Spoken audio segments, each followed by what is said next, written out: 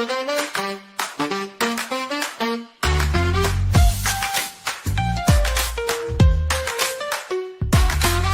taps, coffee brews, we're like, here we go. I'm the broken baker, chat's coming in slow. Lawyers pace, jury sits, the room hums alive. Leaning forward, screens glowing, this is where we thrive.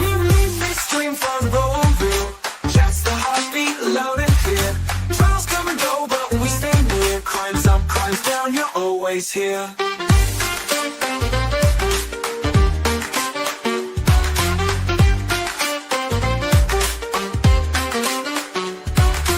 Evidence drops, lawyer jumps, tension spikes. We freeze frame, the jaw drop, chats and lower yikes. Not mocking the mess, just sharing the rush. Even silence feels like a crush. We read this stream front row real, chats the heartbeat, loud and clear. Trials come and go, but we stay near. Crimes up, crimes down, you're always here.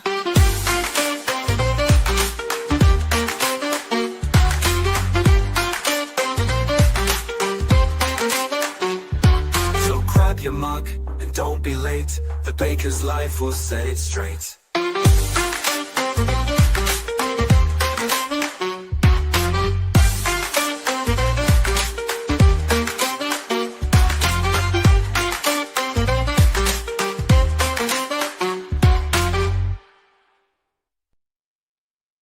Good morning, good evening, good afternoon, wherever you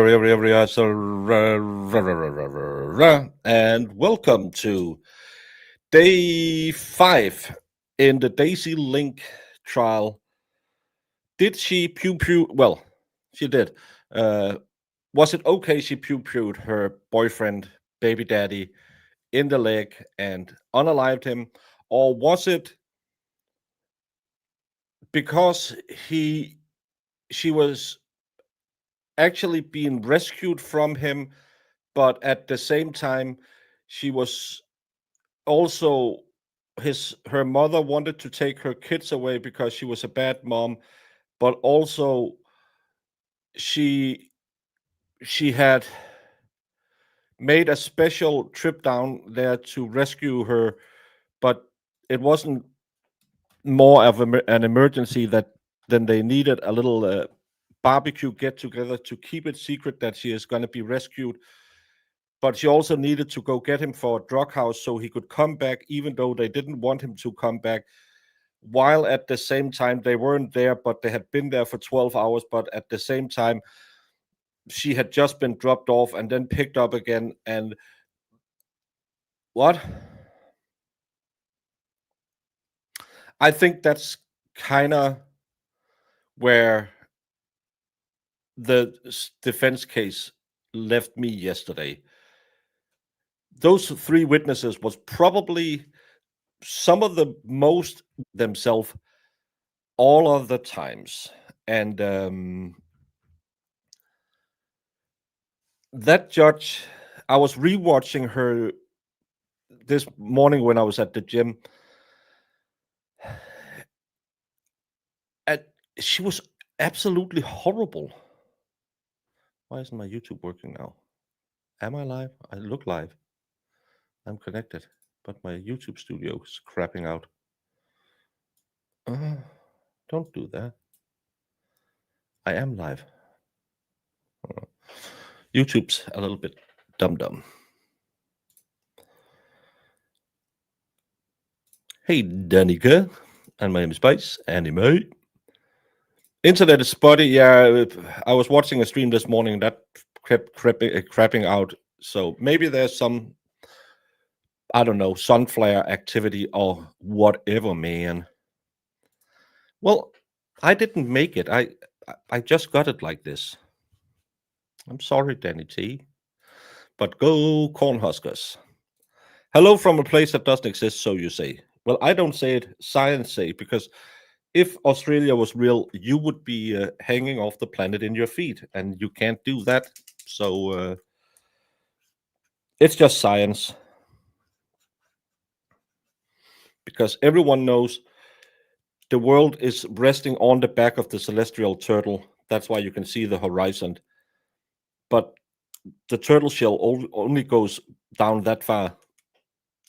There is no South Pole. There is no Australia. I'm sorry, but it's just empirical evidence. My sound is cutting in and out. What the hell? I'm gonna refresh this.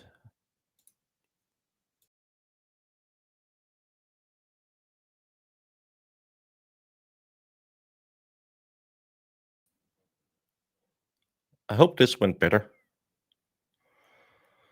Oh, it could also be in your end that you need to go out and come back in. Because if the stream has started a little bit on the rough end, it'll keep going. Thank you, Valhalla. Yeah, it's most likely YouTube. Try and refresh the page. That also gives me an extra view, so thank you.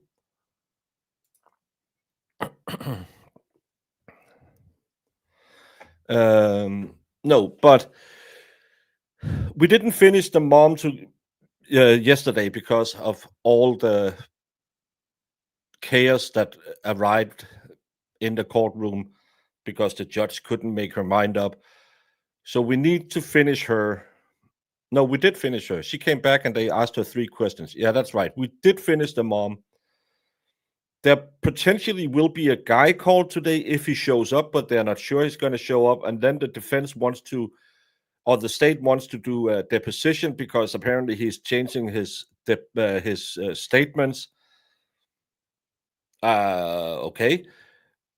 But I don't know. Let's see if he shows up.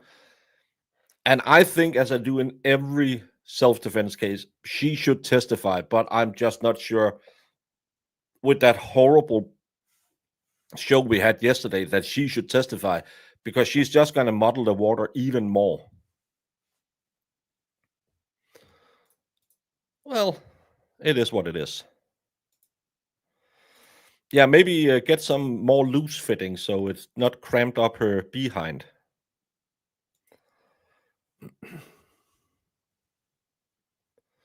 Because that judge yesterday, that was I don't know what was wrong with her. And this one is still, we could, while we're waiting, we could watch the Adam Montgomery because they are in the Supreme Court. It's just a short little, they only have 15 minutes to argue each. So let's watch the Adam Montgomery. Adam Montgomery is asking that the court give him a new trial because they shouldn't have joined. Yeah, we can listen to the arguments. I don't believe it's good arguments.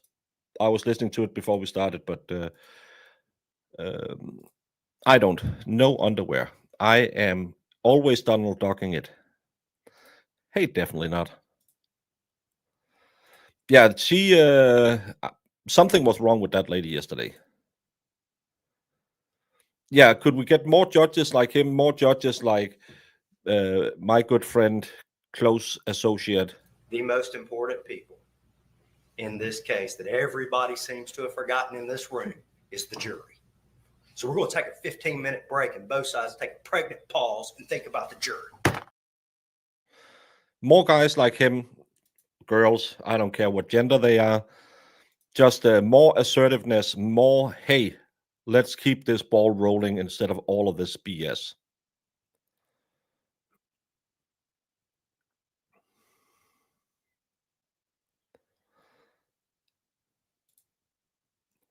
Yeah, Judge Dewey. But let's hear what the Adam Montgomery claims is the reason he should have a new trial.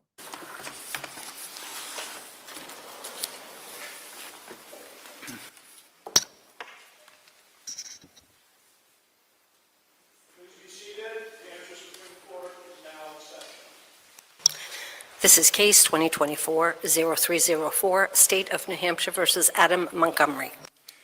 Good morning. For the record, Justice Hans Marconi is disqualified in this case. And Attorney Phelan, I understand you reserved 2 minutes for rebuttal. Yes, I have. Please proceed. Good morning. May it please the court, my name is Pamela Phelan, and I am here on behalf of Mr. Montgomery. Today I'd like to talk about 3 issues. First, the court erred in joining the July 2019 assault charge with the homicide-related charges. Second, the court erred in admitting as intrinsic evidence evidence of other assaults in the weeks prior to the homicide and of blocking communication between HM and her mother. And lastly, these errors were not harmless beyond reasonable doubt.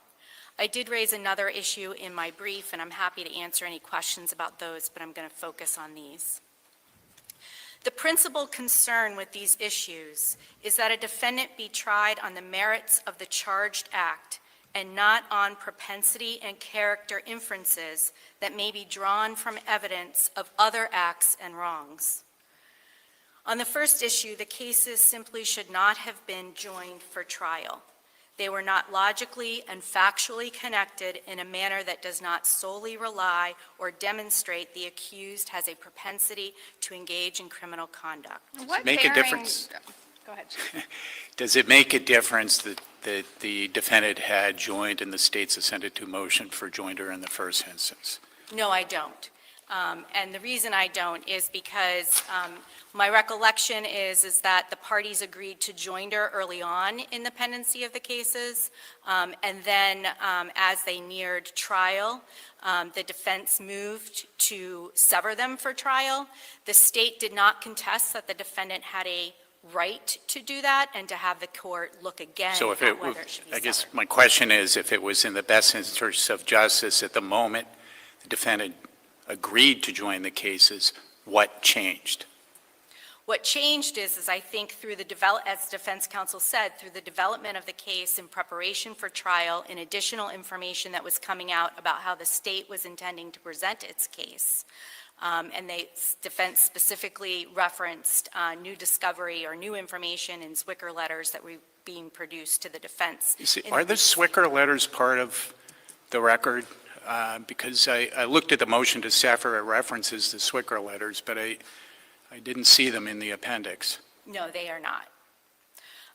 But defense counsel talked about what was in them and state's counsel when they argued the issue about whether the charges should be severed for trial. And at that point, the defense was primarily concerned not only from what was coming from the Zwicker letter, but in how the defense was perceiving the state's theory of the case going into trial, that this was going to be a trial about demonstrating a pattern of abuse. And that was going to be the prejudice that was going to result to Mr. Montgomery by having the charges continue to be joined for trial. And that was the principal concern that the defense had and articulated to the trial court below. Did the new information include any information provided by Kayla Montgomery? I believe one of the Zwicker letters did include information from her. I can't remember exactly which witnesses were involved in those. What's the significance of the two different states of mind between the July assault and the murder, the reckless murder? I'm not sure what. In terms of this analysis, does the state of mind of the two different criminal acts have any bearing on our analysis for joinder? They will mention it shortly, what they believe about Kayla, but Kayla got a sweetheart deal. The entire case, the state had rested on her testimony. So, hey, she didn't do anything, right? The one who sings first gets the best deal. I don't think so. I haven't thought about it. Call KSAT and tell them to understand that you can't copyright a court feed because it must be a pool feed if you have access to it. They don't believe that. They copyright struck me yesterday. In that way, I've thought about it in going through the Brown factor analysis that this court has articulated, as well as the tests that the court uses to determine interests of justice. I think the concern when you join those two cases together in this case is that you have evidence of the July assault, which, as you note, did have a different mental state, a knowing mental state. But that evidence rested on several different witnesses who did not have credibility problems, whereas the homicide case rested. It's nothing to do with it. Any material I use from them will be copyright struck. Their spokesperson told me so, and they sent me a warning yesterday. that if I didn't remove their content from my site within 6 days, I would receive a copyright strike. So that's why I deleted it from my channel, and I deleted that channel, so I'll never ever use it again. On the testimony of Kayla Montgomery, and she had significant credibility problems. So to the extent that evidence came in through the joinder of these two cases for trial about and through witnesses, third-party witnesses without credibility problems, the July assault was much stronger. And to the extent that the jury likely had significant doubts about what Kayla's version of events were for December 7, which is when the homicide is alleged to have happened, the jury could very likely have relied on the strength of that assault charge case in resolving doubts against Mr. Montgomery on the homicide charge. Counsel? Yes. So is it fair to say that the Zwicker letter changed the defense's calculus with respect to the best interest of justice prong of the analysis, but that when there was a stipulation to join the two cases, that the defense had concluded that they were sufficiently related, that they ought to be joined? In other words, you're challenging relatedness, and my question is, doesn't the Zwicker letter only go to the issue of best interest of justice? I don't think so. My recollection of the hearing on the motion to join or the motion to sever, which was also the final pretrial conference, I don't know how in-depth, I can't remember how in-depth counsel for the state and the defense went in to the original calculation or the original analysis of joinder. There wasn't a prior hearing on joinder, and so I don't know if we can be very clear or have a clear understanding that the defense at some point thought there was a relatedness, or the defense might have thought, just like the state, there may be some efficiencies in trying them together. But as the cases got towards the trial date, it was clear to the defense, as they made clear to the trial court, that they were concerned about the effect of a potential pattern of abuse being used primarily to affect the jury's weighing of evidence on the homicide charges. At the time that the state initially agreed to joinder, was there a decision made or on the motion to eliminate to prohibit the intrinsic evidence that came in? I don't know if, I think over a year earlier is when the cases had gotten joined and started towards trial. I don't know at that point whether there was any written agreement or stipulation about evidence, or whether it was tied to the admissibility of other evidence in the case. And the other issue that I want to address this morning has to do with that ruling about some of the evidence that the court determined was intrinsic. I don't think that was there was any agreement that tied the intrinsic evidence issue to the joinder issue. So the admission of but you would agree, I assume, that the admission of this intrinsic evidence, the assaults and abuse and neglect that occurred in the weeks before the murder, that affected the admission of this assault in July, that it made it compounded. Correct. Yes. I mean, I think both issues are intertwined in the prejudice that resulted to Mr. Montgomery. And it's, even if we're looking at the joinder issue, I think to your point, the prejudice is not just to his trial on the homicide charge, it's also potentially to the trial on the assault charge, because as you point out, the intrinsic evidence came in as intrinsic to the homicide charges. And certainly it was there in the case for the jury to use in assessing both charges, the assault charge and the homicide charge.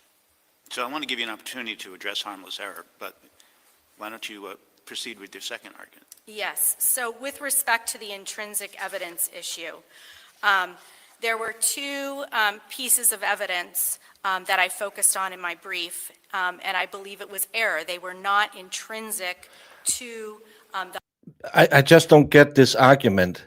They agreed that both the homicide and the attack should be allowed. Probably it's going to ruin my case. So now they believe it was a mistake, even though they agreed to do it.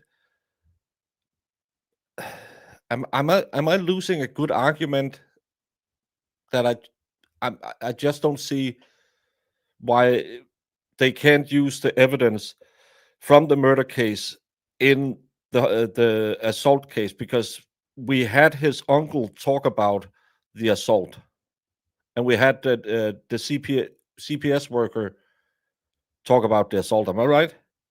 Those were the two people who testified that he had assaulted her, I believe, in the kitchen. Some saw her being attacked in the kitchen, and the other one said that he was sitting outside the house and was told about it.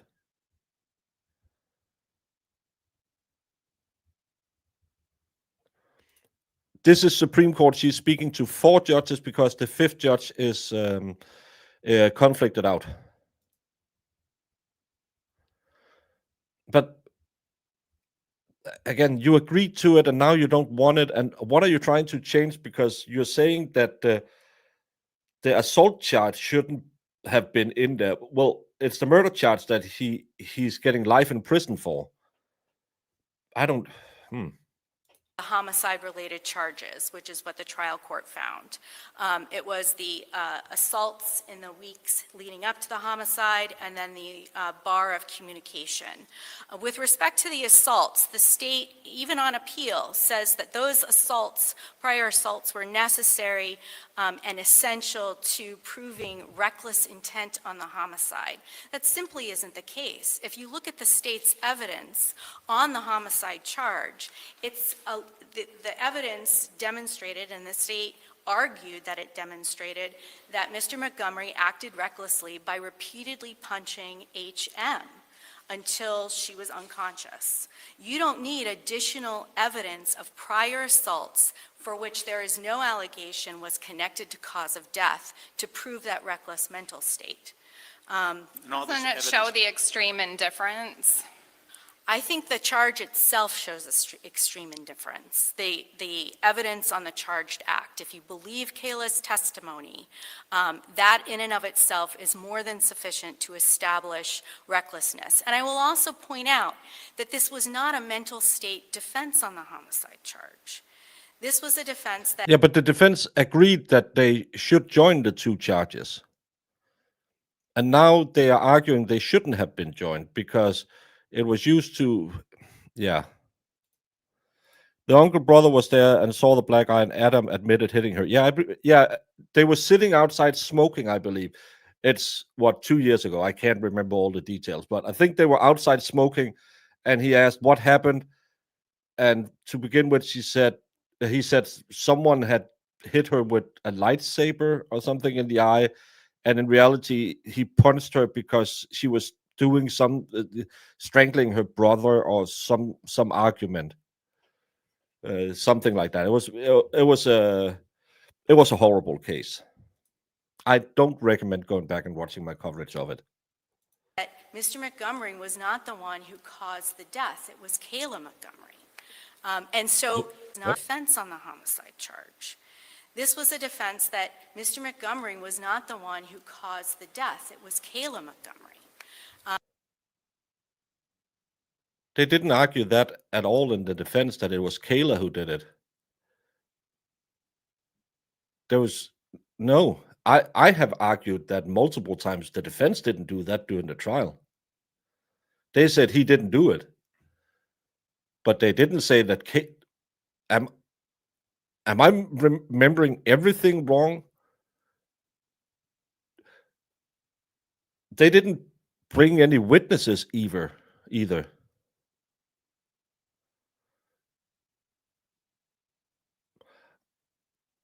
Now I might have dementia because I can't remember they were arguing that Kayla did it. Because I have been of the clear conviction since that case that Kayla and Adam or somewhere, that kid OD'd in the car. She wasn't punched to death. That was something Kayla told the police. I'm 100% sure she OD'd. Once they go to trial, it was probably made more clear how the assault would be used to show he must agreed in conformity to commit murder.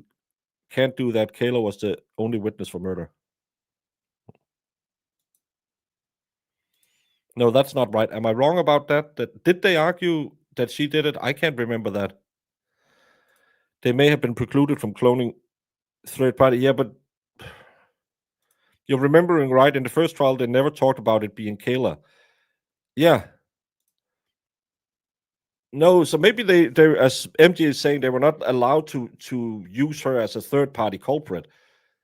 But I'm 100% sure, 100% sure she was the one who was in the car while she passed away. It was implied in the question, but maybe they could come out and say it. Yeah, maybe they couldn't come out. Yeah. And so intent on the homicide charge was not a matter in serious dispute. And I would also like to point out is if you're talking about other act evidence being relevant for intent, that's 404B evidence. That's subject to a 404B analysis. That's not an explanation for it being intrinsic to the charge.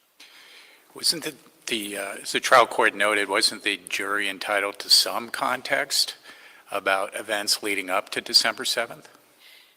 I don't know why. I mean, context has to be tied to the actual the charged act. I don't know, and I guess this is a question for the state, but what about their evidence and proof on the homicide it has a hole or a gap in it that is impossible for a jury to understand and reasonably assess without having these prior assaults. To Justice Donovan's point, your yellow light is on, Yes. and if you want to get to harmless error. I do want to get to harmless error. I think that, as I mentioned before, the homicide-related charges rested exclusively on Kayla Montgomery's version of what happened on December 7th. She had significant credibility problems. She gave multiple inconsistent statements to the police before she eventually gave a statement that led to the basis of her trial testimony. She only gave that story after she had been arrested, jailed, and was facing additional jail time. She had theft and other kinds of convictions on her record that raised substantial questions about her credibility. She, according to the state, lied to the grand jury about what happened, and by the time she got to testify in this case, she was serving a prison sentence on perjury. She had significant credibility problems. The admission of all of this other evidence, either through the joinder of the July assault and the prior act evidence leading up to the assault, the homicide, all of that rested on other evidence. And it gave Other the jury evidence. a reason to, even if they likely had substantial doubt about what Kayla said happened on December 7, they could fill in that doubt by relying on the improper admission of the July assault evidence as well as the prior evidence leading up to the homicide. Thank you, Attorney Phelan. You've reserved 2 minutes. Attorney Gagne?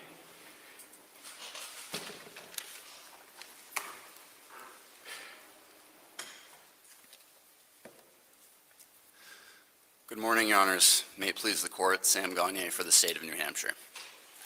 Your Honors, the trial court committed no error when it denied the defendant's motion to sever, when it admitted intrinsic evidence, or when it admitted the body cam video.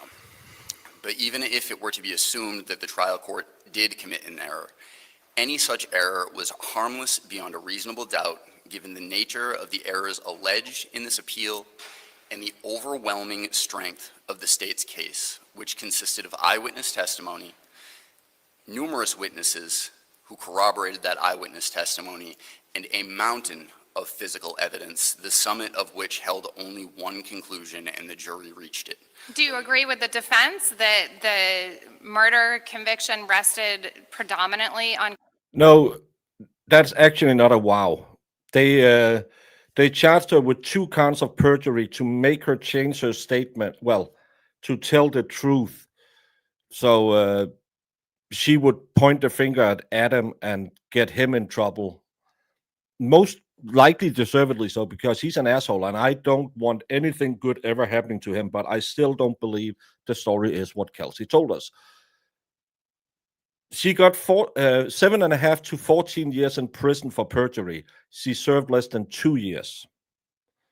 It was a clear pressure technique to make her spill the beans on Adam, because they didn't like the testimony she had given before. So it's not wow. This is absolutely insane that they can use that, and then they let her out after 2 years.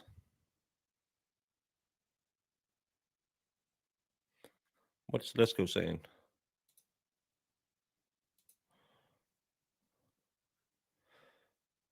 Oh, Brandon is pocket blocking people. That's why pocket deleting. Sorry, Mary Harris.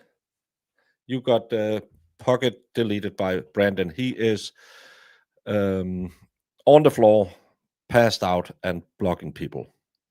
Kayla Montgomery's testimony? Not necessarily, Your Honor. Certainly her testimony played a large part. She was the eyewitness to what happened on December 7th, 2019. There was no specific evidence to corroborate exactly what happened in that car as far as eyewitness testimony. But to the extent that could not be corroborated and Kayla has credibility issues, so much of what Kayla testified to was corroborated by other testimony and physical evidence that she might not even have been aware of, that it would have become very easy for the jury to later credit her testimony about what happened in that car. So if we excise the July assault, what evidence corroborates Kayla Montgomery's testimony? Sure, Your Honor. So beginning with the blood in the ceiling of the fit shelter, Kayla testified that the defendant hid Harmony's body in a diaper bag and placed her in the ceiling of the shelter at Families in Transition. When the police went to investigate and cut out that part of the ceiling, it was visibly stained with bodily fluids. The DNA tested positive for Harmony Montgomery's DNA, a profile of which was built using her toothbrush.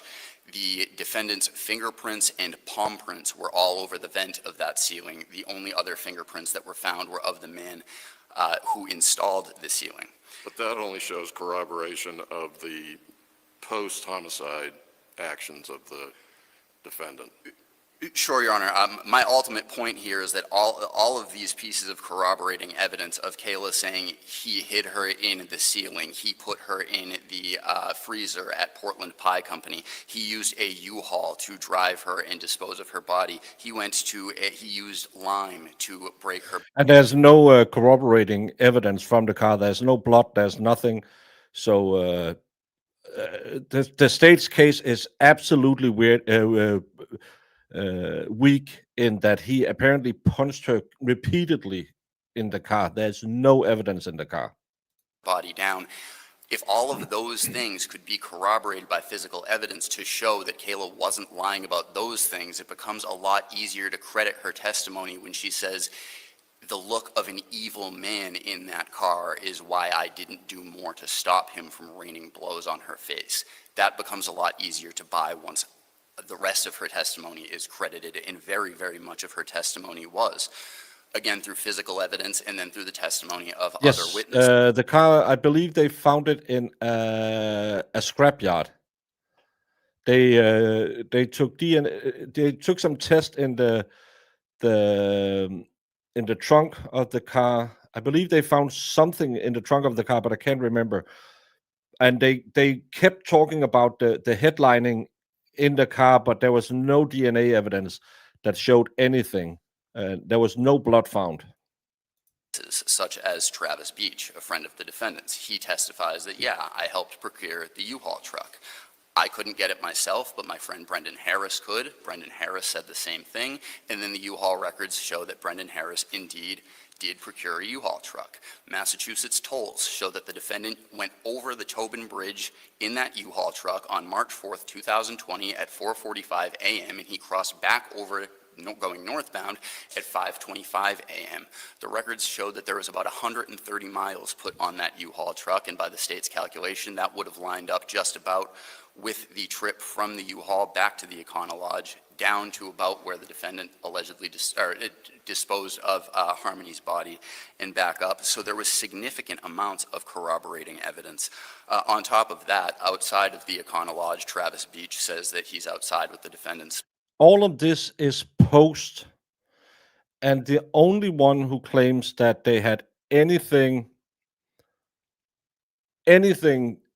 of knowledge before, because even the people that they claim saw Harmony in the car at certain times didn't see Harmony. So we don't even know when she passed away. The guy they got the Thanksgiving dinner for didn't say he saw Harmony at Thanksgiving. He said he saw the boys, but he can't remember seeing Harmony. He remembers seeing her sometimes waving out the back window of the car, but they didn't even know that they lived in their parking lot. The only one who said anything happened was Kayla. Kayla was facing 7.5 to 14 years in prison for perjury, and then she changed the story for the third time.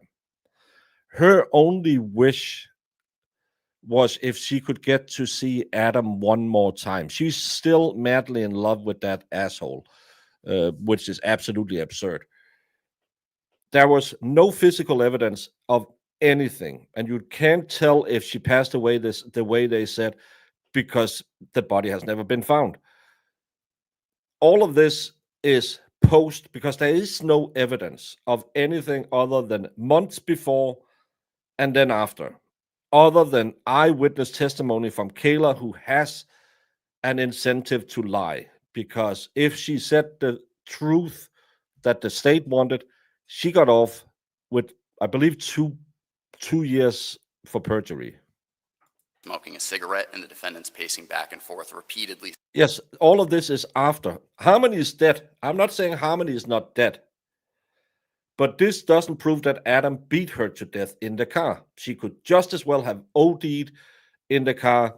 She could have slipped on some ice and they hit the body.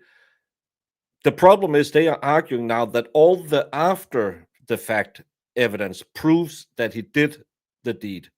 That's not a proof of anything. It's just proof that Harmony did pass away. And I believe that Kayla and Adam are both guilty in it. And you can't change my mind by saying, well, Kayla said that she didn't do it. Because I believe, and I will keep believing, that Harmony most likely overdosed in the car at some point. Why else would you take her body, put it in the duffel bag, put the duffel bag in the back of your car? When your car breaks down, you'll bring it to your mom's house, put it in a cooler outside of your mom's apartment, take it from the cooler, leave it in a ceiling until it gets so decomposed that it leaks into the ceiling tiles, then bring it back to your workplace and store it in a freezer in your workplace, then take it back to your apartment where you dissolve the body later. Why wouldn't you get rid of it?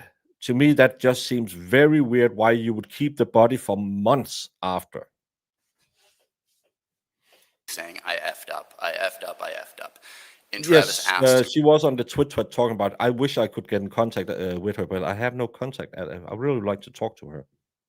You know, what are you talking about? And he wouldn't clarify. That's the same night that he disposes of Harmony's body.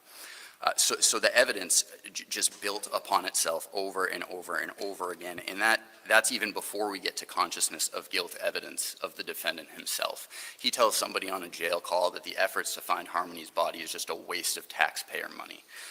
One could draw an inference from that yeah, I dumped that in a place you're not going to find it. But you can't draw an inference that he beat her to death. That's a problem. Additionally, before he was arrested... Oh, it's even worse. They made another child in the beds under that ceiling tile because Kayla got pregnant in that halfway house or whatever it was. But well after the murders, the defendant confides in somebody who calls himself a close friend of his that he hated Harmony to his very core because Harmony reminded him of Crystal. That makes it really easy to start believing that this person took on an evil demeanor and rained punches on this 5-year-old girl's head until she was dead.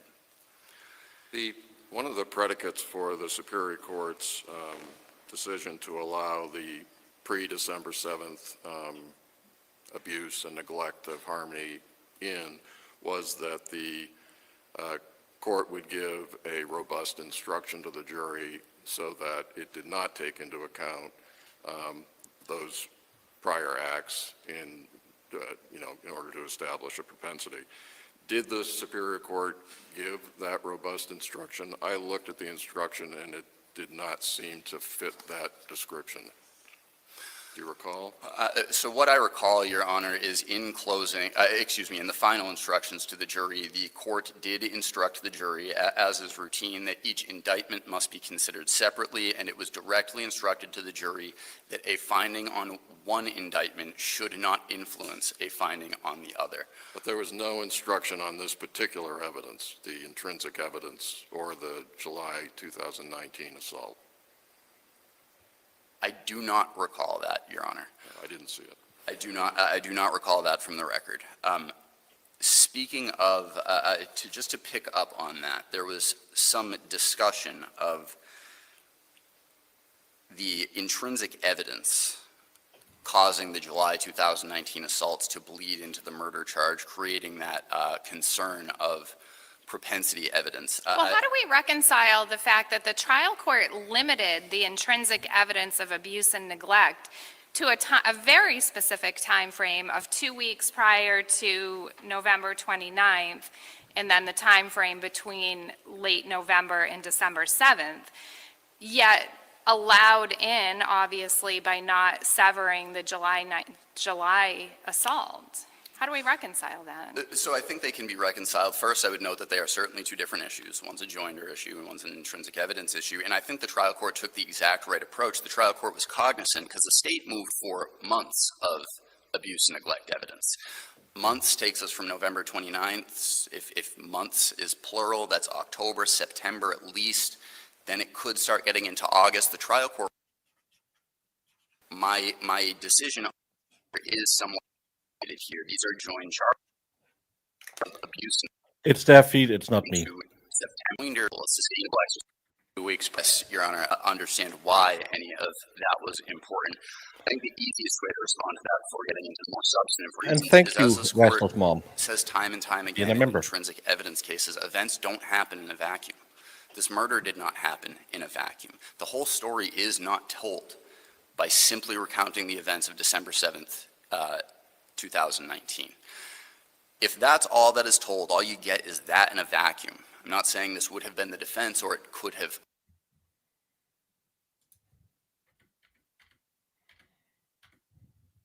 A 5-year-old daughter, he treated her like an object of inconvenience, and that evidence showed that. Beyond that, as I kind of just wrapped up, it completed the story, and it was necessary to complete the story. The state has a right. I know, but that's why I was like, what the hell? Did you upgrade? No, because Muffin Tops is my entry. Cream Pies is the second one. Or did you upgrade? I was like, what the hell? Why did you become a member? But thank you anyway for being a member for a decade on my 3-year-old channel. Right to present its case. The jury has a right to hear evidence that does complete the story because, again, events don't happen in a vacuum. If that's the case, then why was the video from 2 years later, why was that admissible? What's the relevance of Manchester Police's encounter with Mr. Montgomery 2 years after the murder? So that does continue to tell the entire story of the case, Your Honor, because that is it's really the beginning of the story from the law enforcement perspective. That's how the investigation starts. That's the first interaction law enforcement has with the defendant. It is relevant that when this is reported to the police, what they know is that Harmony is missing. And they say, okay, let's find the defendant because he has custody of Harmony. And it's relevant for the jury to know when the police located the defendant looking for Harmony, where was he? Who was he with? Harmony wasn't there. That's certainly relevant. There is relevance to that. Now, I'm not going to say that the probative value is through the roof on body cam video, but it was relevant. And the reason it was properly admitted is because the risk of unfair prejudice did not substantially outweigh even small probative value. I contend that it was more than minimal probative value, but even if that's what it was, the risk of unfair prejudice did not substantially outweigh that. The prejudice that the defendant has set forth both in the trial court and in this court is really a tenuous risk of prejudice that is based on mere conjecture and speculation. This video had no audio. The defendant could not be heard. At defendant's brief, page 41, the defendant says the video shows the defendant seemingly answering questions. In that circumstance, and the defendant argues that the risk of prejudice is that the jury is going to infer somehow that he was not cooperative with police or that his right to remain silent was implicated. But the fact that there's no audio, he's shown answering questions, and that defendants carry into trial a presumption of innocence, there was no rational basis to speculate that the jury would take that video and just imply from it that the defendant was being not cooperative with police in that moment while they were just looking for Harmony. Was there any objection to the testimony about that encounter, separate and apart from the video? I don't want to say definitively, Your Honor, but I don't believe that there was as I stand here, but my recollection of that is not good enough to answer definitively. Looking quickly to the severance charges, the severance issue, the state notes that, as Justice McDonald pointed out, that the defendant initially moved to join these charges and assented to motion, and later had a change of heart, which he was entitled to do. The state notes that the case summary, which I don't know is part of the record, but the state could supplement if the court wished for it, seems to show an appearance of another defense counsel between the joinder and the motion to sever. And all of this is really to say that it seems odd that defense counsel at one point in time could have reached this conclusion reasonably and then changed their mind and perhaps reached a different reasonable conclusion, but then argues that the court clearly was unreasonable and untenable in reaching the same conclusion that they had reached earlier. Now, Justice McDonald also asked what changed. As the state argued in the trial court, as far as substantive information, nothing changed. What changed was that some of the stuff is now coming from Kayla. That, it's lost on me, as Justice Gould pointed out, how that could impact the relatedness factors. Perhaps it speaks somewhat to the interest of justice issues, but it does not speak to the relatedness factors. Secondly, the July 2019 assault evidence, it's a little bit difficult to game this out because it's sort of hypothetical, but if these charges were severed, it's certainly possible, if not likely, that the July 2019 evidence could come into the murder trial under Rule 404B. Depending on what the defense and what the state of the facts were, the theories could have been modus operandi, lack of mistake, habit of the defendant in the way he disciplined the child, Harmony, common planner scheme. There's a number of theories that may have come in under anyway. The trial court may have been cognizant of that and thought that was another reason not to try the case twice. But even getting to the Brown factors themselves, the trial court's order is manifestly reasonable. If you go through the 5 factors, the state conceded and the court found there was no temporal and spatial relationship, so that pebble goes on the defendant's scale. The commonality of the victim and the defendant can't be disputed here. That clearly goes on the state's scale. The similarity in the mode of operation. In July 2019, the defendant gets angry at Harmony and he punches her in the face. On December 7, 2019, he gets angry at Harmony and punches her again in the head. I see my red light is on, Your Honor, and so we would ask the court to affirm the trial court's orders and rest on our papers. Thank you. Thank you very much, Attorney Gagne. Attorney Feeling, you have 2 minutes. Thank you. With time, I'll cover 3 points. Regarding the corroborating evidence, Justice Gould, the state answered your question and talked about substantial, in their view, substantial corroborating evidence. As you pointed out, Justice Gould, the corroborating evidence is all about post-homicide conduct. And Mr. Montgomery at trial did not contest the charges and agreed to the charges of falsifying physical evidence as well as the abuse of corpse information. So the fact that there was corroborating evidence about those events doesn't mean that Kayla's version of what happened on December 7 was any more true. She had substantial reasons herself and credibility problems to not be telling the truth about what happened. Regarding intrinsic evidence, the state used a lot of words in answering some of your questions. The evidence was necessary to complete the story, to give context, to tell the whole story.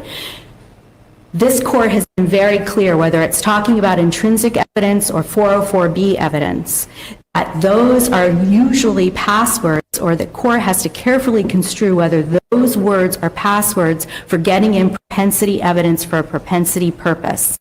Evidence has to come in for context when it's necessary and essential to proving the charged act. The events leading up to December 7 in those prior weeks were not essential and necessary under the test this court has applied for considering whether it's intrinsic evidence. Why isn't it relevant to whether the defendant snapped on December 7th? Well, that wasn't the defense at trial. And until and unless the defense opens the door to that kind of evidence under that theory, it's not admissible. And as we know, as the trial played out, the defense was not that this was a lack of intent. The defense was he didn't do it. Thank you. Thank you very much, counsel. Case is submitted. Court recess. All right. So that was the arguments from both sides that Adam needs a new trial because the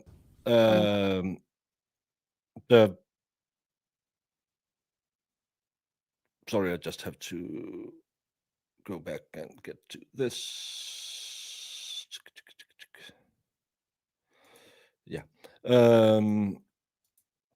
Because the attacks on Harmony months before shouldn't have been used as evidence to prove that he did unalive her, which I kind of agree with. And when you are only relying on Kayla, you are building your house on quicksand. The state said there's ample evidence, but truth be told, there is no evidence of how she passed away other than Kayla Montgomery, who has a conflict because she has a reason to lie. So yeah. Well, I think he should burn in hell.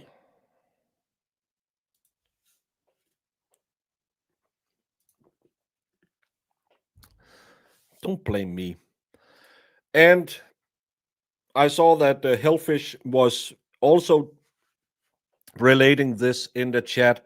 Kelsey Fitzsimmons' appeal to the single justice has been denied, finding that the trial judge didn't do anything wrong when she acted like a teenager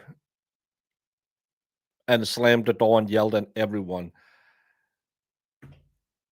Whether it goes to 3 judges now to the entire Supreme Court or it'll go back down and nothing will happen, I'm not 100% sure. But again, it shows that Massachusetts is, I'm sorry to say it to all my lovely Massachusetts viewers, a shithole state. So maybe all the people who have been spending the last 2 weeks attacking each other and screaming, people are gay, people are ball lickers. Someone said yesterday that I wanted to suck dicks on people. I don't know, haven't tried it. Maybe I'd like it.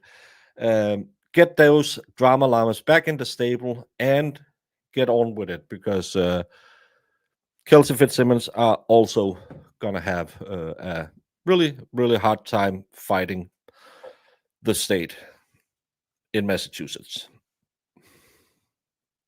No, it was a half an hour hearing. There will be a written motion later. We are back in the Vent case. Vent Mama is going to testify. Time, it sounds like Mr. Perez is just not cooperating, but it's not your fault, and it's not Mr. Tomas' fault. That's the way that I see it. Okay. And because we had planned for trial to complete this week, maybe a day ahead of schedule, today would be the day for the defense to finish putting on the witnesses per the schedule. What about the minor witness? The minor was deposed yesterday, so, and he's here. All right, so you're planning on putting him on? If he doesn't, I will be.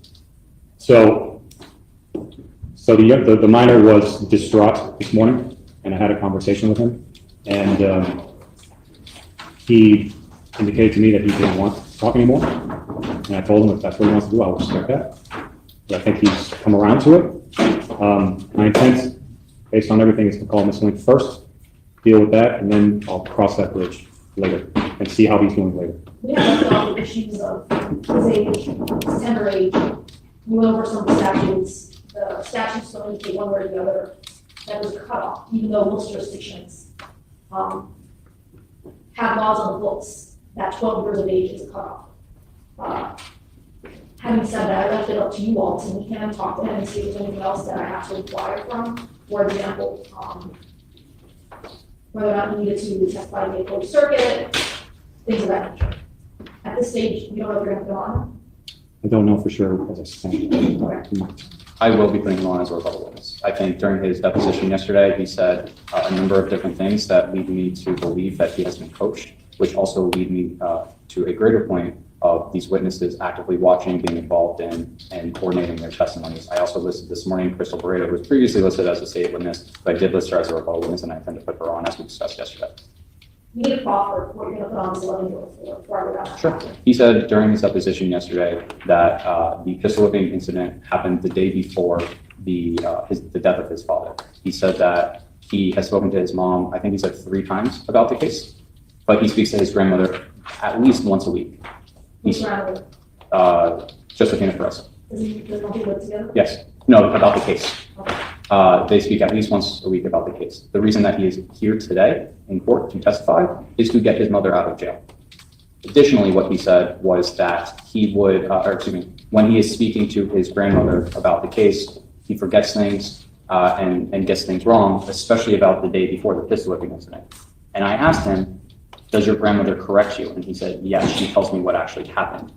And I asked, was she there? And he said no. So she corrects you even though, and tells you what actually happened even though she wasn't there, which again goes directly to the credibility of these witnesses. I don't see how you're connecting the dots of credibility of witnesses by putting on a witness to essentially impeach other witnesses. Such as to rebut their credibility, which is why I'm also putting on Crystal Barreto to have her testify about how she was posting on Facebook. I'm also going to have Mr. Perez come in again and testify to what he testified to. But no, it all comes together. It goes to the credibility of these witnesses and rebuts their direct credibility, saying, I didn't say. If in a deposition he says, yes, I have been coached by my grandma, and the judge doesn't see that's a problem, then why are we having a trial? Just let's say, fuck it to the justice system. No, but I'm surprised this judge is this horrible. These things, I didn't do these things. When a witness is being coached what to say, directly contradicts and directly attacks the credibility of other witnesses and rebuts what they have to say. You trailed up yet. You have to repeat that again. You want PJ to testify to prove Josephina is lying? Not to prove. Okay, to rebut that Josephina is lying. So yes, to rebut that what they're saying is true and to attack their credibility, which I am allowed to do on rebuttal. You have to be more specific. When you say they already put on what, 2 or 3 defense witnesses? 3. Okay. So you have to be more specific. PJ will testify. He will testify that he speaks to his grandma about this case at least once a week, that when he's speaking about the case to her, she actively is telling him what to say. That when he forgets things, she is the one, despite not being there, to correct him and say, no, this is what actually happened. So you envision that coming out if Mr. Tomas puts him on in this case? I do. Okay. And that's why I would call him as a rebuttal if PJ isn't called in the defense case. One thing at a time. Mr. Tomas, do you agree that if you put on PJ, that that they're allowed to bring out through cross-examination, Yeah. the coaching, But they line won't. of questioning. Certainly. Okay. And if I don't put him on, the only reason I would not put him on is because he's asking me not to put him on because he's distraught and I don't want to traumatize him. Because prior to 10 minutes ago, he wasn't thrilled about it, but he was willing to do this. Now, if I make that decision not to put him on, for that reason, I would vigorously oppose the state dragging him in here and traumatizing him further because of the condition he's in. We're not there yet. I'm just putting that on your radar. So just in my position this entire time, I don't think it should testify. I think we're going to traumatize him regardless, but it's very important for a jury to hear about witness coaching. And that's why I'm also going to be calling Crystal again as a witness to testify that she had been outside yesterday on her phone, which she did not. It was do on her horrible YouTube, yesterday. that she was posting on her Facebook clips, videos, live streams, commentary from YouTube, which goes into the fact that they have been changing their testimony as they watch it, which is important, and that's why PJ needs to testify. You keep saying Crystal posting, you keep saying they keep changing your testimony. The defense witnesses. Must be more specific. Each and every defense witness. Okay. Listen, you want to put out a rebuttal case, you proffer to me, I'll take you as your word, as an officer of the court. I guess we'll just do it one step at a time. Why are you impeaching? Well, not impeaching. Why are you implying that he's lying? You are the worst judge in the world. Lexi, I told you that you should go watch it. This woman is horrible. Horrible. Yeah, that's why they don't want him up there. If the rule doesn't matter, then the judge shouldn't have invoked it. Yeah, but this judge is horrible. And I'm glad Jamie came here today to agree with me. Of course. Now on to Ms. Link. She wants to testify. That's fine. All right, Ms. Link, I've had this case for 3 years. The way you've been in court this last week doesn't concern me at all that you're not understanding what's going on, that you're not understanding me, your answers have been coherent. I don't think Mr. Gomez has had a problem understanding either. Is that correct? That's right. Have you had a hard time understanding them or conferring with them? Not at all. So you have the right to remain silent. You don't have to testify. That's your personal rights. Lawyers can give advice one way or the other. They can give advice based on their experience. But at the end of the day, it's an independent decision by the defendant to testify. Am I making sense so far? Yes, Judge. All right, so Mr. Gomez is telling me that you want to testify. Is that correct? Yes, Judge. Have you had enough time to speak to him? Okay. And you understand that whatever advice he gives, it's advice based on his experience, and he can't make any guarantees. You understand? Yes. And he may advise one way or the other, for or against testifying. You can absorb that advice, but whatever conclusion you come to must be your own conclusion. Do you understand? So are you telling me that your conclusion to testify is your own conclusion? Correct. You've seen him and others cross-examine witnesses, you'd be subject to the same cross-examination. Do you understand? Same rules also regarding not speaking over each other. I ask witnesses not to go on tangents and just answer the questions that are asked. Do you understand? She's not convicted felon, right? No, she has several withholds. Okay. So there's no impeachment regarding felony convictions. Correct. But if you testify, you become a witness, just like the other witnesses, and the rules of evidence and the jury instructions allows the jury to take into consideration and weigh your testimony just like any other witness. Do you understand? Yes. Okay. Do you have any questions for me? No. Okay. I don't know in front of me. I don't have all the pre-trial filings regarding the possibility of opening the door on any past incidents of violence. So I was actually going to bring that up, Your Honor. I don't mean to interject. I was going to bring it up because I think that the defendant needs to be given limited instructions and actually told how to answer the question. The reason I say that is because in her statement, she talks about victims' arrests as well as her own arrests. I think that the limiting instruction should be, and this is why I had my detectives testify the way they did based off the court's prior rulings, is has Pedro committed acts of domestic violence against you? The answer is yes. And they can talk about the pistol whipping incident that Your Honor already granted and it is allowing in. The follow-up question or question that I will ask is, have you also committed acts of domestic violence? And the answer is yes. If she says no, I think that opens the door to me playing a statement in which she says that she hit Pedro with a frying pan. I can read the part that she said that was for the last time that she was arrested. I don't anticipate Ms. Lane saying that she hasn't, but I think that limiting instruction should be what is the questions and what is the answers. Do you agree? If she's asked the question, have you committed acts of domestic violence against Pedro, and she says yes, that's proper, but that's as far as it goes. Okay, do you understand? Yes, okay. So, in order to protect your rights to have a fair trial, uncharged crimes are generally not allowed unless the defendant opens the door or goes to some other evidence during the trial. But we agreed that the jury can know that there were acts of domestic violence going both ways. What the state is saying is, if you deny that on the witness stand, that's the only question they're going to ask. It comes up, is there domestic violence? You against Pedro against you, it might be two questions. That's going to agree. That's going to agree upon. Does that make sense? Yes.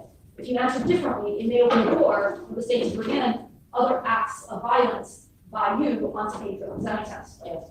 And remember too, your state of mind the day of the shooting is relevant. So I've already allowed in, based on the way that you gave your statements to police, as well as the closeness, the proximity of the pistol whipping incident that was 5 days.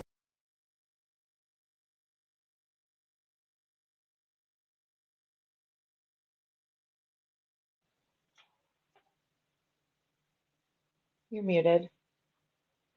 I said, have you noticed I have your Michigan and your Nebraska on? Not yours, Nebraska, but see? Michigan looks good on you. Go But Cornhuskers. I don't have a problem with Nebraska. It's just Ohio State. And Florida State. I don't really care about Florida State. Who thinks she'll admit to smacking him around? Well, she's stupid if she does, but yeah. And I like that the one who sent me the Nebraska hat sent me one where it's inverted. No, the state hasn't filed for anything. They're not going to do it. Yeah, I couldn't even read what your hat said. Plus, I'm on a small screen anyway, so. It's Nebraska Cornhuskers. That comes into evidence. But otherwise, there isn't anything relevant right now before me that allows anything that Pedro may have done to you regarding acts of violence prior to that pistol whipping incident. Do you understand? Yes, sir. Now, there was some discussion from your mother about some things Pedro said and some things she witnessed, but again, those were within that 5-day period between the pistol whipping and shooting, so I allowed it in. But it's not a free-for-all for what the state would probably argue is some character assassination on the part of the victim. Does that make sense as well? Because at some point, the jury can't be so distracted by outside evidence that it can focus on the crime at hand, which is the murder charge. And the rules of evidence allow me to limit it because other evidence can't become the feature of the case. Does that make sense? Okay. All right. Anything else I need to go through? I don't think so. So it's an intelligent motive, Yes. understanding of definitely. her right, she has a right to be silent, and she's choosing to testify in court. Yes. Okay. So she'll be the first witness to call. Yes, ma'am. And then after that, we'll talk about the minor. I mean, I have to imagine she won't be done until well after lunch. So yeah, we've got a few hours to. So that'll give us to at least an hour or so. And Judge, I want to correct something I said earlier, backing up to the minor.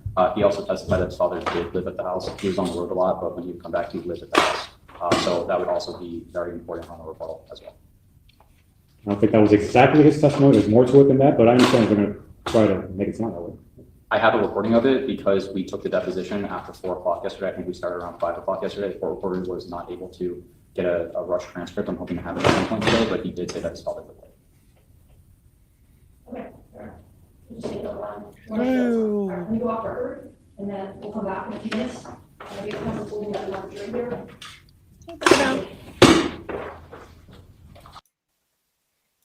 So that's the 41. Raise your right hand, please. Do you solemnly swear or affirm the testimony about you will be the truth, the whole truth, and nothing but the truth? Please have a seat, ladies. Why don't they get that mic closer to the paper lady? Not close enough. What?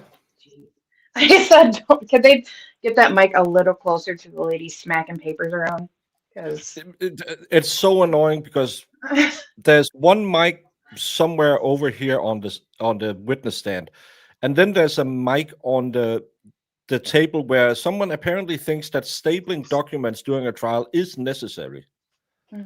It has been this case. It was absolutely brain rot. Then it turned great yesterday, and now the audio is back to being absolutely horse manure. straight up horse manure. I'll tell you what I told you, the only witnesses, please don't speak over each other. Mr. Tomas will go first, the state will go second, and then he'll go third. If you don't understand the question, let me know. The lawyer knows you asked it. If you hear the word objection, please pause, and I'll tell you if we're going to continue answering or if we're going to move on to another question, okay? Yeah. Thank you. Good morning. Good morning. Could you please introduce yourself to the members of the jury? I'm Daisy Lee. So Daisy, you were in a relationship with Pedro Jimenez, correct? Correct. And you all worked together for a long time, correct? Yeah. You had how many kids together? 2. What are their names? Pedro and Mia. How old are Pedro and Mia right now? Right now, Mia is 9 and Pedro is 11. Back in June of 2022, how old were Pedro and Mia? Mia was 5 and Pedro was 7. He was about to be 8 2 months later. What's his birthday? August 7th. Stop looking at the jury. I hate when MG, if you instruct your defendants to do this, I will give you another groin injury. I'm just saying. Not a threat by lovemaking to you, but gee, I hate it. Why did you just threaten? Oh my God. I didn't threaten. I promised vigorously lovemaking. Yeah, that's what I thought you said. Vigorous lovemaking. All right, so I wanna focus on what happened 5 days prior to the shooting first. But before I do, 5 days prior to the shooting when you were injured, what was the status of your relationship with Pedro Jimenez Sr.? We were off and on, but for the most part, at that moment, we were just in a sense of a nonchalant relationship with each other. Like, we weren't together, but I'm sorry, I'm making so. Everyone put a 1 in chat if you think that a nonchalant relationship was something her lawyer told her to say, and put a 2 in chat if you think that this woman normally used the word nonchalant. Jamie believes because she confirms all of her relationships are nonchalant. Yeah. She seems like a very proper lady. this is, you can tell it's so scripted for her. He would promise he wanted to for the kids. Did he live with you? No. So where did he live? He lived at his mom's house. He had started staying there for... Nonchalant is just like, it's a little, it's nothing really. It's not a relationship. It's a little bit on and off. It's nothing. It's casual. That's casual is the word I'm looking for. Casual is a better word. Yeah. I like despite the look too, but she doesn't know what it means. Yeah.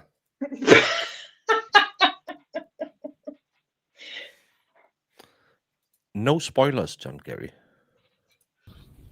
About 2 months prior, he started going there a lot when he came home from being over the road.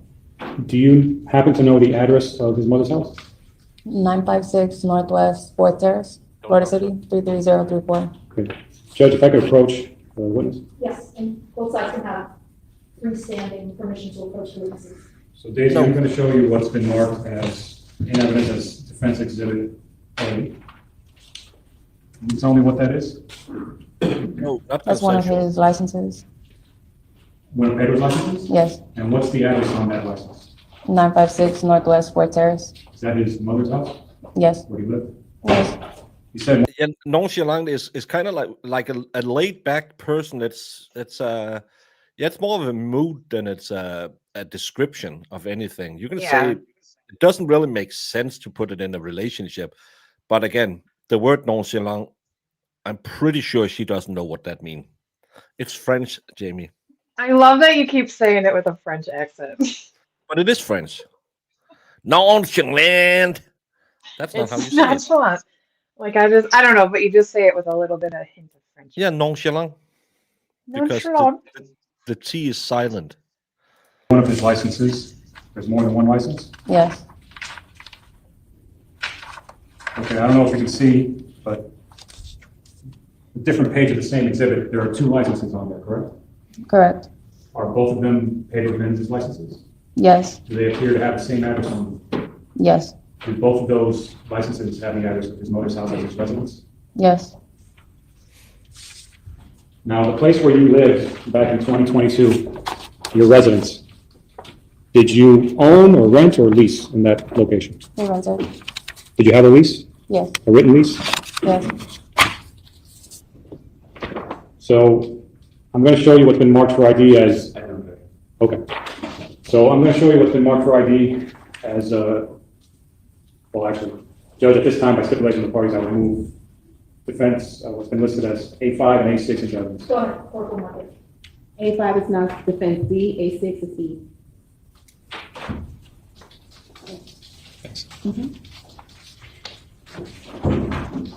So I'm showing you Exhibit E. Tell me what that is. This is the lease that I had for the house. Now, what period of time does that lease cover? This is from March of 2021. So that's basically for the following year. It's a one-year lease? Yeah, into 2022. Okay. Now I'm going to show you Exhibit D. Tell me what that is. This was the new lease. Beginning when? This is for the new year. So this is for 2022. 2022 to 2023? Correct. So does that lease cover the period of time that fell on June of 2022? Yes, it's from March 22 to March of 23. Is Pedro on that lease? No. Now that lease is a little bit different in form from the other exhibit that I just showed you, correct? Correct. You know why that is? A new owner had bought it, so they had to redraft another contract. So just so we're clear, Exhibit E is a lease which covers the period March 1st, 2021 through March 1st of 2022. At that time, a different person owned that property, correct? Correct. And at some point, that property was sold, and the lease, which covers 2022 to 2023, was prepared by a different person who was the new owner. Is that correct? Correct. Was Pedro on that lease? No, he wasn't. Only you were on the lease, correct? Correct. And the lease stated that your children also lived with you, correct? Yes. Now, prior to that, Danny G is actually right. Ventmex is nonchalant. That's, yeah, I don't really bother. I'll just put the baby batter up there when I have time to do it. Thank you, Danny G. because you lived at the property where you lived in 2022, you had lived there for some time, correct? Correct. Around how many years had you lived there? Roughly, I'm going to say about 4 going on 5 years. Earlier on, in previous leases, was Pedro on those leases? Yes. So there was a time where you all lived together. Yes. But at a certain point, he was removed from the lease. Yes. And as you just stated, in 2022, June of 2022, that was not Pedro's residence anymore, correct? No, correct. At some point, did you change the locks to that residence? Yes, I had to. Okay, what do you mean by that? He began to break into the house. Okay. So you changed the locks, I presume he didn't have a key? No. All right, so I wanna ask you about 5 days before Pedro died. What happened that day? How would you want me to start from the beginning? I guess let's start from the beginning of the day. Start from the beginning of the day. What's going on? What are your plans for that day? I remember I picked him up. Picked who up? I picked up Pedro. All right, where did you pick him up and around what time, if you remember? I picked him up at his mom's house.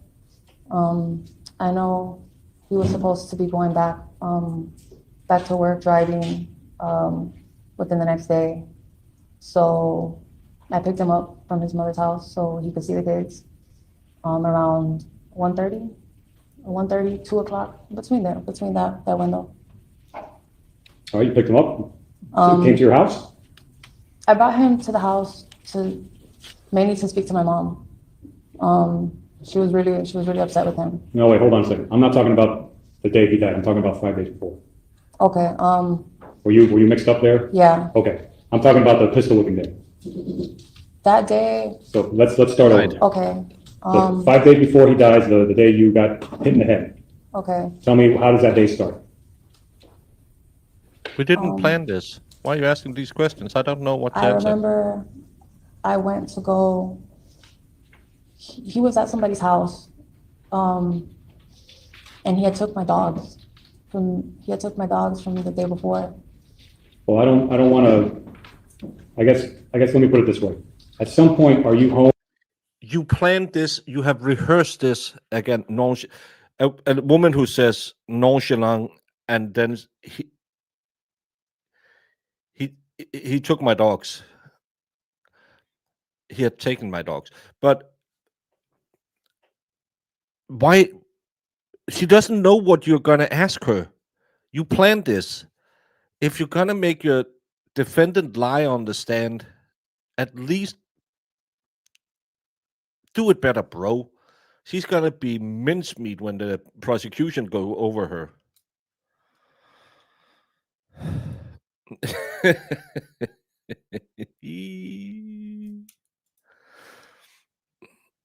No, this is really bad. Really, really bad. Well, they did because he instructed her to look at the jury, and she was going into that story why she brought him home because she forgot she had to talk about the time she got pistol whipped. And do you have guests in your house? Jamie? Okay, so yeah. Okay, around what time is that? This is roughly, I'm gonna say maybe around 9 or 10. It wasn't too late, and it was late in the evening. 9 or 10 p.m.? Yeah. All right, who did you have at your house? It was me, my cousin David, and 3 of his kids. They were playing with Papa and Mia. When you say Papa, is that Pedro Jr.? That's Pedro. All right, so just so we're clear, at your home on this day at night, you're there, your cousin David Perez is there, your 2 kids are there, and David Perez's 3 kids are there. Is that correct? That is. So there's 7 people in the home, 5 children, 2 adults? Yes. Anybody else? No, that's All it. right. Was there any special reason for this visit, or just to get together, or what? It was just hanging out for the kids to play. Okay. At some point, did somebody else come to your house? Pedro. All right, so Pedro were you expecting Pedro to come over? I wasn't. All right, so he comes over and what happens? Well, initially me and David were sitting in the kitchen, and we were just drinking a couple beers, and we were laughing, having a good time. I know the kids were all in the living room, and they were playing Fortnite, and I just hear a loud bang, kind of like how like the police will knock on the door. So I opened it, and he was there. He never met my cousin, so he didn't know. So. Hold on, same. So he's asking. Did Pedro know David? Did Pedro know your cousin David? You never met him before? No, he didn't. All right. So Pedro arrives. Does he see, as far as you know, does he see David there? When I opened the door, he seen me and David. And what happened when he sees that? There was just a glare from me to David, back to me, and from there, he pulled out a gun. Pulled out a gun? Yeah. Pedro pulled out a gun, and what did he do after he pulled out the gun? Initially, he charged at me with the gun, and he hit me once with it, but me and David began to wrestle the gun off of him. Were you able to take the gun from him? I did. Right. When you took it from him, what happened? From there, I pointed it at him, and I guess our fingers were kind of intertwined. Because if not, I probably would have taken it. He ended up getting it back from me. Pedro got the gun back? Yeah. What if anything did Pedro do once he got the gun back from you? He pointed it at me, so I ran towards the front door, and I heard a bullet. Well, I heard it dislodge. So he fired the gun at you? He fired it at me. I'm not sure where he fired it at, whether it was through the door or through, I'm not sure. But I did hear it go off. So I ran out the door and I fell because the house is elevated. There's steps to go up. So I fell and I hit the ground. And from there. So I just want to clarify, did you run out one of the doors? Yes, to the the front outside? door. It started from the back of the house. And from the back of the house is the kitchen. And then there's the living room. And then there's the front door. So Did you trip and fall outside the house or inside the house? I fell outside. What happened after you fell? From there, he jumped over the ledge. When you say he, who are you talking about? Pedro. Okay, he jumped over? He jumped over the ledge and he pinned my arms down with his legs. And he began to bludgeon me with the pistol, with the metal end of the pistol. And I remember David shouting at him. I remember just getting hit over and over again. And I tried to fight, but he was just too big for me. And after that, I just hear my son screaming. And that's when he stopped and he ran off. So your son screamed at his dad? Yeah. And then it stopped and Pedro ran off? Yeah. Did you see him again that day? No. All right. All right, so he runs off. What do you do at that point? Me and David attempted to take the kids and go to a hotel in case he decided to come back again. As we left, I had forgot my phone. So I turned back around. I was still right around the corner. But there were already police cars that were on the way. So apparently somebody must have called the police. Okay. So the police arrived and I guess you had to speak with them and they were there to see you, right? Because somebody had called the police because of what happened to you? Correct. Right. Once you're done with the police, however long that took a few hours, I remember. Right? It did. Okay. Once you're done with the police, did you reach out to any other members of your family to let them know what was going on? No, I just stayed there with David. Okay. I mean, at some point, did you reach out to your sister, for example? Yeah, later that night. Or did you send her pictures? Yeah, after we took them because I guess I must have been in so much shock that I didn't realize I was covered in blood. I didn't realize they were there. And just to be clear, showing you Defense Exhibit C and B, are these the pictures you sent to your sister? I sent a few more. I had more than one gash on my head. So you sent her a bunch of pictures, but these are two of the pictures that you sent to your sister. Yes.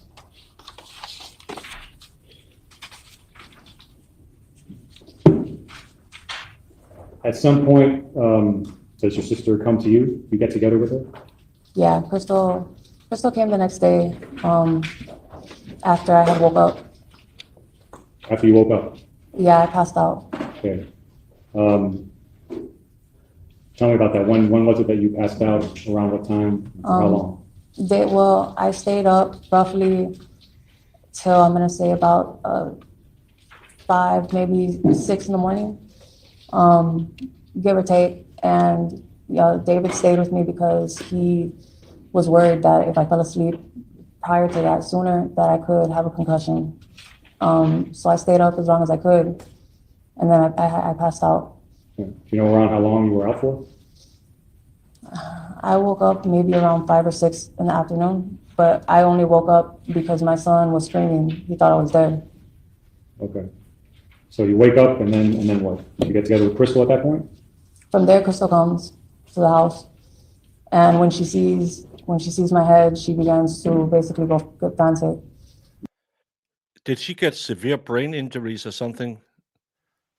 Because she doesn't seem to know anything she's talking about. Probably. And she just went to bed and slept for 12 hours. Yeah, Because- that's what you should do after a head injury. Yeah, Jamie is the medical professional on this channel, and she will always recommend sleeping for 12 hours after severe head trauma. It's always the best. Yeah, the cops were just there, and then they left again. That's be fine. Just like Sarah Boone. Yeah, just a 12-hour. They sleep long in Florida.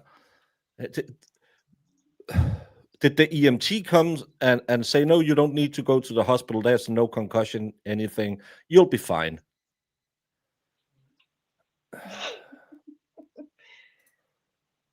Yeah, she's covered in blood, but she's sitting with David. David is just taking care of her.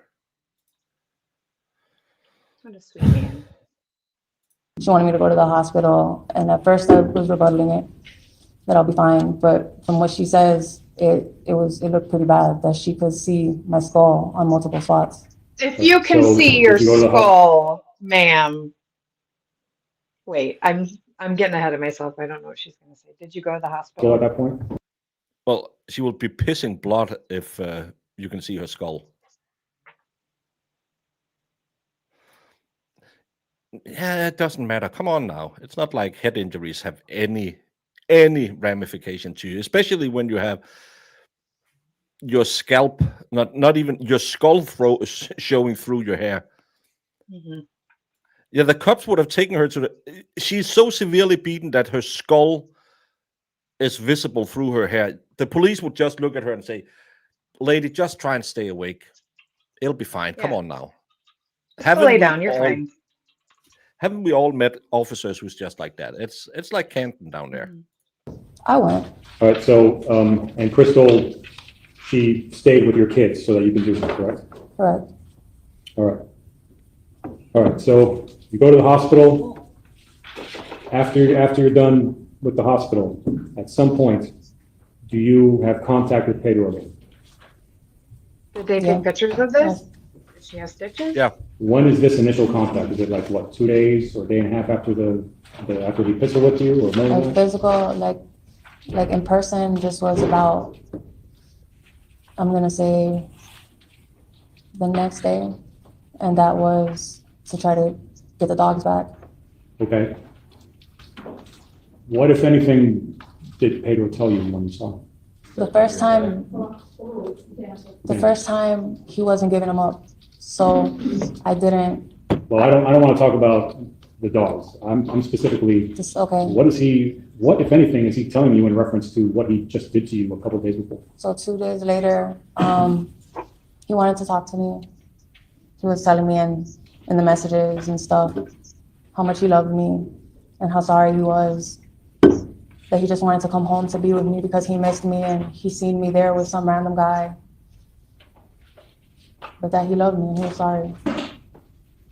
So, first off, why did you agree to be in the same place as the person who had just done that to you? He was already sober. Like, I wasn't scared of him when he was sober. It was when he was a monster on drugs that I was scared. When he was on drugs, he was a monster. When he pistol whipped you, as far as you know, was he on drugs? Yeah. Yes, he was. That's speculations. When you spoke to him after that, a couple days after that, and you said that he apologized to you, he did, as far as you know, he was not on drugs, is that correct? At that point in time, no, because his parents didn't allow that in their house. So when he would go over there, basically, he was clean. And can you tell us or explain to us why you wouldn't have just called the police as soon as he did that to you? I couldn't. That's one, he would have gotten deported. Two, he wasn't allowed to be with the kids at all by himself, or when his mom wasn't around. I would have gotten the kids taken away. And that's the father of my kids. It's not like I didn't love him. I did. I understand. All right, so he says he's sorry. Did you accept and believe his apology? I did. And were you guys okay at that point? At that point, I took him back home with me. Okay. Now, when you say you took him back home, what does that mean? Does that mean I let him come we're back. family again, or does that mean something else? No, What does it mean? that just means that I forgave him. So you took him back home, and did he stay with you that night? That night, I picked the kids up from Crystal's house again, and he stayed at the house and he slept with Pedro Jr. Did Pedro and your daughter, did they have a room together? Yeah, Okay. What do they have? Do they have bunk beds? yeah, So he stayed in the room with the bunk beds? yeah, and Mia slept with me. Okay.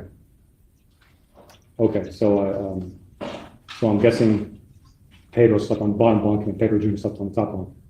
Well, unless he got a top, but no, yeah. So Pedro's a big guy, right? So he could Yeah, on the bottom. he's pretty big. Okay, so that was that night. What about the next night? What if any interaction is going on with you and Pedro the following day? The next day, I remember he took me out to eat with the kids. He took me to Dave and Buster's. He bought me a new ring, this really nice Indian face ring, because he knew I love those gold Indian face rings. And we had a good time with each other. All right, and that night, did he stay at your residence? He did. Okay. Did he sleep with you, or did he sleep in the bunk beds?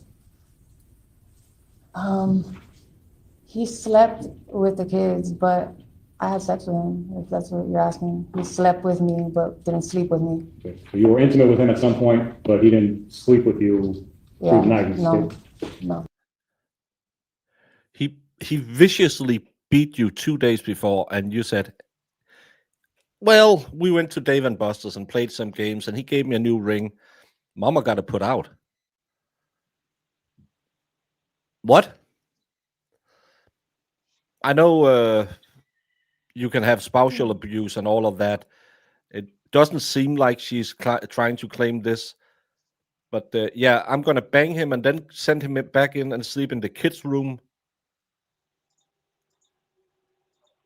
What? Yeah, she's pretty messed up.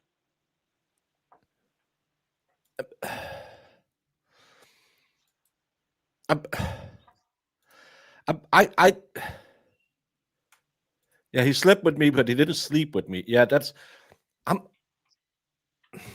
he's not allowed to be alone with the kids without his mom there. But after he gave me a little chicken bang bang, I sent him in and slept in the kids' room because, those 13 seconds can wear you out.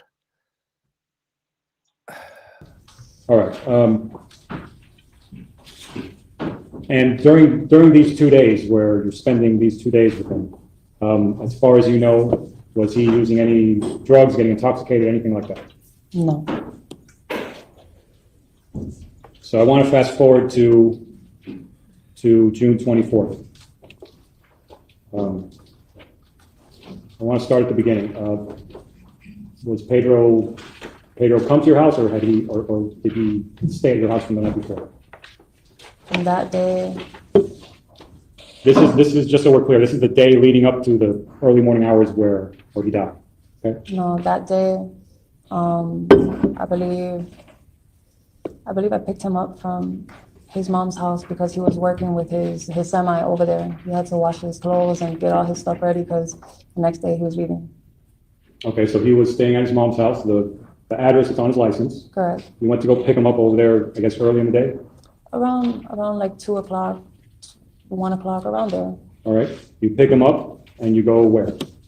I took him to my house. To your house. Was there anybody else at your house at that time when you got there? My mom. Your mom? Yeah. Your mom had come down from Texas, right? Yeah. Why did your mom come down from Texas? You can answer. She wanted one to get him arrested, which I would not allow. So after the fact, we agreed to go back together. To Texas? To Texas. Okay. And the plan was for you to finally leave to Texas when? He was supposed to leave Sunday. When you say he was supposed to leave, you talking about Pedro? Pedro was supposed to leave on Sunday. So Let me stop you. I'm sorry. You say he was supposed to leave. Are you saying that he was going to leave in his truck to go work? yes, So he's going to go on a road trip for work? he leaves out of town, and I wouldn't see him for sometimes 2 months at a time. So he was getting ready to leave for work. He was interstate truck driver, and Why would you go to I brought Texas him if over he's to. gone for 2 No, I'm months? sorry. All right. So the plan was once he's gone on the road trip, that's when you're going to move. That's when we were gonna move. We were just waiting for him to leave, so he wouldn't know. Okay. All right. So you said that you picked him up at his mother's house. You brought him over. Your mom was at your house. Your kids were at your house, right? Yes. At some point, does he leave? Yeah, I'm gonna say around maybe anywhere from like 45 minutes, an hour later. Okay. How is it that he leaves? A white van came, and I know Kevin was in there with Kevin Bonilla, Yeah. and a couple of his friends were with them, and they came and they picked him up. So Kevin Bonilla and a couple of Pedro's friends drove over there, and he left with them in their white van. Is what you're saying. Yes, before he left, he told me later to pick him up. Pedro told you to pick him up? Yeah, because he didn't have his car. I know a tree fell on his car at the base that he works at in Orlando. So he currently didn't have his own car. Did Pedro have a phone at that point? No, he didn't. Okay. So he told you to pick him up. Did he tell you when to pick him up? He just told me later. So for me, I knew later usually would have been, if he were to have called me from anybody else's phone, it probably would have been about 3 or 4 in the morning. I'm not picking him up at 3 or 4 in the morning. So I went like around maybe 10 or 11 o'clock.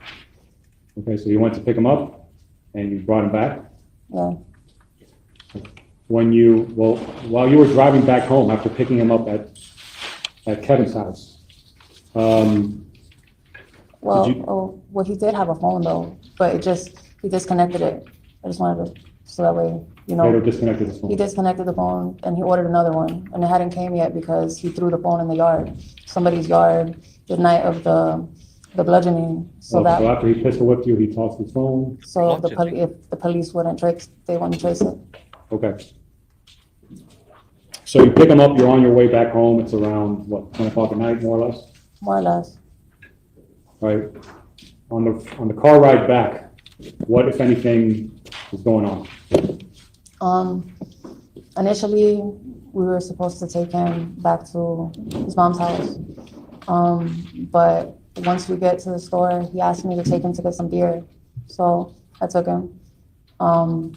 Once he got it, I realized that the keys, we didn't have them. So Keys to what? the keys to his mom's house. Okay, so Pedro left the keys to his mom's house in your house. Yeah, it was right next to the front door on top of the china cabinet. So just to be clear, when you went to pick him up at Kevin's house, your plan was to take Pedro to his mother's house? Yes. Your plan wasn't to bring him back initially? No, not initially, no. All right. But at some point, you realize you don't have his keys and he needs his keys, right? Correct. Were his parents out of town or something? His dad was the only one that lived there. His mom left his dad for a period of time. Okay. Okay. All right, so you went back to your house. Wouldn't you then say we're going to take him to his dad's house? And if his dad is there, can you just don't knock on the door and say, here, Pedro, go inside. I don't want you at the house. Bye-bye. Ciao. See you later. And then you go home. Am I, Jamie, am I totally missing something? This story makes no sense. I don't know. I don't even, the situation that they're in makes no sense to me either, because it's like, clearly, if he's not living there and she's not having to like live off of him, like, what reason do you have to even bother with any of this? Yeah, why do you need to go to Texas when he's going on the road for a couple of months? Why Yeah, it makes does it no have to be here and now that you need to leave? And you get beat up badly, really badly. And there's some pictures of her with apparently some injuries that we haven't seen, but it was shown to the jury on day 2, I believe. No, day 3, maybe 4. And her mom had to emergency drive down there, even though they had planned that she was going to pick her up at the 4th of July. And now she has to emergency drive down there. But when she comes there, they don't move. She goes go and pick up Pedro so her mom can yell at him, and Pedro can go rent a car for her and go to a drug den, and then she can pick him up, even though he didn't call her, but pick me up later means around sometime, and I didn't want to do that. And we had a witness say I don't know why she came. She just dragged him out of the house. Yeah. I'm don't sorry. get it. It's can we just get to cross-examination, because I hope that'll clear up some things. So he can get his keys, right? Yes. And what happens? When I told him, Yeah, but he's gone for hours. Why don't you just get the hell out of there? I bet you she doesn't need to bring the couch and the TV. She can just pack 2 bags of children's clothes and just leave. Remember, the mom said she was there for 12 hours without Pedro being there. basically that about that the keys were at the house. He said, well, just go back anyways. He wanted to see the kids, tell them goodbye, because he had to leave in the morning. So I took him and he got out. And he began to talk to my mom once we got there. And going to say goodnight to the kids. I don't know how or where the conversation just went from. It took a whole 180 turn. And I just remember by the time I got my stuff out of the car, the kids' bags and stuff from earlier, I just hear him going off with my mom saying how I was a whore and how he knows that I was fucking this boy, this other guy. Okay. Well, you are kind of a whore. At some point, does he? I mean, yeah, like after he choked me the first time, yeah. Okay, what happened with that? How did that come about, him choking you? I kept denying it, so he began to get angry, and from there, the first time he grabbed me by my throat, and my mom threatened to call the police. So he let go, and then he ran to the back of the alley, where the alley was. So he ran away after choking you, and after your mom told him that she was going to call the police, right? Correct.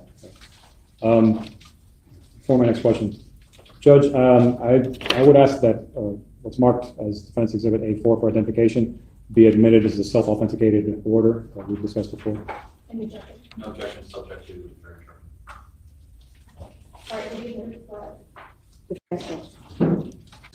Parental rights.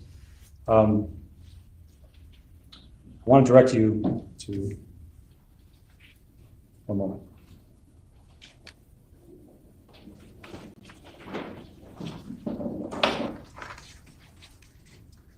I want to direct you to the second page where it says visitation for Pedro Jimenez with the child Pedro Jimenez and Mia Jimenez shall be as follows. The mother may supervise FaceTime calls at her discretion. The father shall have supervised visits at a minimum. Is there a question? Yes, if I can finish. Father shall have supervised visits at a minimum of 1 time per month, supervised by the paternal grandmother. Who is the paternal grandmother? Pedro's mom. Pedro's mom. So Pedro was allowed to have 1 visit per month. Pedro was allowed to have 1 visit per month with his children, as long as it was supervised by Pedro's mother, correct? Yes. In June of 2022, where did Pedro's mother live? She moved to Georgia. She separated with her husband because he was abusive. Would she frequently come back to Florida from Georgia, as far as you know? No. All right. So, Pedro chokes you. Your mother tells him, I'm going to call the police. He leaves. Does he come back at some point? He kept coming back, talking, I guess, to my mother. That's not what your mom said. She was hysterical. And then I would talk. Did it appear to you, based on knowing him, that he was under the influence of him? Oh, he was. When I picked him up from Kevin's house, I walked in on him buying 6 bags of cocaine. Okay. So he wasn't the sober person that you had dealt with a couple days before, right? No. Right. So when he comes back after your mother initially threatened to call the police, what happens when he came back? The first time he was hysterical, telling me how I betrayed him, how he gave me everything.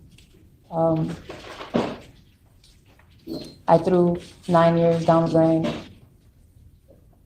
and he again tried to, as I denied it again.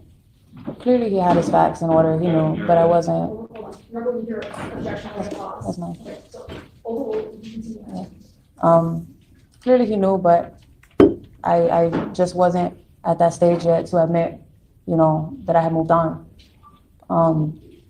So at that point, because I kept denying it, he got angry again, and I had pulled the gun out on him. Hold on.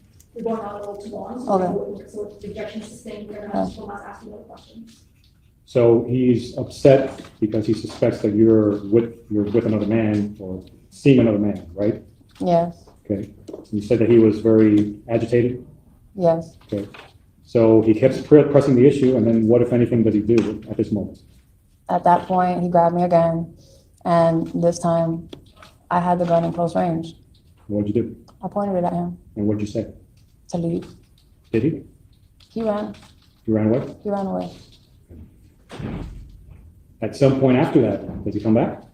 Yes. All right.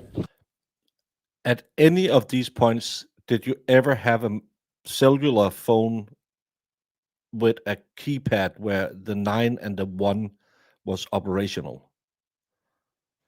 You saw him with 6 bags of cocaine. You feared the monster when he was on drugs. He was choking you out. He was fighting with your mom. He was grabbing a hold of you again. I like that he's grabbing her and she then pulls out the pew-pew. And then he runs away. Why didn't he just take it from her? She just said she wouldn't call the cops on him because he'd get deported. Yeah, but she also said that she banged him 2 days before. I love that they bring up he has no visitation right with her kids, but she let him into the house and slept with him and then sent him in to sleep in the kids' room. Oh, he's such a bad dad. He has no visitation. Yeah. Empire. I told my friends I got pregnant by an air conditioner. They said, that explains the mood swings, hot, cold, and always blowing something out of proportion. Well, this lady has been blowing a lot of things, I think. Yeah, I don't do drugs. I don't know how much you do. Yeah, I know. That's like what John said. I mean, it's insane. Yeah. He's a menace to you, and you should want him off the streets. Yeah, and again, if she calls the police, he will be deported, but we have a child custody arrangement with him. So family court doesn't care about his illegal status. We can go and get a piece of paper done, but holy moly, if I get him for DV. Exactly. What happens when he comes back? This he was going on the road. Back, right? What happens this third time that he comes back? It's the same thing. Basically, the same thing. Just hysterical, crying. It looks like basically saying I ruined their entire family, whatnot. Let's all try to speak up. So there's an objection. It's a little. Sorry. And then as he began to draw closer, at this point, I'm already scared. I can see that he's using. I can see that he's been using all day. From what happened a couple days before, my head is still healing. I'm you haven't mentioned that he was using before. Okay. So you're still recovering from your wounds, right? Yes. How are your wounds feeling, and what state are they in at that point? That it's been a few days. I mean, they're dry, but they're very open still. Do they still hurt? Yes. All right. So you're feeling that, right? He's already left a couple of times, and now he's coming back. Is his demeanor escalating? It is. Okay.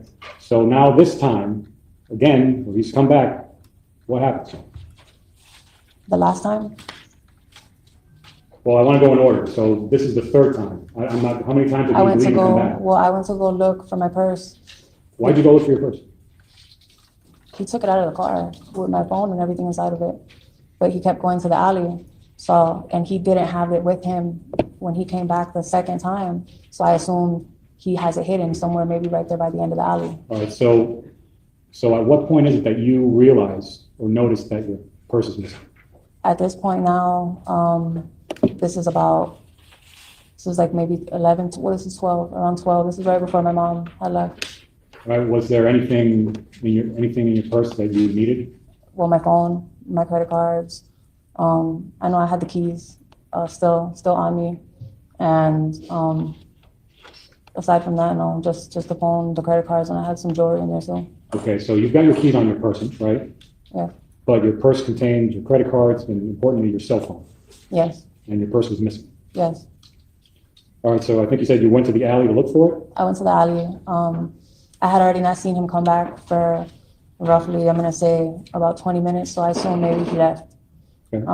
So I put the gun on top of the china cabinet and I walked to the alley to look around the palm trees, see if it was probably there. And as soon as I got around the area, he ran up from behind one of the bushes and grabbed me by my throat and threw me on the floor. Okay, and when he threw you on the floor, what did you do? He could see my mom, like, just screaming, saying the same thing again, that's it, I'm gonna call the police. And he just took off again. Took off again. All right, so this happened, takes off again, your mom's still there. Does he come back again while your mom is still there? No, that's the last time. Okay, so when he comes back later, your mom's already gone, right? At that point, she left because I wouldn't let her call the police. So she just said she was tired of it. So she left. She called my sister to pick her up. All right, so she got picked up and she left around, as best you can recall, around what time was it that your mom left? Your mom said nothing. You sat and listened to your mom's testimony yesterday. At least your mom was so scared. She drove X hours from Texas or flew or however she got there. She spent 12 hours with you because we needed to get you out of there right after the barbecue. He has now twice violently assaulted you in front of your mom, who drove all the way there, flew all the way there to take care of you, to get you away from all of this. And your mom said, "Nah, girl, I can't handle all this drama. I'm gonna go live with Crystal now. See you later, bitch."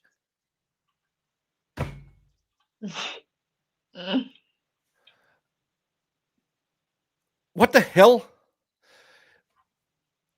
Well, the kids must be around because he was going back to her house to say goodnight to the kids at 11 o'clock at night after he has clearly been using all day. She drives him back to say goodnight to the kids. And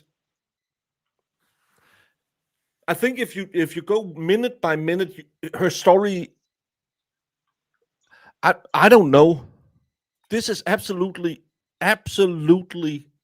crazy. This story. I hope the jury comes back in 5 minutes and just flips her off. I'm gonna say about, it could be possible from anywhere around 1:30, maybe 2. In the morning? Yeah. Okay, so your mom leaves, so you're left there and your kids are there too, correct? Yes, I had them inside of my room. They were locked in. Okay. Were they, I mean, this is already late. Are they sleeping as far as you know? Yeah, the babies are asleep. Okay. All right, so tell me about when you, actually, before I get to that point, do you recall a video that we saw a couple of days ago where Pedro is running across the screen and then you come out and you open the car door and then you yell at him? Yes. What was happening in that video? That was after the first time when he grabbed me by my throat. And no, the second time when he grabbed me by my throat and I pulled the gun out on him. That's why he ran. Okay. And do you remember, because in the video we can hear you yelling, but it's hard to make out what you're saying. Do you recall what you were saying in that instance? I was yelling at him to leave, to stop coming back. Okay. All right, so So I want to get to the point where he comes back the final time. Tell me about that. How did that happen?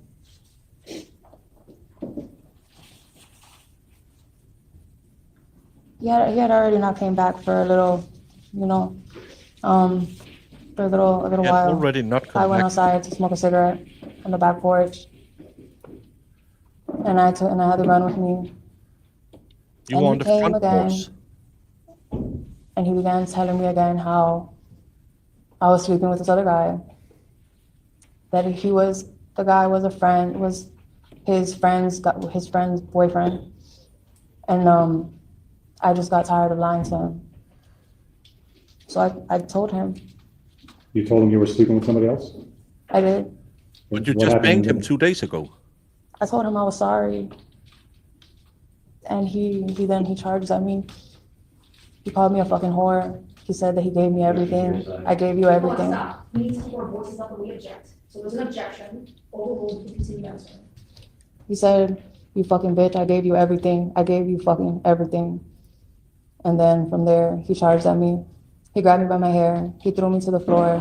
Now, when he threw you to the floor and grabbed you by your hair, you still had those wounds, right? Yeah, I could already feel right then and there that they ripped open. Okay. So- He threw you to the floor. He threw me to the floor. After he throws you to the floor, what do you do? I grabbed the gun from the slab. Okay, and what did you do once you got the gun? I pointed at him and I told him, leave already. Did he? No, he told me that he didn't give a fuck. They're objecting to Did you hearsay. hear? Someone's like, here's the I never objection. did. Wait, I'm sorry. It's all right. There's an objection. Overruled. We continue. He told me that he was gonna lock me out of the house and that I was gonna sleep outside. When I began to walk towards him and I said, "No, you're not. You're gonna leave." He said, "I don't give a fuck, bitch. I'm ready to die. You could kill me." And he began to run towards the house. And what did you do when you see him running towards the house to lock you out? I took the shot. Were Did you you hear your mom's aiming story? to hit him? I initially aimed towards the floor as I lifted up the gun. I didn't expect for it to hit him. I just thought the sound was gonna scare him off this time for good. So immediately before you pulled the trigger, he was going towards your door and he was going to barricade himself inside the home, as far as you know, right? He was. All right. As soon as you fired that shot, did he abandon that intention and run off in a different direction? He changed course, yes. Okay, and he took off, right? He began to run in a different direction, yes. As he was running away after you fired the shot, did he appear injured? Did he appear like he was shot or hurt? Or? Not at all. I didn't. That's why I didn't think he was hit at all. Okay. I mean, did he say anything after you shot, like "ow" or "you shot me" or anything like that? I heard like, it was very faintly, but it was like, ah. So as a couple seconds began to pass by, now I'm a little scared. You'll Did be he get hit? fine. I don't know. That's where I began to walk towards the front of the house. Okay, what did you do with the gun at that point? I still had it in my hand. Okay, at some point, did you put it somewhere? After I circled around the house entirely, I threw it inside of the tree right in front of my door. Right in front of your front door? Yes. Okay. Jamie, your boyfriend is outside. He's high on dope. He's been using all day. You know this because you saw how he acts and you know he's going to be really, really violent. You just took a shot at him. You didn't believe that you hit him. I'm going to give you two scenarios. Tell me if you are A, going to keep your firearm while you get a hold of the cops, or two, dump the firearm outside where he potentially can get it. Go inside the house that has a broken window that your mom told us about yesterday that you forgot that he broke into the house. And then you'll sit inside and he can then come in and beat you up again. Would you do A, keep the weapon so you can defend yourself, or B, just drop it outside so if he needs something to kill you with, he can have that? Well, I watch a lot of horror movies, and the fact that people drop the weapons and go on their merry way is crazy to me. Keep that thing on you. This is so stupid. So you hit it somewhere where you would have access to it? Yes. Okay. All right. At some point, do you find Pedro? At some point I did after I heard the wailing, yes.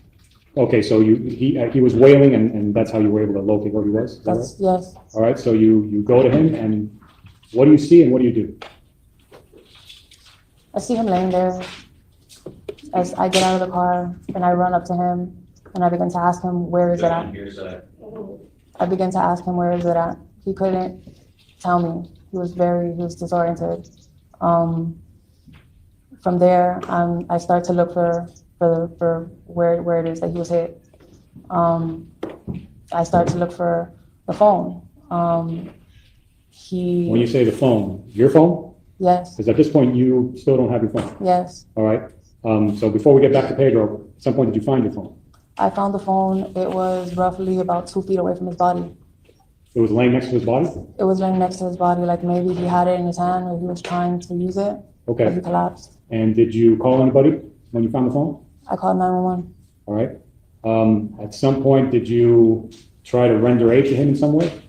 At that point, I was just on autopilot. I began stripping his shirt off, ripping it off, lifting up his leg, tying a tourniquet around his leg. And then I even tried as much as to lift him up, but one of his legs, he couldn't stand on it at all. He couldn't move. Was that the leg that was shot or was it the other leg? It was the other leg. It was the other leg. Yes, So the other leg, so what, he's got a bullet hole in one leg, but the other leg, that's the one that he couldn't move. yes. Did He you couldn't- know why he couldn't move it? No, and when I would ask him what happened as far as to the leg, he couldn't tell me. He couldn't, nothing at all. Okay. All right, so we saw the footage earlier in the trial when the police get there and what happened after that. Now, we know that you didn't tell them, you weren't completely candid with them at first, with the police, right? Yes. Okay. Can you explain to us why you didn't just tell them everything from the get-go and why it took a little while before you could get to that? They would have taken my kids. Why do you say they would have taken your kids? He wasn't supposed to be around, the house at all. His mom was supposed to supervise them. He wasn't allowed to be there at all. So you were afraid that because you were... What? If I'm correct. You're saying that you were concerned that because you were giving Pedro more visits than he was entitled to under that order, that they might penalize you. No, she They wasn't. might penalize you and possibly take away Pick your up kids. the and that was keys. a concern for you. Keep your story Correct. straight, you idiot. All right. At some point, you were handcuffed while you were still at your house or in the area of your house, correct? Yes. Can you tell me what happened? When did that happen or how did that happen? Well, I kept asking the officers the entire night. I was asking the officers the entire night whether they had resuscitated him or not. So I was pretty hysterical because they wouldn't tell me. They said I had to wait for the investigator to arrive. Didn't the police officer said she was calm? She was calm on the 911 call. Her neighbor's testimony disagrees, right? Well, she was driving down there. A car appeared, and then she walked up to him, and then she goes back to the car, is what the neighbor said. Unless there's a criminal order, she's totally allowed to give him more visitation at her discretion. But again, she wasn't giving him visitation.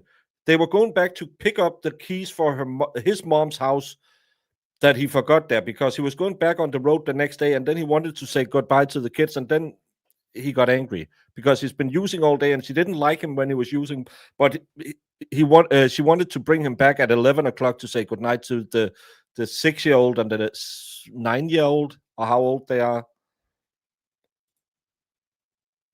Again, X in chat to doubt. For me to know anything as far as what's going on with him.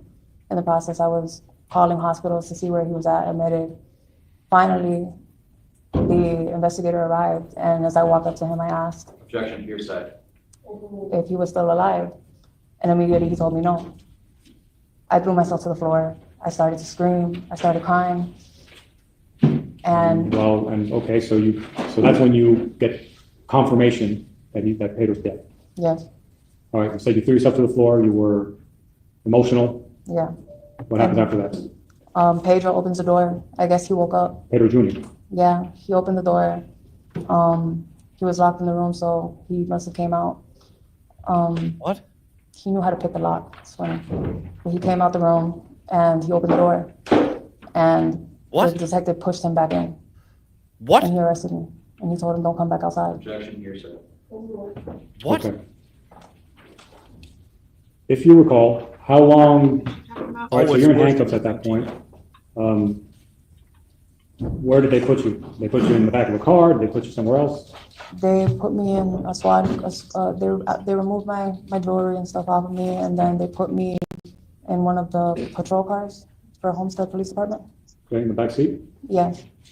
And they closed the door so that you couldn't open the door, right? Yeah, and Yes, they it's left with me her in there family. for roughly about, I'm gonna say, Yeah, Pedro Jr. is her, at that time, believe 7-year-old son. No, 10, he's the guy who might testify today that the grandma told what really happened, even though she wasn't there. And apparently she locks him in his room at night, even when her dad is running around the house, beating her up. Didn't her sister say the kids were at her house? What? 2 hours. Was the car on? Was the air on? They had the windows down, but they wouldn't let me use the restroom or anything like that. Okay. At some point, you were transported to the police headquarters, right? Yes. Were you transported in a separate car, or were you transported in the same car that you sat in for 2 hours while handcuffed? No, they moved me to a Metro State squad unit. All right, so you're told that Pedro's dead, you're put in handcuffs, and you sit in the back of a police car for about 2 hours, correct? Correct. Then after that, you're taken out of that car, you're put in a different car, and then you're transported to headquarters in that different car. Objection needed. Yes. Yes. That's correct, okay. So you get to the station, and we saw the video, you gave a statement at some point. Prior to you giving the statement, at some point you were taken to the bathroom, correct? Correct. And at some point you were fingerprinted, correct? Yes. And you had an interaction with a couple of female detectives? Yeah, David is her lover. She lied about that. So she was banging David, then she got beat up by Pedro, then she banged Pedro, and then Pedro said, "You're a whore for sleeping with David," and she admitted she slept with David.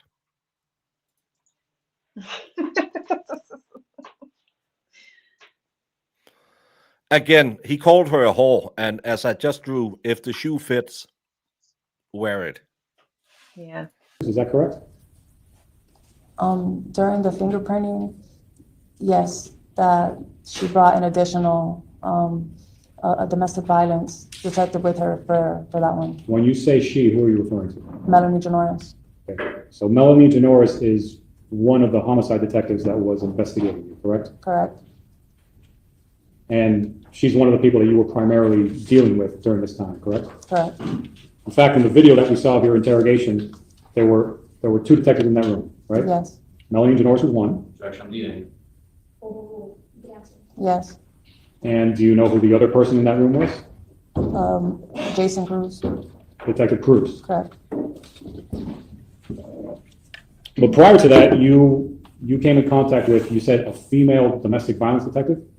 Yes. Other than that detective being present when you were being fingerprinted, other than that, was she ever present at any other point? As far as you know? No, she basically only walked with us first to the bathroom, and then she walked with Melanie to just have me fingerprinted, but she wasn't there as far as for the interviewer, for the actual fingerprint, for the processes of anything. And did that domestic violence detective have any interactions with you? She did. Okay, well, tell me about that interaction. She told me that. Objection hearsay. I'm trying to direct you. She told me. Yeah, she told me that she just wanted to help me, that unless I spoke to them and I told them what happened, then they couldn't know anything, but they wouldn't know anything. And that basically now I'm going to end up spending the rest of my life in jail because I won't let them know what happened, that my kids could possibly get taken away. Objection, hearsay, narrative. All right. I'm going to give a limiting instruction. This is bullshit. The objection is going to be overruled to the extent that Ms. Link is testifying about any limitation on her liberty, such as spending the rest of her life in jail. You will look at that from the point of view of her testifying, but we will not consider that as it will not affect the verdict, because we discussed that in jury selection. Okay, you can continue answering. Okay, and that basically, unless I spoke to them and I let them know what really happened, then, you know, that was basically what was gonna be the outcome, that it wasn't my fault, that things like this happen, you know, people get tired. Objection, hearsay, narrative. And then begin to tell her that it's not what it seems at all, but that's not what it is. And that I'll talk to you, I'll Have tell they you what called really this happened. officer to testify for that? So I did. Okay, She I'm sorry, go ahead. She then told me that, Objection, hearsay, narrative. No pending question. What was the question? She wasn't finished, so Oh, I just said, go wasn't ahead. 'cause she- Same, he's gonna ask another question. So after you had this interaction with that domestic violence detective, you proceeded to give the statement, which we saw the video of a couple days ago, correct? yes, But that detective, that domestic violence detective, you didn't see her again, right? after that, no, I never seen her again. Okay. Okay, thank you, Ms. Link. I don't have any further questions at this time. So you can cross-examine. There is, let me go side by side.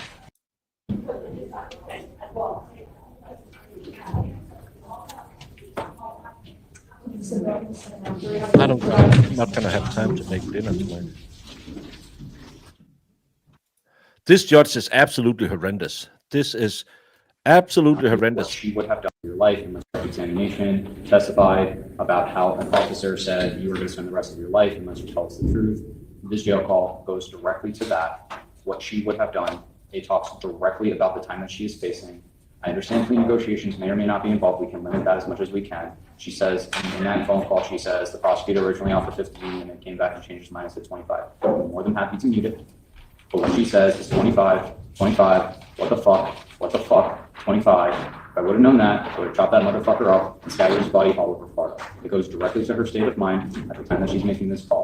I understand that this happened 3 years, this phone call happened 3 years after the fact. However, all jail calls happen after the arrest. This also contradicts exactly what she's saying. Now, again, with the court's even limiting instruction, we're now putting the jury in the position that they are considering that this woman is facing life in prison, which I think that they were thinking about regardless of, because this is a homicide case and I think we all realize that. So I think that this goes directly to that and she should Yeah, be she's not gonna allow that. Defense, what's your position?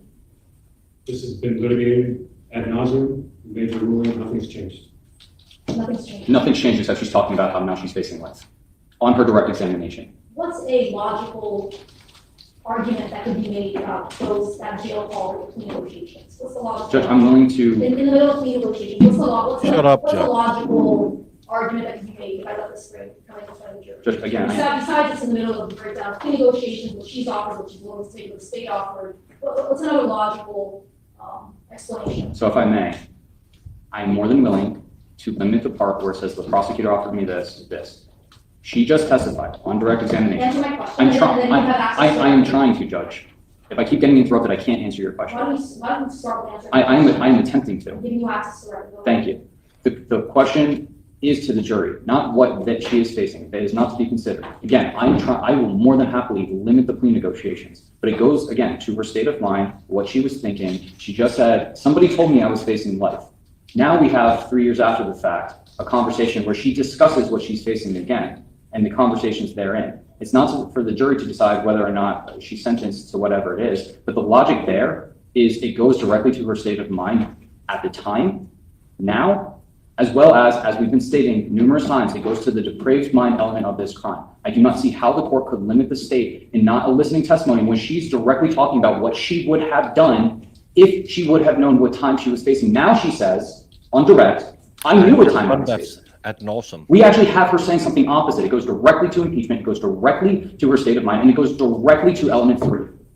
The breakdown of plea negotiations, where she's testified, and you have the post-mortem statement, and this being an accidental shooting, maybe she didn't mean for it, she was trying to scare him, something along those lines. And she's saying, had I known, I would have done what I can't quote it verbatim, goes to what she believes her actions are worth by way of years, meaning a plea. And she just, Don't interrupt me. She's This guy complains like more than a Swedish gerbil. Yeah. But the problem is this lady is, she's as hard of hearing as a beagle who has food in front of her, because she's fighting so hard to keep these jail phone calls out, where she clearly states that I would have killed him and scattered him all over the state. Funny enough, the same phone calls Brandon's wife has made. Why is she fighting so hard to keep these out? She seems so unreasonable.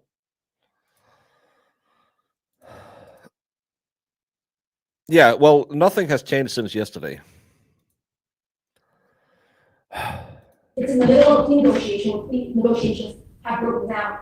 That's a logical argument to the jury if I let it in. Then let the This is what she believes the plea may have been. Then let the defense make that Meaning if argument. it's an accident and I'm offering them 10 years, I can't believe they want something higher than that. That's a logical argument, not depraved mind, depraved heart, evil intent.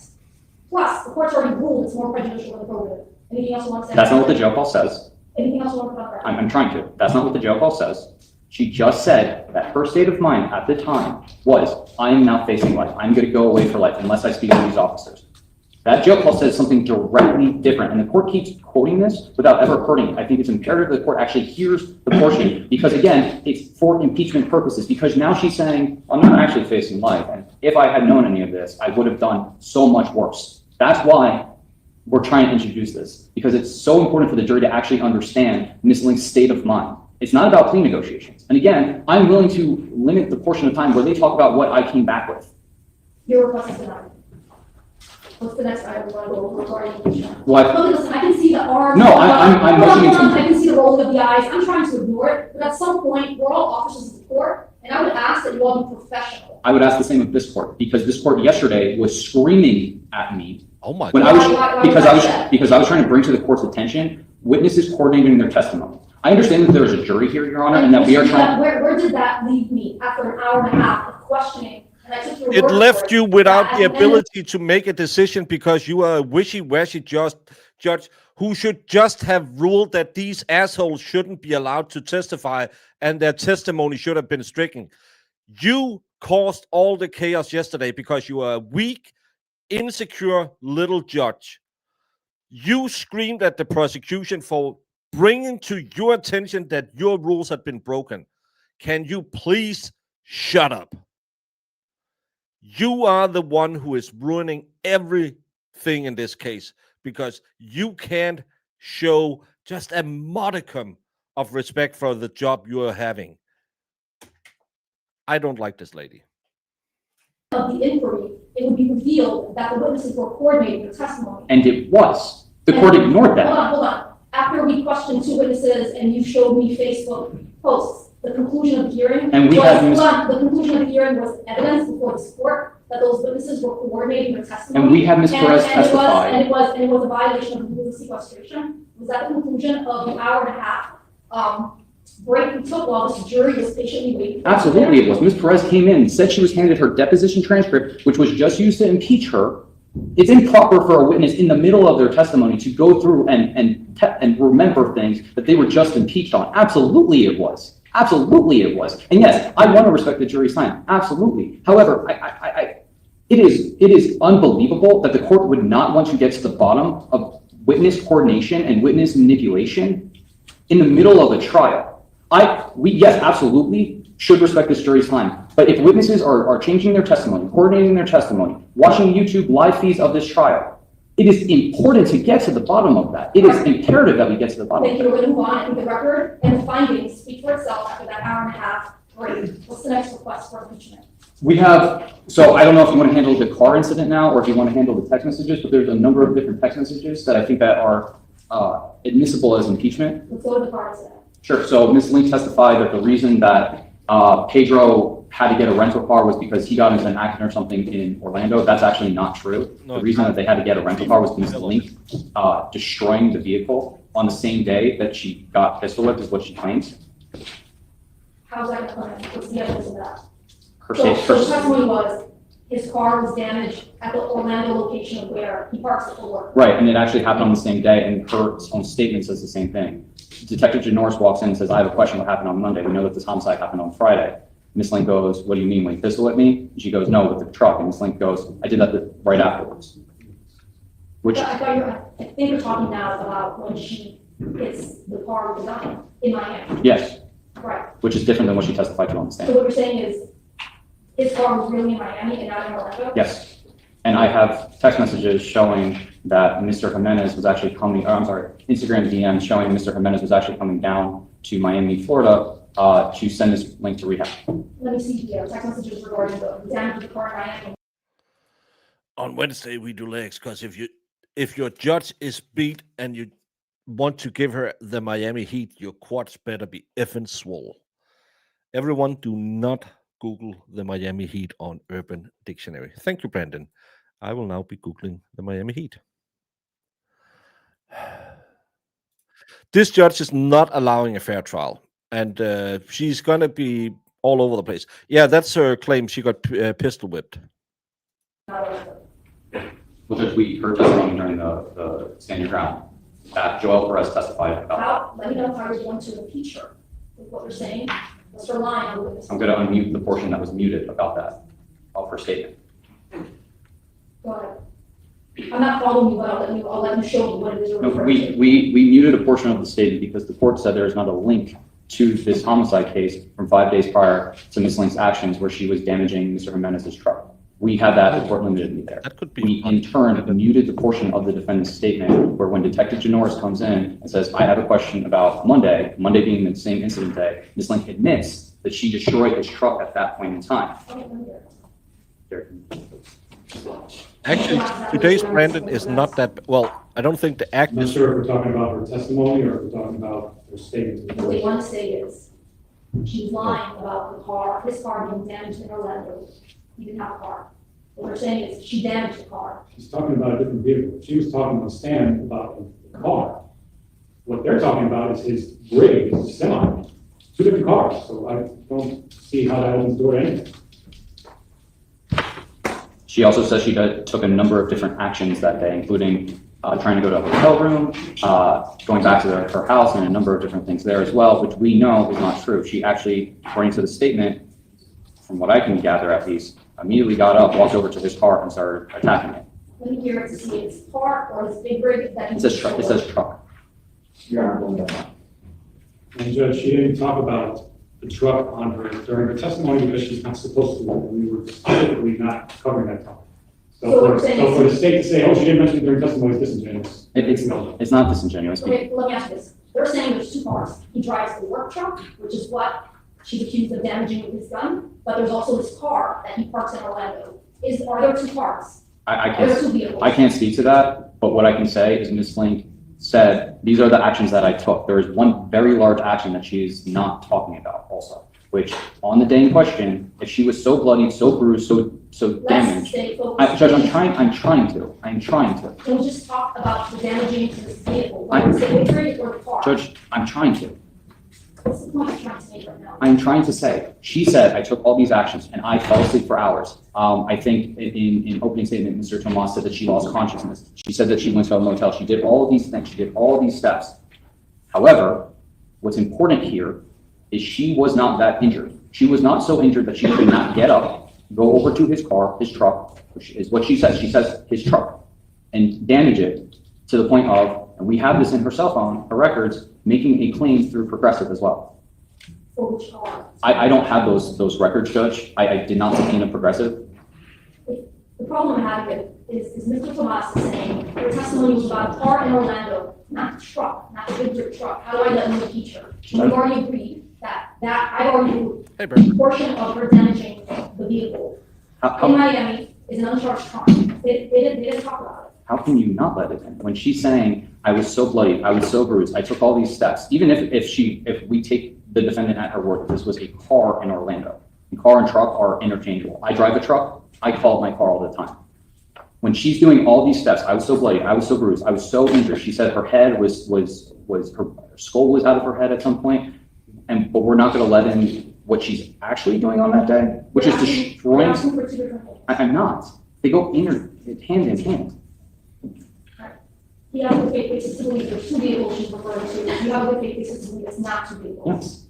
Yes. That request is denied. What's the next request? Would you like to force the plate still, or? At this point, unless it says car or rendo, I guess you can go ahead and play it. May I approach and see how much you'd like to proceed, just as a secret? Sure.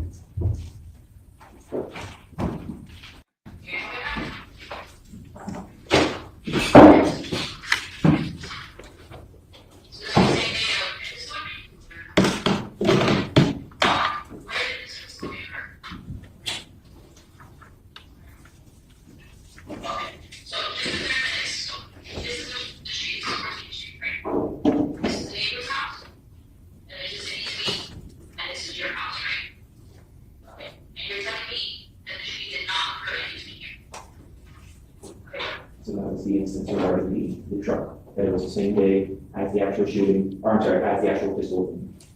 As, what's the word that's used? We're not doing 1, 2, 3, 4. No, I'm gonna continue the argument, Judge. What was the first question, Judge? What word did you use, or what word did the detective use? I can play it again, Judge, because I didn't hear it.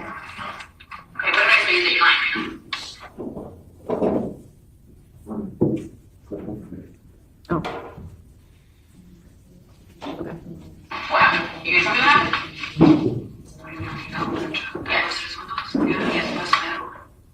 So this was the same day of the pistol whipping? Was right after. Okay, Judge, so this is exactly what she says. She says, detective says, what happened? You're gonna tell me what happened. Defendant says, what do you mean when he got home in the truck? Yeah, I busted his window. Was this the same day of the pistol whipping? Yes, right after. Judge. She uses the word truck. She does, Judge, and here's what the state is arguing. Your Honor, not only is this impeachment by contradiction, Judge, this is also inextricably intertwined. If Your Honor, and I have case law to support it, when an event is discussed, it is so inextricably intertwined because she gave on a scenario of exactly what happened that day after she got pistol whipped. The kids went out screaming, they tried to get a hotel, she tried to hide. This incident that she says it right here, right after I got pistol whipped, I busted his windows of his truck. That incident is so inextricably intertwined that the state should be and is entitled to allow the jury to hear exactly what happened and the sequence of events, because she got up on the stand and said exactly what happened after she got pistol whipped. So she opened the door, and this evidence right here is so inextricably intertwined that the jury should have a full picture as to what she did right after she got pistol whipped, because she said she went to a hotel, she said she tried to go to the hospital, but she so happened to forget to say that she busted the windows open with the car. We have evidence clearly that says, puts it in perspective for the court. And because it is so inextricably intertwined, the court should allow the state to present it. Do you have a good faith basis that you stand in front of me that it's the same car? Judge, I have the most good faith basis that this is the same car. No, Judge, I have the utmost good faith basis that this is the same exact car we're talking about. Is it an uncharged crime? Either criminal mischief or some sort of... Oh, shut the fuck up, Judge. Judge, is it an uncharged crime? I wouldn't disagree with the court because that wouldn't be honest with me. Is it an uncharged crime that she committed criminal mischief on a truck? Absolutely. But that has nothing to do with the fact that this jury is entitled to hear the exact story of how it was presented, not what the defendant wants the jury to hear. We are entitled as the state to present evidence that we have in a good faith basis based on inextricably intertwined argument to present to this jury that this defendant went ahead and took a hammer to this man's truck right after she said she was beaten to a pulp and she was almost unconscious. How is that fair if the court doesn't allow this in for the jury to believe that and not hear the entire evidence as it was presented? We're allowed to rebut that on multiple bases as we presented the arguments to you. But the most is inextricably intertwined at this point. Mr. Glass, you had stood up. Do you have a response? The court made a pretrial ruling. I opened the door to nothing. They are asking you to reconsider a ruling you've already made. They've done this repeatedly, over and over and over. I'm sick of it. You're sick of it. It's unprofessional. It needs to stop. Court makes a ruling. You accept it. You move on. You win your trial. Good for you. You lose. Too bad. That's the way this works. Because you should deny the motion. The room. Judge, yes. Additionally, when the defendant testifies, they're considered a witness to the case, and the jury is to determine their credibility, and this also goes to the credibility of that. The door was not open. That request is denied. Jesus Christ, woman. I think at this point. Hold on. We can't do this where I have 3 lawyers arguing and talking. So I'm not arguing on the prosecutor in this case. I'm saying that we are. So are you taking over from Mr. Leon right now? Yes, I'm saying that we are. So why don't we just switch places? What's the other request? No, we're not making any other requests. We're done. So no more requests for text messages to be covered? No. All right. File a motion to recuse. We'll break for lunch as well. We'll come back right before 1. The jury's coming back right before 1. Thank you all. So we're coming back in half an hour. Hey, welcome back, Jamie. This judge needs to, she needs to go to the Slapaho tribe because she is ridiculous.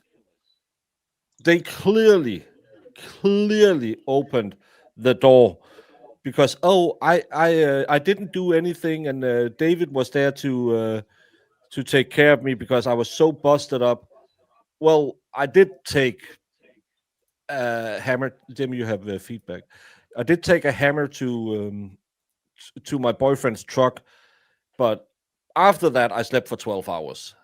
This is all of the redunculous that you can have. I don't know if she was a defense attorney beforehand, but she's all the crazy right now. And I'm going to put the word on screen because it's only going to be like half an hour. I have to go and make something really, really fast. This is a joke. They're not allowed to impeach her with all her stupid prior statements and show that she's lying on the stand. They're not allowed to impeach the family that they are lying. She doesn't care that they break sequestration. They don't care that they clearly lied. You could tell from the testimony it was made up.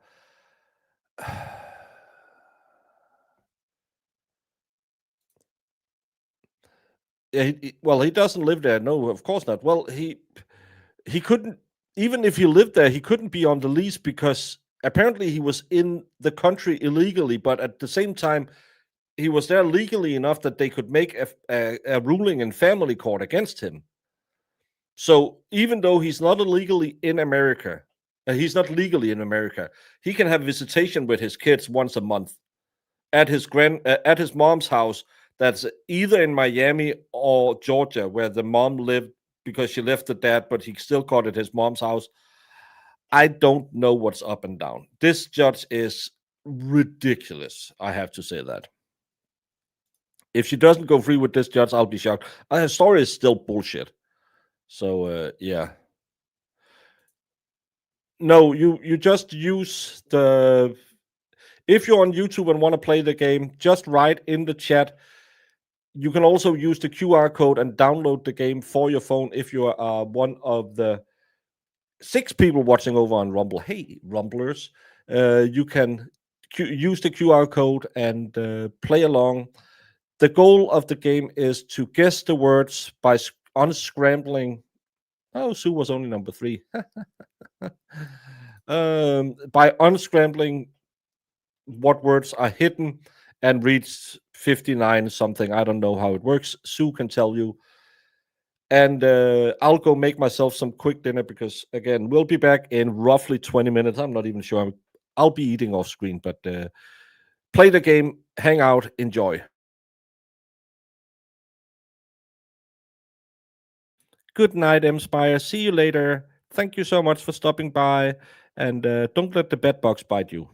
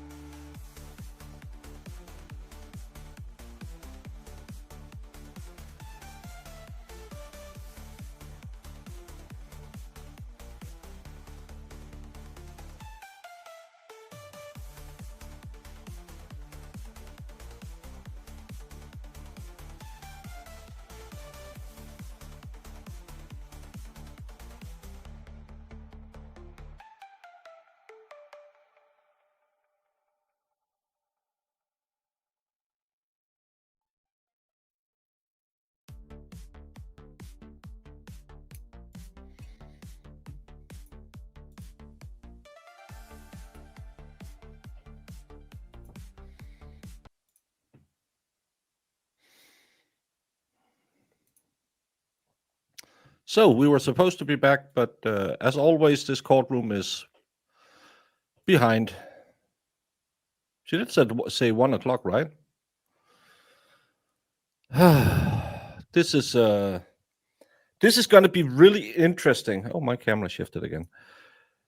To see what the hell, how she's going to hang on doing cross-examination, because she clearly lied, and her family lied, and the judge is just gonna, I don't know. A little D. Hopefully it's gonna get hot, but I think the judge is gonna play defense. Why? I don't know, but I really don't understand this stupid judge. She has been unable to listen to anything, and all her rules is just, I don't care, man. Just yeah. They only got 30 minutes for lunch. No, we were behind because we were watching the Adam Montgomery. So the jury got out at 12. So someone is behind. So yeah. It's called Words on Screen on this channel. It's also called Word Crack. It's a website you can go and link to your YouTube, and then people can play along. It's just so people have something to do. So for half an hour, I don't shut down my stream, but it'll give people something to do and hang out and drive up the engagement a little bit. Got a grifting. But no, I just can't see how this defendant who lied so much, and he claimed that he was going to question her for a couple of hours. It was, didn't he say like 3-4 hours? And he went from 2:25 till he questioned her for an hour. It's going to be a couple of hours, and it was an hour, and she seemed very shaky on the facts. Let's just call it that, because of course she's not allowed to lie on the stand. God would have struck her down if she did that. But I just don't know how she's gonna. I hope they get to attack her and attack her credibility. I bet there will be that officer that she claims came in and said, "You better fess up to it, or you're gonna spend life in prison." They're gonna call her for rebuttal and say, "I never said that. I said you can't talk to me. You need to talk to the officers, because this is shady." I don't particularly think that the state should have any benefits because they have all the money, all the power. But the judge should give them an equal playing field. And she hasn't been doing that. She has listened to none of what they have said. And after watching it yesterday and today again, where she's just screaming at the prosecutor, I don't know what's wrong with her. She seems really, really unhinged. Rings of power. Witness the unbridled power of this fully functional Death Star. And yes, this is Miami-Dade, Homestead area of Florida. But there's so many things in her story that just doesn't match any of the other witnesses' story. Her mom being there for 12 hours and the sister saying, "I just dropped the mom off and then picked her up again." And it seems ridiculous what's going on. Did I get it wrong? So they're not coming back in an hour? Just going to go back to check because... We are entitled as the state, and the jury's to. The door was not open. That request is denied. What's the next request? Judge, I think it is. Bring them to talk. not? So I'm not, Did we all right now? yes, I'm saying we are. So why don't we just switch places? Let's start with our back right before. For one, the jury's coming back right before one. Thank you. Okay. We'll break for lunch as well. We'll come back right before one. The jury's coming back Right before. Thank you all. They're late. Have seats. Oh. Good afternoon. Now I can. Okay, we last left off with Mr. Gomasi's direct examination of Ms. Link, and now the state will now have an opportunity to cross-examine. I'm Sam. How are you? Okay.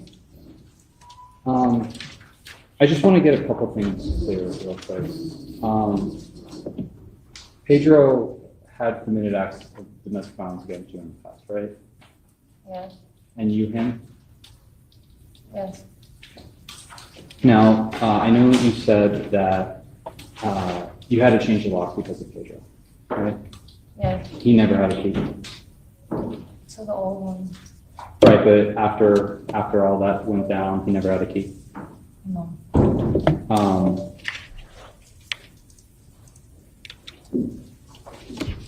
The night that he died, he didn't have a key either, right? I don't know, Did you ever give him a key? not to the house, no, Right, so he never had a key the night that he died. maybe his car keys or the house keys to the house in Florida City, To your house, the keys that you changed, she never had a key to your house. no, And your mom testified earlier, right? yes, And she said she actually saw him choke you. yes, She actually saw him put. She actually saw him put his hands around your neck, yes, and she didn't call the police. no, that's why she kept getting tired. You're gonna have to keep your voice up, I can barely hear. The answer was, No, that's why she kept getting tired of it. She saw you, her daughter, get choked, and she never called the police. No, Your children were home, right? yes, Her grandchildren were home, right? yes, She could have taken those children out of such a dangerous living condition, right? yes, And she didn't, right? right, She just left your house, right? yes, Leaving you in a dangerous living condition at that point, right? yes, Pedro was so dangerous that your mom actually flew to Texas to move you out of your home and get away from him, right? yes. But she just left you there? She got tired of the excuses. She left her grandchildren around such a dangerous man? Yes, And you said that these 4 pieces of paper were what's stopping you from calling the police? yes, And that's that's defense exhibit F, just for the record. You could have told the police he broke into your house though, right? I wouldn't let them deport me. He wasn't a bad guy, He wasn't a bad guy. no, Now, you killed Pedro, right? yes, And that was in 2022, right? yes, And we're here 3 years later? mhm, Is that a yes? yes, Now, when Pedro was killed, he didn't have a knife, right? no, He didn't have a gun. no, You're the only one that was armed, right? yes, You actually have the deadly force in your hands before you killed him, right? yes. And he was never armed, right? Not that night, no, He, according to you, was just going to lock you out of the house, right? at that moment, that was what was gonna happen, yes. Okay. Because you didn't want to sleep outside, you shot him, right? I don't want to keep getting hit. But you told police you didn't want to sleep outside. That's what he said to you, right? Yeah. And that was right after, according to you, you cheated on him. Or, I'm sorry, you admitted to cheating on him, right? Yes. While you were armed, you admitted to cheating on him, right?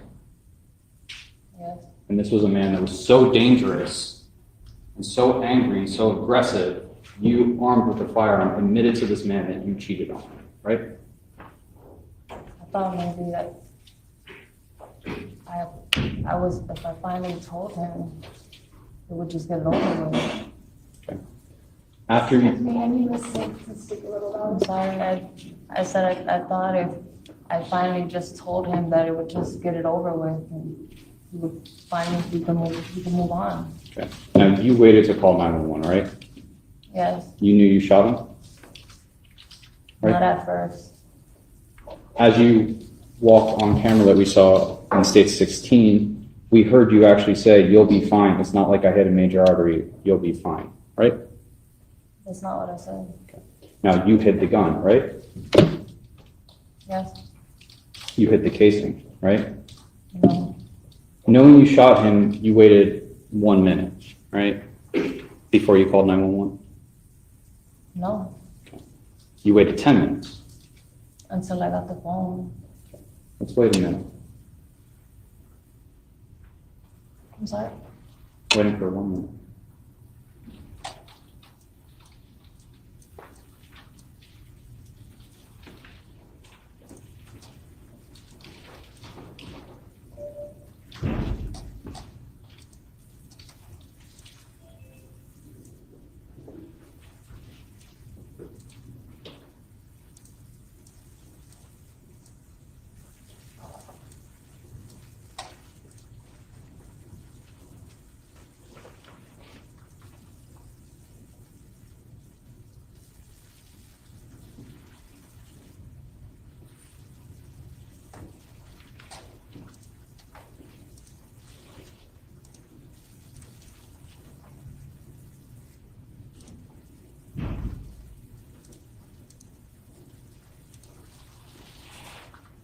You waited a minute to call 911, right? I didn't wait. There was a 10-minute delay, right? I'm not sure exactly how long it was. And we just waited a minute, and you waited 10 of those before 911 was called, right? I don't know how long it was. You lied to the 911 operator about who you were, though, right? I did. About how old Pedro was? Yes, You lied about who he was, yes, and you lied about what happened. Right? I did. You actually found him before you called 911, right? I found him within that very minute. I called him. And you walked up to his body as he died, and you took his phone out of his pockets, right? I took his phone out to put the tourniquet, yes. Okay. And you took his wallet out of his pockets as well, right? No, Now, after taking his phone and his wallet out of his pockets, you walked back to that Chevy Trax, right? That rental car? I never took his wallet off. And you put the phone back in the Trax? No, You put the wallet back in the Trax, right? I don't remember. You turned the car off, right? After doing this? I turned the car off after the police came. And you pulled your phone out, right? No, he had the phone. It was next to him on the floor. And you turned your flashlight on over his body, right? No, And you turned that flashlight on, even though that Chevy Trax would have lit up the area a whole lot better, didn't you? I turned the light on after I was next to him, and that was so I could see where he was at. And you did all this because you didn't want anyone to know who he was, right? I I expected for him to live. And he would have corroborated the story just for his kids. But he can't because he's dead, right?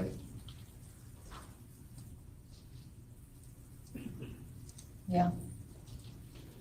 And you hid his phone, you hid his wallet, you turned off the car because you didn't want anybody to know who he was because it'd be easy to piece it back to you as the shooter, right? I never hid it. After all, even your sister told the police that if Pedro was dead, you were the one to kill him, right? She never said that. Now, after putting his phone and wallet back in the car he rented, that's when you called 911, right? I put the stuff in the car looking for my phone. I had it already in my hand. I was looking for my phone so I could call 911. I went back to his body just to try to render him aid, and that's when I seen the phone, like a foot next to him. And that's when you started helping him because you were afraid of being caught, right? No, I started helping him because I didn't want him to die. Okay. Now, when Officer Nicholson arrived on scene, you lied to him, right? I did. Okay. You lied about you didn't know what happened. I did. You lied when you told him that you thought you heard a car peel off and heard a gunshot, right? I did. That gunshot you heard was actually your gunshot, right? Yes. You asked Pedro as he died, we saw his last moments on earth. What the fuck happened, right? One of his legs, he couldn't move at all, and I didn't understand why. But you knew what happened, right? Not to the other leg. Because you shot him, right? I don't see how I didn't understand how he would have had 2 shots at all. Now, when Officer Nicholson asked Pedro if he was shot, you answered for Pedro, right? Or excuse me, if he was shot, you answered for Pedro. I did. You said something about hitting a major artery, right? I said I might have. I could have. Because you knew you had shot him and hit a major artery, right? No. And that's even why you told Pedro, as he fled from you, that you'll be fine. It's not like I hit a major artery, right? I said, you don't want to go to the hospital? I could have hit a major artery. You'll be fine. Because you were mocking him, right? If that's how you perceive it. Now, Officer Aguila also arrived on scene, and you lied to him too, right? I don't know who that is. You lied when you told him all you heard was screaming. Jamie, on a scale from 1 to not that good, how is she doing? Not that good. You lied.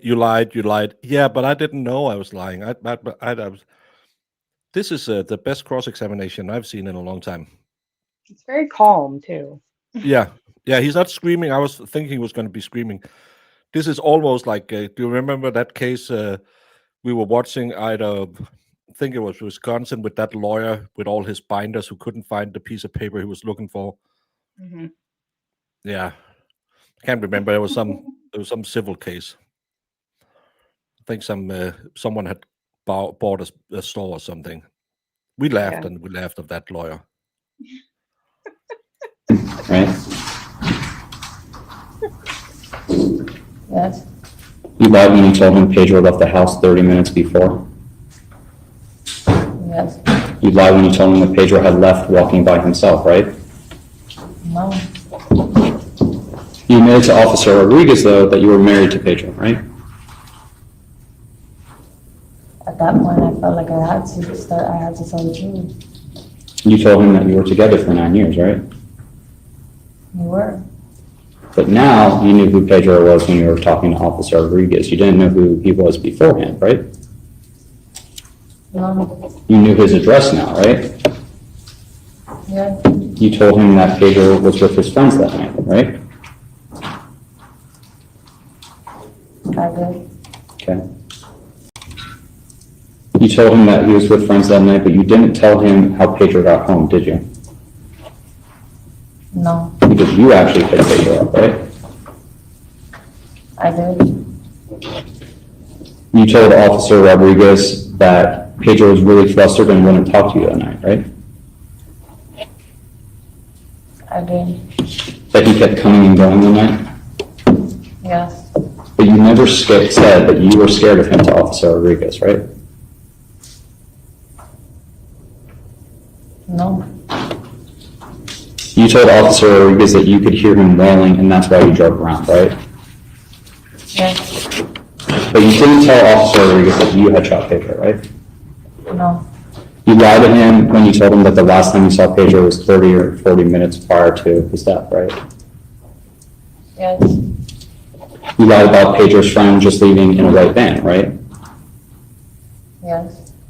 A van that officers actually spent their time frantically searching for, right? I believe so. A search that only happened because you lied to them, right? Yes. You told him that Pedro was a truck driver and not into any shit, right? I wasn't trying to assassinate his character.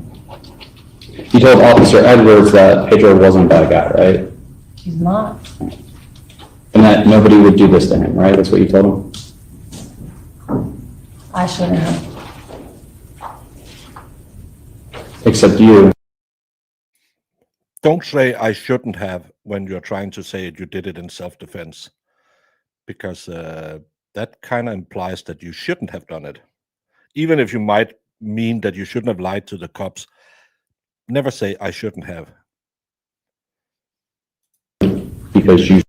And I'm sorry about the audio. I need to boost it to get her voice, and it overblows everything with his voice. Shot Pedro, right? I had to. You told Officer Edwards that Pedro had a pass, but that was a long time ago, right? Yes. That's been over 10 years, right? Yes. You told him Pedro was a good guy. He was. Officer Edwards was actually pretty nice to you, right? I don't remember who was who anymore. He let you go into your home? Okay. He let you use the bathroom? Yes. When Detective Danny Morales came, you actually got aggressive with him though, right? Not at all. You threw a chair at him, right? No, I didn't. When he started patting you down, you actually realized what he was going to find, that key of that Chevy Trax, and you tried to hide it, right? I don't believe he himself even patted me down. And that's the same Trax that you hid Pedro's belongings in, right? I never hid anything. Because you didn't want anyone to know that you were hiding his things, right? I never hid anything. When you went to headquarters, the police headquarters, you were actually angry, right? I was. And you told officers that you wouldn't put clean clothes on, right? No, I didn't. You actually said to them that you wouldn't put that shit on when they try to give you clean clothes, right? Oh, yes. You asked them why they were treating you like you were the one who did it, right? Yep. Even though you knew that you did kill Pedro, right? Yes. You told them that you got into a car accident, right? My truck a couple days prior. Okay. And that's what you told them the bruises came from, right? Mm-hmm. Is that a yes? Yes. And you even said that Pedro didn't cause those bruises, right? Yes. Now, when Detective Janoris and Detective Cruz were getting background information on you, you actually agreed with them that you guys lived together, right? No. He paid rent for that home? No, he didn't. Okay, because he actually lived there. Not anymore.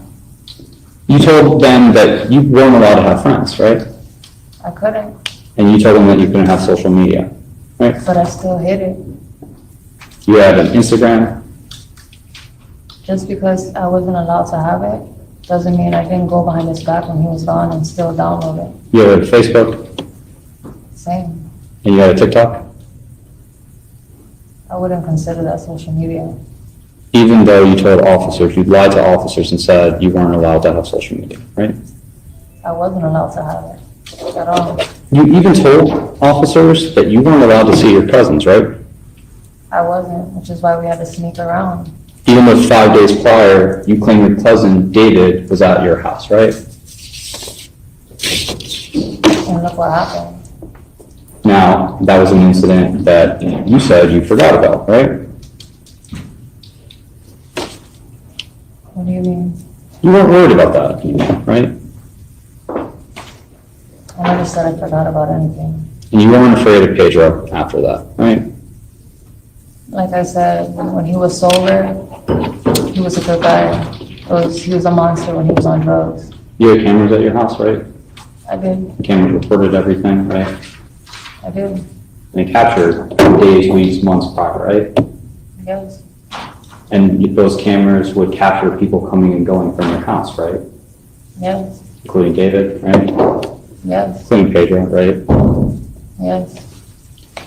You told him that he was staying at the house on and off, right? Pedro was staying on and off at your house. Yes. And you said that he actually had a severe mental disorder because he would accuse you of cheating on him and sending naked pictures of yourself to other men, right?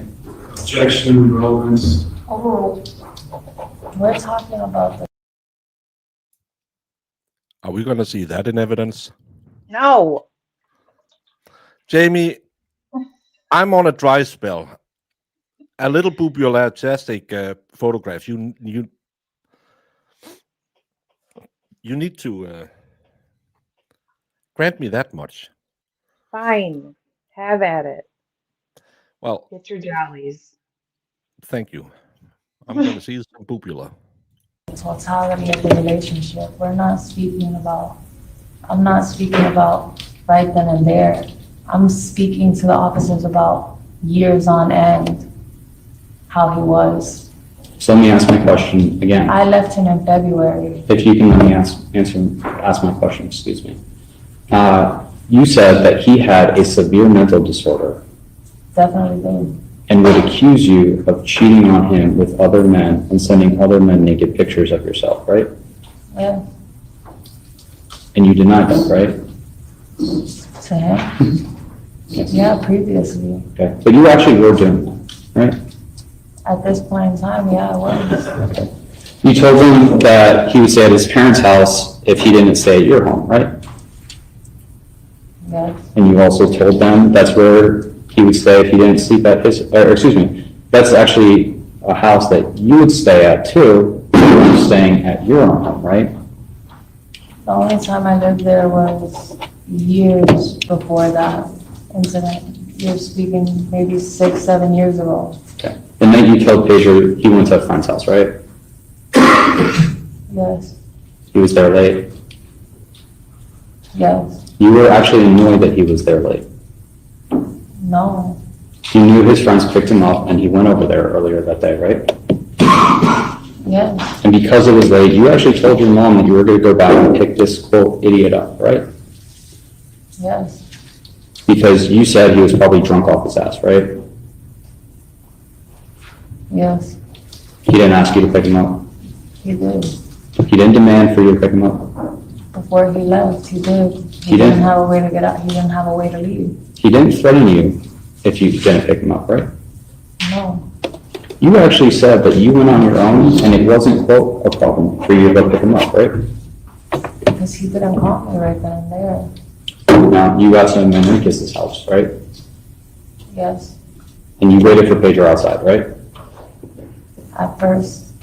But according to you, he was taking too long, right? Yes. So you went inside. Yes. And you weren't afraid of him then. No. You drove him after that to get here, right? Yes. And you guys were fighting about him, you cheating on him while you drove, right? As it started, yeah. And you continued lying to him about your infidelity, right?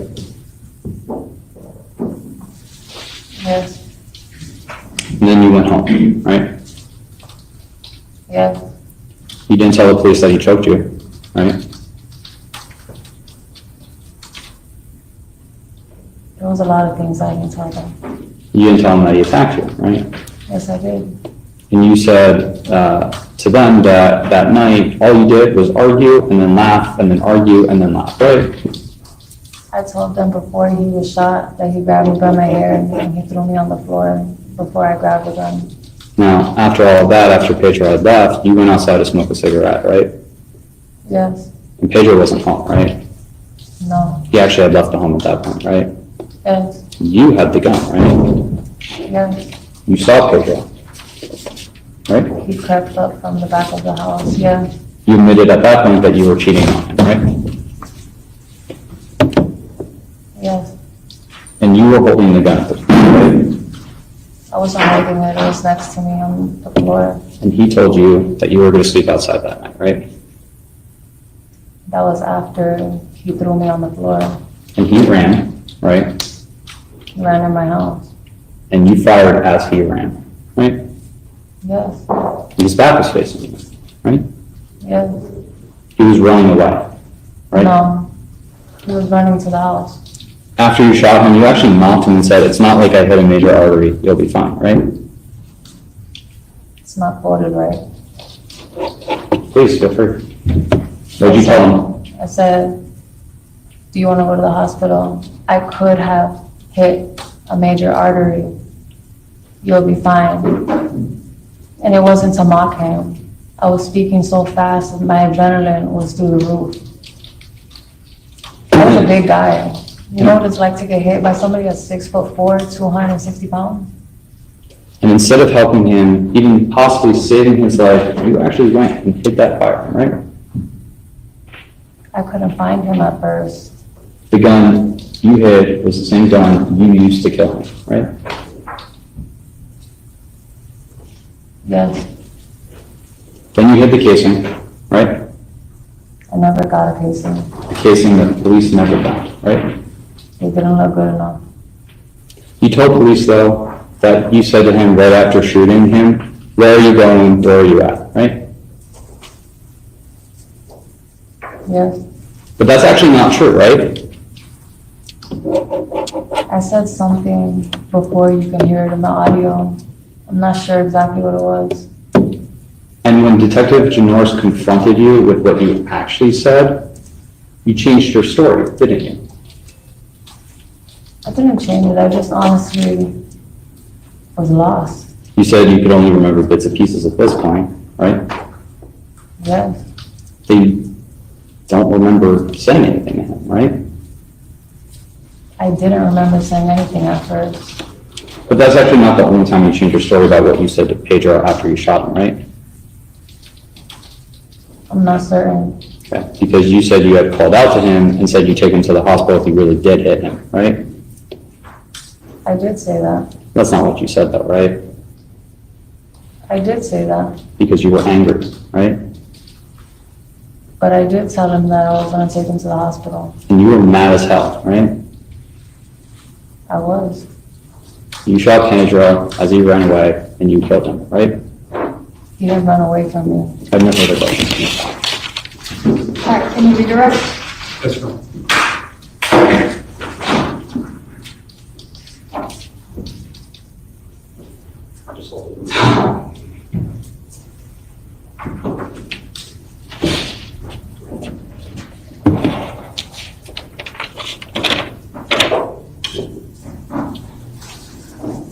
The gun that you used to shoot at Pedro, is that the same gun that Pedro split your head open with a few days before? It was. And when he split your head open, did you get a bunch of blood on that gun? Yes, I did. You were asked about there are cameras in your house, whether they capture comings and goings of people and all that stuff, right? You remember that question from a few minutes ago? Yes. The police have all your cameras, right? They do. They've had them for over 3 years now, right? They do. So they have all the footage that would have been on there, right? They should, yes. Except, of course, for the month's worth of footage which somehow got deleted while it was in their custody. They lost that, right? So supposedly they have the footage that was in there. We hope, unless they lost that too, right? So, sustained, facts not in evidence. So you were asked about waiting to call 911. Did you have your phone after you fired the shot? At that moment, no. So was there any way you could possibly call 911? No, Do you have a landline? no, Your only phone that you could use was your cell phone, right? yes, And Pedro stole that from you. yes, Am I correct that you called 911 as soon as you were able to get your phone? I did. You didn't purposely wait for anything, right? You called as soon as you could, correct? Yes,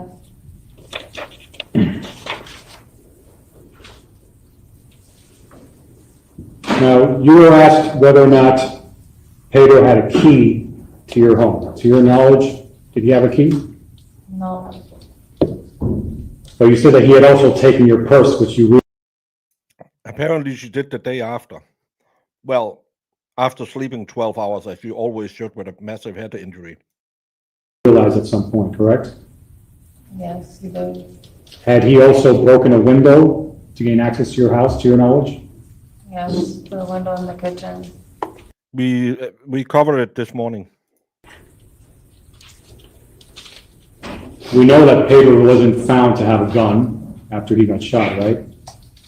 But to your knowledge, did Pedro have a gun?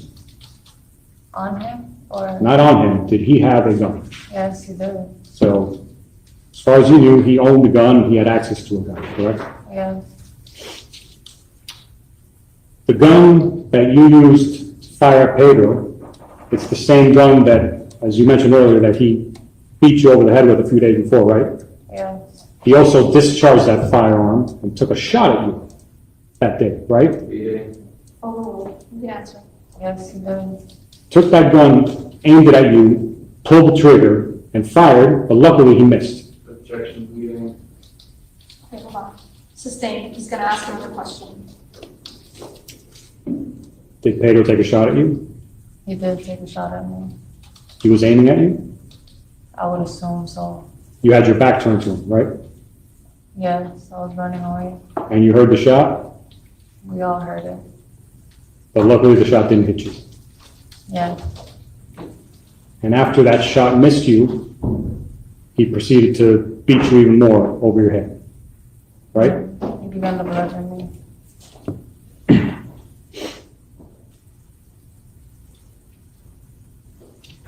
Now, when Pedro was running towards the house, before Pedro started running towards your house to lock you out, he yelled something at you, correct? Yeah, What was that? that he was gonna lock me out the house, that I was gonna sleep outside, and that, go ahead, I'm not scared to die, I'm ready to die, bitch. So at that moment, did you believe that he was in fact going to barricade himself inside the house? I knew he was gonna go in the house. I'm sorry, I didn't hear that. I knew he was going in the house. And you have no idea what was going to happen after that, right? No, What you do know is that he beat you halfway to death a few days before. Hold on. Sustained. Bleeding. He's gonna ask another question. You still had fresh wounds on your head at that moment, correct? yeah, And those wounds came from where? from Pedro, From how long before? about 3 days prior. Okay?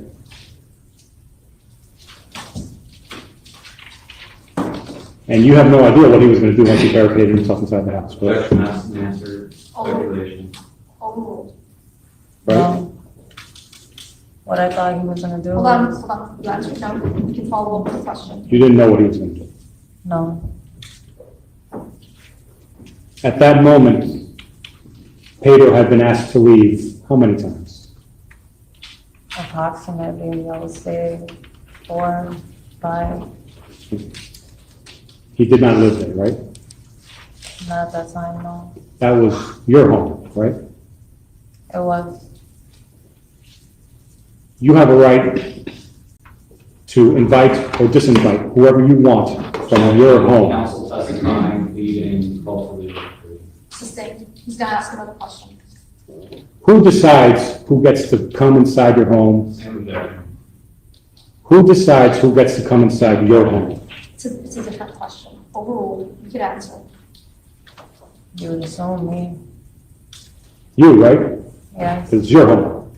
Yes. Was it anybody at that moment, that night, was that home, did it belong to anybody else other than you? No. Did anybody else have the right to decide who comes into that home other than yourself, to your knowledge? No. Was Pedro told on multiple occasions, unequivocally, to leave? Hearsay and leading. Asked and answered. I'm sorry, sustained. He's gonna ask another question. Was there anything else that you could have done, to your knowledge, to get that man to leave your home?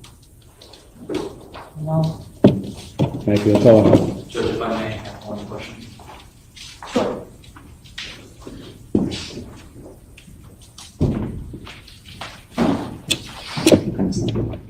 You could have called 911 and had him arrested, right? I didn't have my phone after that. Thank you. All right, so you can step down.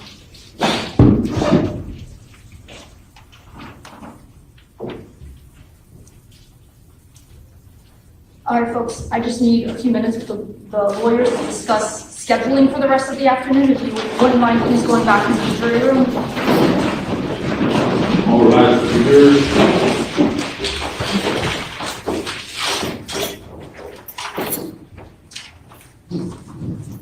Did I miss anything good? No. No.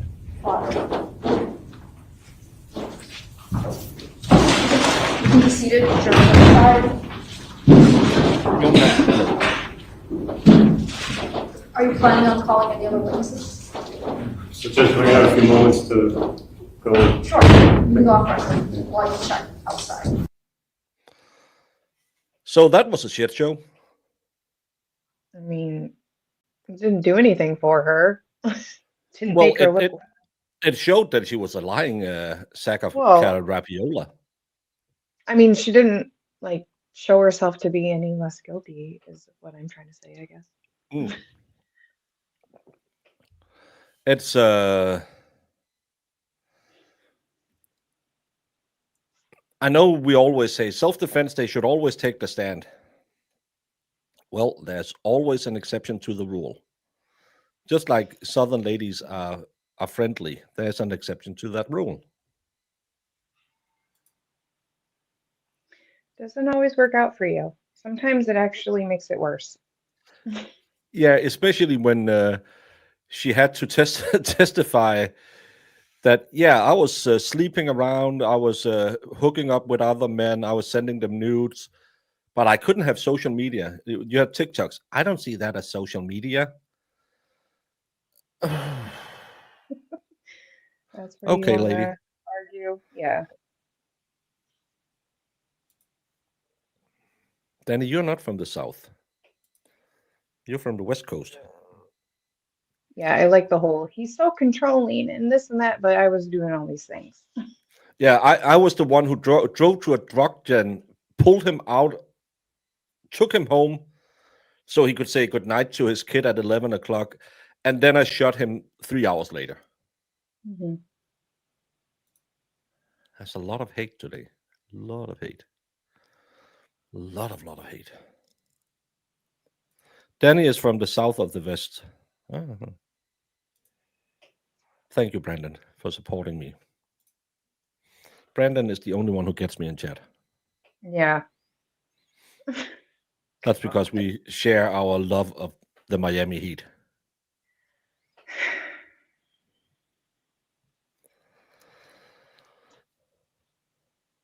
It's well, I can let's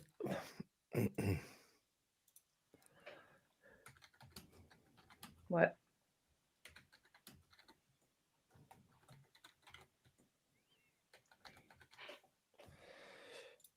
I made a poll saying, did she make it better or worse?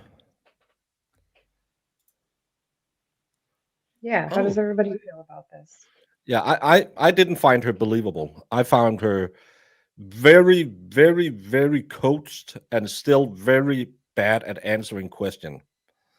I didn't find her answers on cross believable because she talked herself into some really dumb answers to some really simple questions. Because she's been told that you have to portray him as this pig who kept you in control while he was away for 2 months of the time. Yeah, of course you can still maintain some control over people, but this is kind of like when we are deployed in Denmark, we do 6 months deployments. We don't do a year deployment like Americans does. But you can have all the rings and all the marriages and all the, hey, I'm going to call you every Tuesday and Saturday. And funny enough, a lot of guys gets that letter roughly 3 months in, the Dear John letter. And I no. But he had no phone. Hey, Kelly Dee. I think this judge from Puerto Rico might not be anti-immigrant. And he's not if he's from Puerto Rico isn't a state in America, but it's how is it? It's a territory. Is that how you call it? Is that Jamie? what it is? You're asking me. You live in a look out the window, Jamie. Do you see that vast nothingness that's out there? That's Wisconsin. Wisconsin is a state in the middle of America. You should at least know the 52 states and the territories connected to that country. Well, I know it's part of us, but I didn't know if that was the technical term. Yeah, he is a U.S. citizen if he's from Puerto Rico. And again, how can they have a civil court order? Why is my YouTube control panel is really effing up right now? How can they have a civil or have a family court ruling if he's there legally and can't go to the judge? How can he drive a truck? Well, I know there's been a lot lately with people getting CDLs who shouldn't have CDLs. Yeah, that's crazy. But there's nothing in this, and the defense didn't prove that he was illegal, so why should she be afraid he got deported?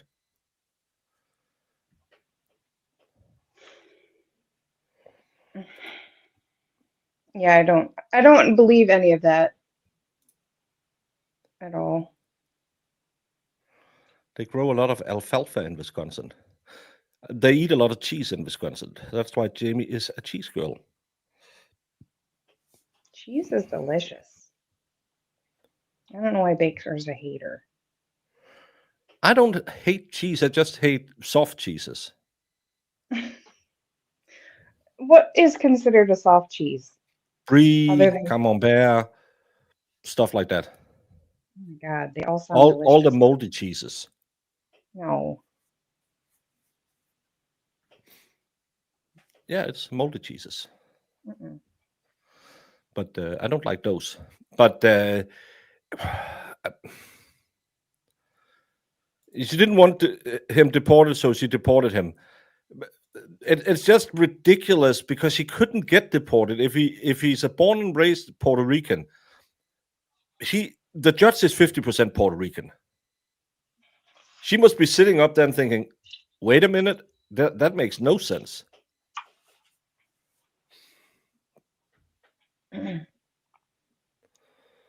Gouda is a good cheese, yes. Is that where he's from? Sorry, I wasn't paying attention to that part. Yeah, that's what Marissa says. She said Puerto Rico. Yeah, then why did she worry about it? Now Yeah, that that's why I bring it up, because it doesn't make sense. Well, you kept saying it now, and I was like, wait, he really was Puerto Rican, then yeah, why would she worry about it? Just whatever. Like this whole, he's such a good guy when he's not doing drugs. I didn't Crap. like the monster. What case was it that we heard? Oh, yeah, that was Johnny Depp. When he was Mhm. drinking, the monster would come out. When he was on drug, the monster would come out. He threw me on the. I think she had been watching AH's testimony because a lot of it was the same as the same excuses she used. Have you ever been smacked in the head by a 6'4" guy? Yeah, it hurts like hell. Can we check Pedro's birth certificate? I don't know. The kid might have lost it because she turned team soon. Yeah, there's a lot of AH in that testimony. It's really weird. Well, there's a lot of people in this world that are in these crazy relationships and they keep going back and just let it ride out. And it's insane to me. So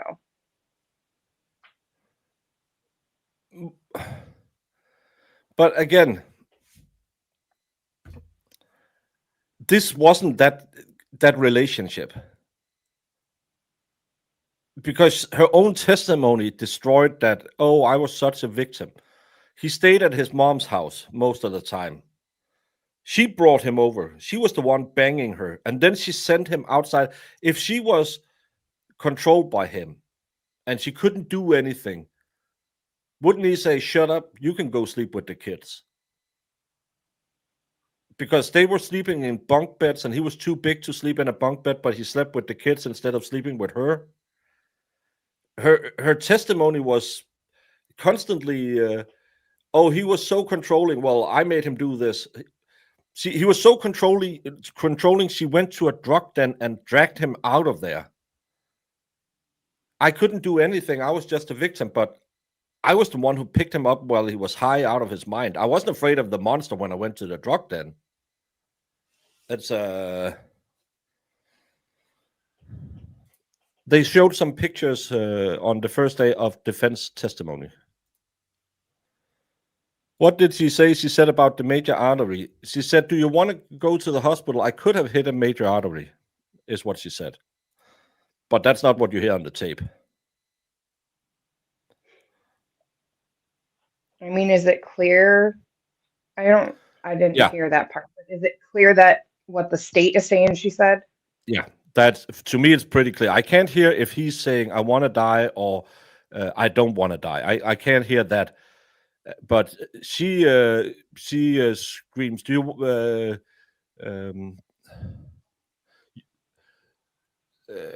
you, you'll be fine. I didn't hit a major artery. That's what she says.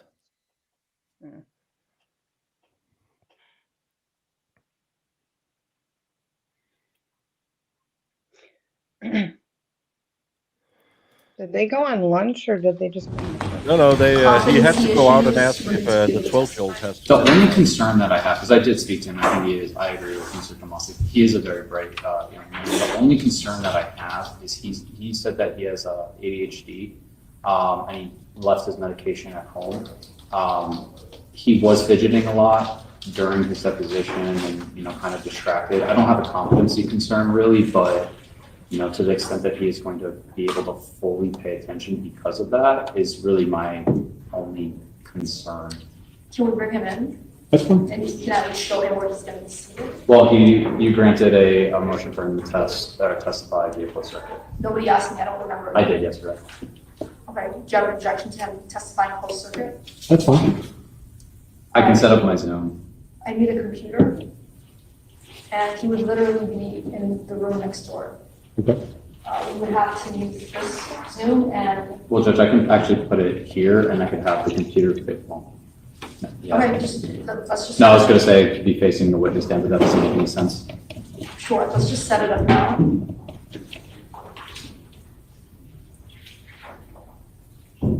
Yeah, we should also address that, Judge. I don't know to the extent that we want to show the child's face either. I don't know. The what? The child's face being on Zoom and on camera and all those things. Well, the camera crew is not going to show its face. So it'll just be facing the jury as if it's. The jury should see it, but nobody else. Right, Yeah. right, folks? So I don't know where you all want to point the camera.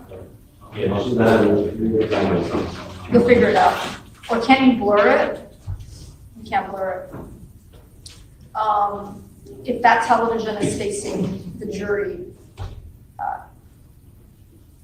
wouldn't that also hide it, angle-wise? I mean, as long as the camera's not looking at it, that's all I care about. Yeah, I mean, is it possible for you to lower the camera while he testifies? Or Mr. Tomas, who's with him that will stay with him in this back secure area? Is it going to be his? So He's an 11-year-old. I understand. I would suggest Laylene. Okay. Yeah. And Josefina and Crystal can stay and. I don't think anyone's calling Lady back, right, as a witness? No, but I mean, it's the same issue, Judge. I would ask that a court staff or something like that sit with them. Why don't we do this? Mr. Octala, Mr. Tomas, Lady, and the witness can all go into the back room together. We'll turn on the Zoom. We'll make sure that no one is talking. Mr. Octala, you can stay there. Just don't be in, you don't have an objection to Octala being back there. No. With Lady. So it's an office. There's plenty of desks. So why don't we try to see if they can't get comfortable there now? And Sure. then we can figure out the Zoom. Yes, ma'am. Zoom, Want me to bring them in through here or the other door? Yeah. I leave it up to you. Yes, the second, you open the other door? Yes. All right. I'll bring It's it. probably best if it goes. Yeah. I don't like that a 12-year-old has to lie. This should have been done in controlled environment by a trained professional who knows how to interview a minor. I don't like this. We never have live testimony from anyone under the age of 15 unless they're defendant. Would you like me to step back now? That's very Sure, rare. you can go back there now. And then we'll be back there with Mr. Tomas, the witness, Well, and my baby. I believe the legal age is 15. I can't even remember if we lowered it to 14. I think we lowered it and then raised it again. Yeah, then don't film the camera. You were just told not to do it. Yeah, let's go back on this line.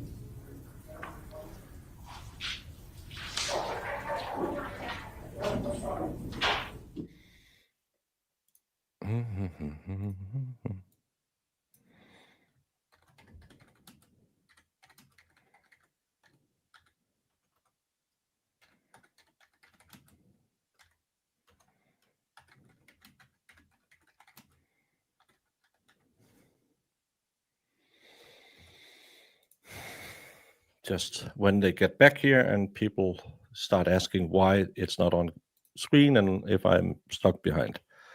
Pedro Jr. will be testifying from another room, and apparently he has been instructed by his grandmother what he really remembers, because he didn't really remember the things that he really remembered.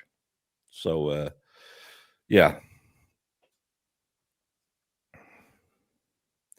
If Baker ain't out there stealing protected materials, I'll be damned if he isn't exploiting minors. I'm not exploiting minors. I'm the one who said I don't like them. Well, I don't like them testifying in court, and I don't take that out of context. That's what it sounded like, and that got me. I don't like minors. Yeah. We had a Danish stand-up comedian who talked about PDF files, and that the only thing you should have in your head when you see a minor is, do they want more cake? Nothing else, because then you just need to go to a very hot place. Hey, Mary B.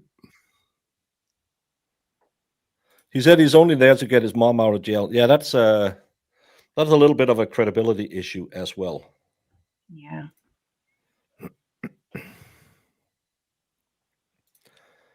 Well, I don't like that they are going to live interview him, because first of all, he's ADHD, unmedicated. Second of all, someone is in there with him. I don't like that either. Normally, you will do a deposition with trained police officer who knows how to speak to a minor. not lawyers who will ask questions that they can't understand, because you have to do it very slowly and methodically work around all these problems. I don't like this, but for whatever it is, it's better than putting him on the stand like they did in the Karen Reed trial, even though she was a little bit older. You know, I like my girls a little bit younger. No, in Denmark, we have some very, very good trained, because we see them every time we have cases where minors are involved. And we have some great interrogators for children. I'd never had that where you feel like they're trying to get them to say something or anything like that. I think they're highly professional, the Danish ones, but I don't have much faith in the Popo in Los Estados Unidos.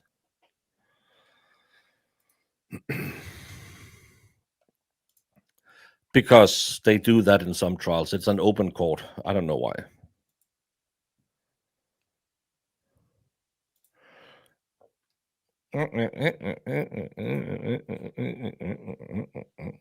I would just like to say, I did a test drive of that, and it worked great on my test drive. Sure, Jan. Judge Hooks, may I see you? Oh, I thought that was court for a second. No, that was me replying to Marissa, because she's mean, evil, and vindictive. It's because her and the kid has joined Team Sue. And what's wrong with that? Have you met Sue? Yes. Thank you. I rest my case. And I have no problem with her whatsoever. Mm-hmm. You met Sue? Sure.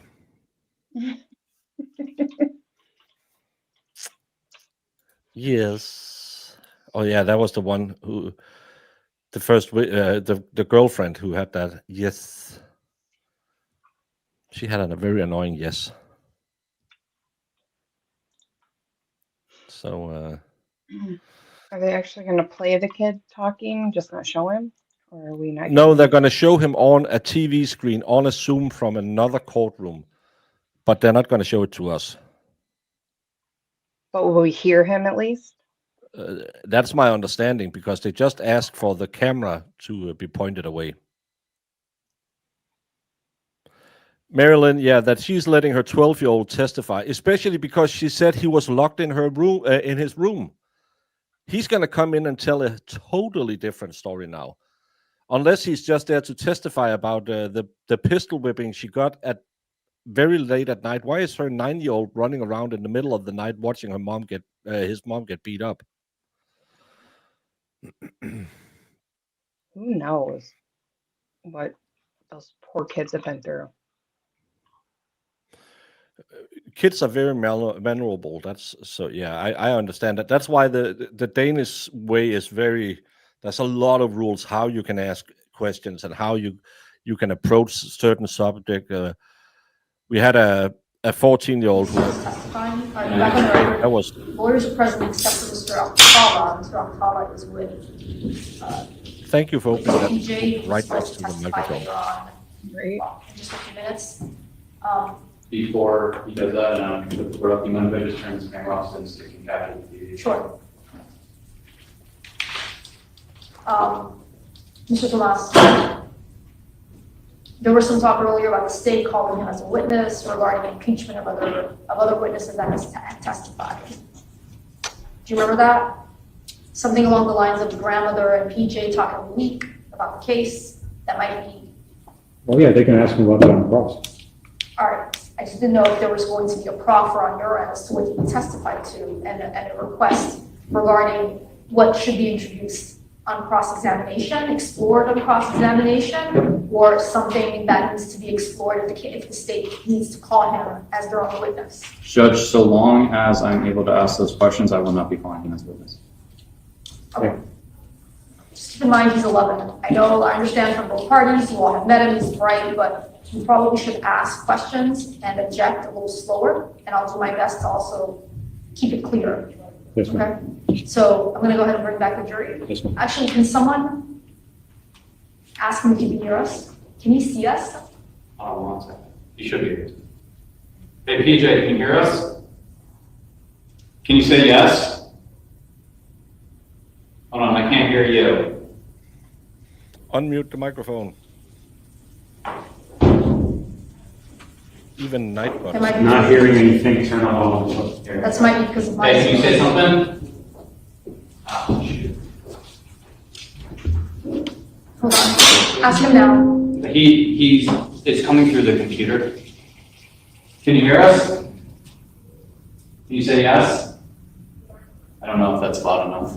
It's not. Give me a second, okay, buddy?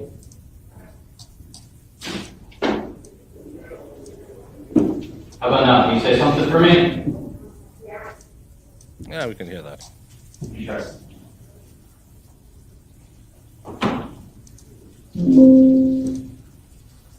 How about now? Yeah. Can you grab Jared? Because he's the computer system. We're just having some problems with the computer, okay? Might need your help.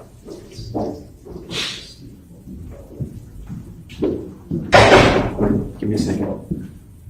Yeah, he's I switched it over. Yeah, I switched it over, but it's still coming through the laptop now.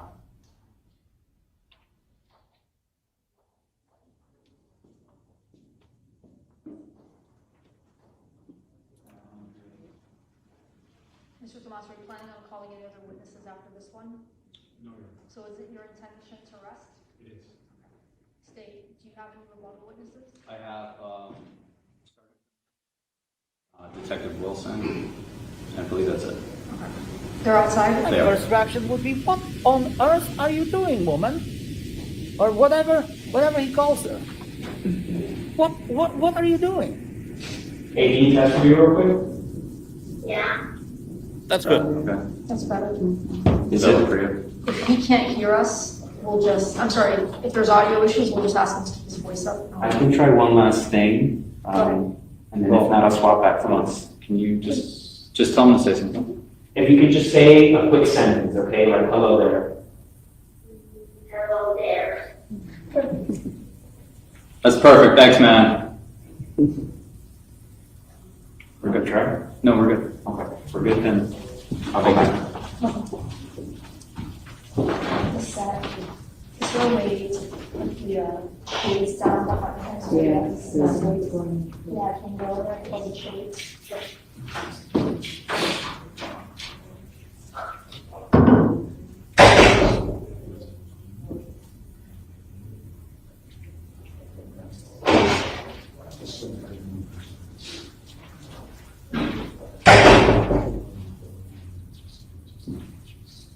Judge, the only issue is, because we took the deposition late, and this just popped in my head, I apologize. I took the deposition late yesterday, but I think around 6:30 maybe, give or take. I put in a rush request for his deposition transcript. I don't have it. So if he testifies differently than what he did yesterday, I have a video of it. Mr. Tomaso there? Yes. If you all can't agree on impeachment, we'll just take it from there. Sure. I know the court reporter that was here for his deposition was here. Please, sure.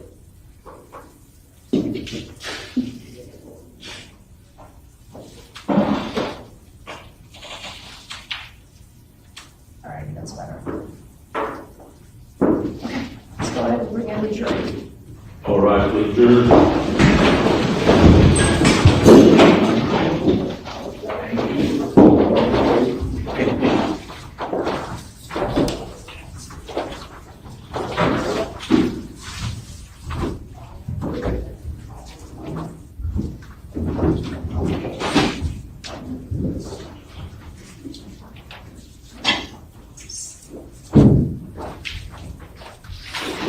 All right, all jurors are accounted for, lawyers are present except for Ms. Paula, and Ms. Link is present. All right, folks, this should be the last defense witness, so I'm going to ask Mr. Tomas, who he's calling down. So Judge, I know it's a weird setup, but I think I should be seated facing the TV. Sure, you can move yourself around. Oh, the defense calls Pedro Jimenez Jr.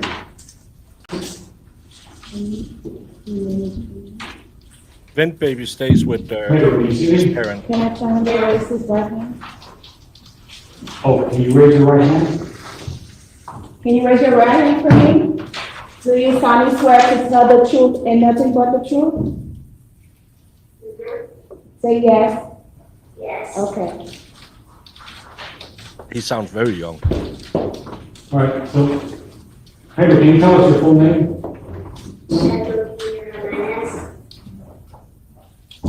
Who is your father? Pedro Jimenez? And who is your mother? Okay. So, Pedro, I want to ask you about a couple of incidents that happened about 3 years ago.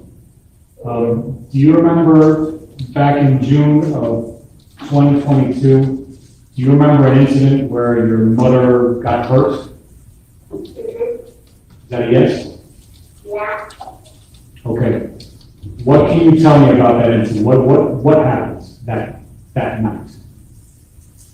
So when Dad, he was knocking on our door and he changed the lock, and my mom walked into the walls, and when she saw it was him, she did into the door. She was mad. The door was unlocked, so he opened the door, and then he told his my mom. He said, "Are you cheating on me?" And my mom said, "No, this is my cousin." And I'm sorry. I'm calling utter bullshit. My dad was knocking on the door, and we had to change the lock, and he was asking my mom, "Are you cheating with me?" And he said, "No." This is bullshit.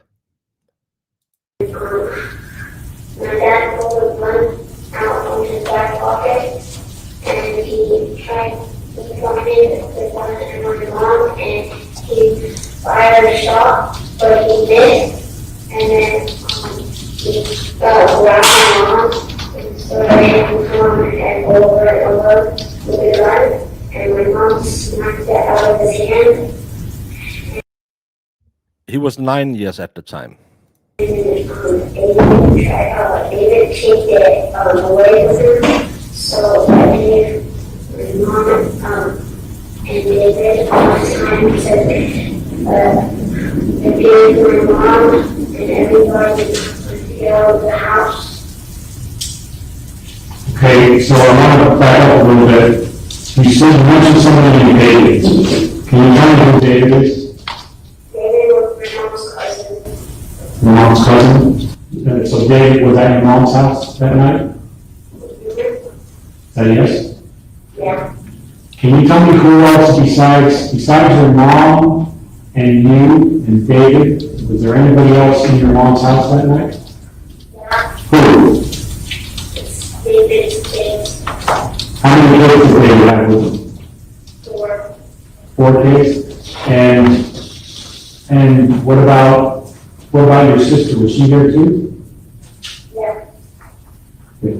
So it was you, your sister, David's kids, David, and your mom were at your mom's house, correct? Mm-hmm. And at some point, your dad showed up, right? Yeah. Yes. Okay.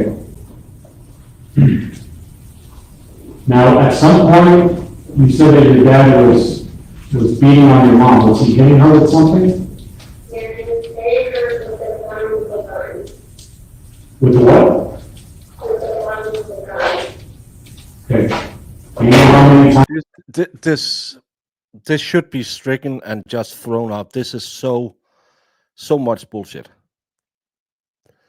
So David is there and 4 of his kids, and David is just watching his cousin getting beat up by her husband. No one does anything. They just let her bleed out. This is bullshit. This is bullshit. Council here? like 5 times. At some point, did he stop? And only after my mom knocked the gun out of his hand. So after the gun was knocked out of his hands, do you know if he ever got it back? If your dad ever got the gun back? Yeah, he did. Okay, and what happened when you got it back? He's not gonna say what he is Can you say, hey, can you move your hands from your mouth so I can hear you? Can you repeat that for me, please? He's not gonna say what he did, but he just said that there's no us to my sister. But I'm not sure he will come or not, but I don't remember. He said they might be on my sister, because we were watching a TV show in our mom's room, and he said the race was, and we were screaming, and yelling, and hugging, and right there, he started getting aggressive, and my grandma said, stop, I'm running, and my dad, he pulled out the door, and he said, no, I'll lose my career. Now this, what you just told me right now, this is on a different day than the day that your dad hit your mom with the gun, correct? Is that a yes? Yes. All right. I want to go back to the first day again. When your dad was hitting your mom, did you, at any point, did you say anything to him? What did you say to your dad? You asked him to stop? All right. So on the other day where the police came to the house, do you remember that? And do you remember when it was that? Judge, I'm going to object. This is leading. I'm sorry, buddy. You said but I just want to make sure. What you just said, is that a yes? Yes. Okay. So you remember when the police were at the house, right? Do you remember when the police took your mom? Yeah. Can you tell me what you remember about that, about them taking your mom? So, me and my sister, well, actually, I woke up to screaming from outside, and I woke up my sister, and I told her, do you hear that? And she says, yeah. So we go to see what the noise was, and we see our mom, and then the police officers are putting her in handcuffs. And they're saying, there's my mom is saying, I didn't do anything wrong, and they're just taking her away and telling her to be quiet. So I put her in the car, and she starts like screaming at us, saying so she starts screaming at me and my sister. She says, oh, they're going to take me away, guys. And me and my sister, we get scared, and then the police officer says, you want to see my car? And my sister says, yeah, sure. So we go and we're walking to this car, and we get in, and he says, cool, and we say, yeah. And then he let us play with the light, but then he has to go back inside. The police officer came to go outside and go very long. Okay. Now, before this happened, had your mom put you and your sister in a bedroom? Is that a yes? Say that again? Yes. Okay. Did she lock you guys in the bedroom? Yeah. I have a very important, serious question for you. I need you to tell the truth, all right? Do you know how to unlock the door when your mom walks in the bedroom? Okay. You figured out how to do that, I guess. All right. All right, thank you, Pedro. Those are all the questions I have for right now. All right, thanks. Okay, Hell was that? Sorry, buddy, you just nodded a moment ago. Is that a yes? Yes. I have to ask you this stuff because the court reporter is writing everything down, so I need to hear the word yes. Does that make sense? Yeah. All right, thank you. Very briefly, Judge. You can cross. Hey, buddy, how you doing? I just have a couple questions for you, okay? Do you know why you're in court today? Why are you in court today?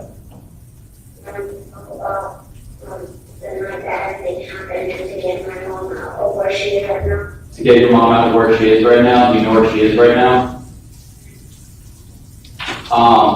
When your dad lived or wasn't on the road, he was a trucker, right? Can you hear me? Your dad was a trucker, right? And when he wasn't home, when he wasn't on the road, he lived with you, right? I never didn't live there. What do you mean by that?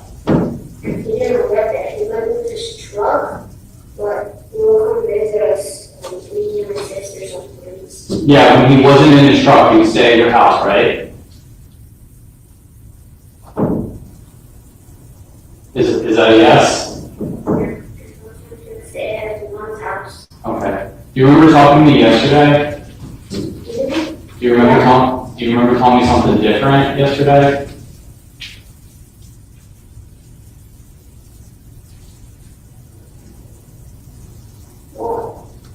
Whoopsie. Do you? I'm asking you. I can't answer for you. You live with your grandma right now, right? Is that a yes? Yeah. Sorry, you remember my friend from yesterday with the long hair? You need to make sure that we get everything on the record, okay? And you live with your grandma, right? Yeah. And your grandma wasn't there when your dad ate your mom, right? You talk to your grandma about once a week about what happened, right?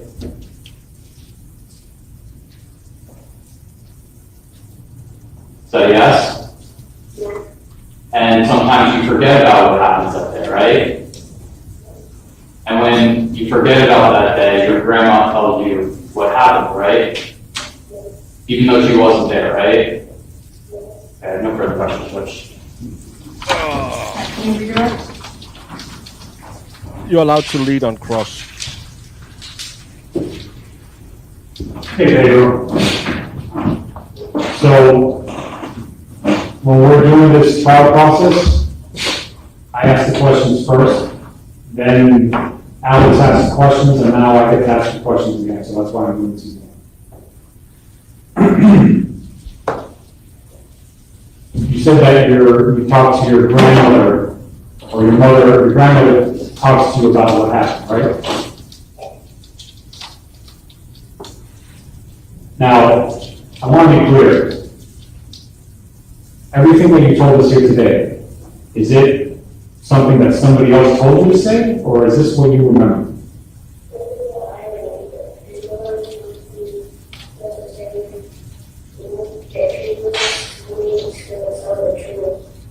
Okay, so when you were asked a moment ago about your grandmother correcting you, what were you talking about when you said that?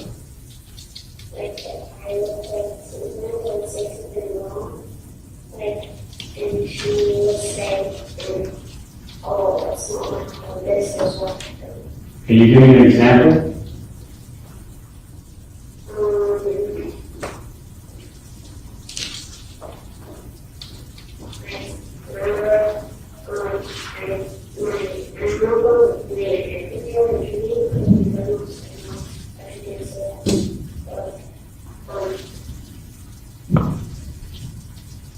What?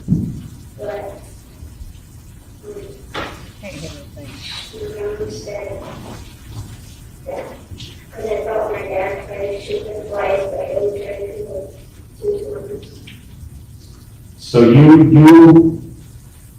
you thought that your dad tried to shoot your mom twice, but it was only once, right? He missed. What? And you saw that. So now he claims that his dad has tried to shoot his mom once, and he believed it was twice, but he missed. When did that happen? Yeah, this is. And I'm here to get my mother out of the place where she is now. No, you're there to tell the truth. Well, he's a kid. He probably means that's what he wants to do. I feel bad. Yeah, but that's why you shouldn't let a 12-year-old testify. You remember what it sounded like when he fired the shot? Yeah. Was it, what was, can you describe it for me?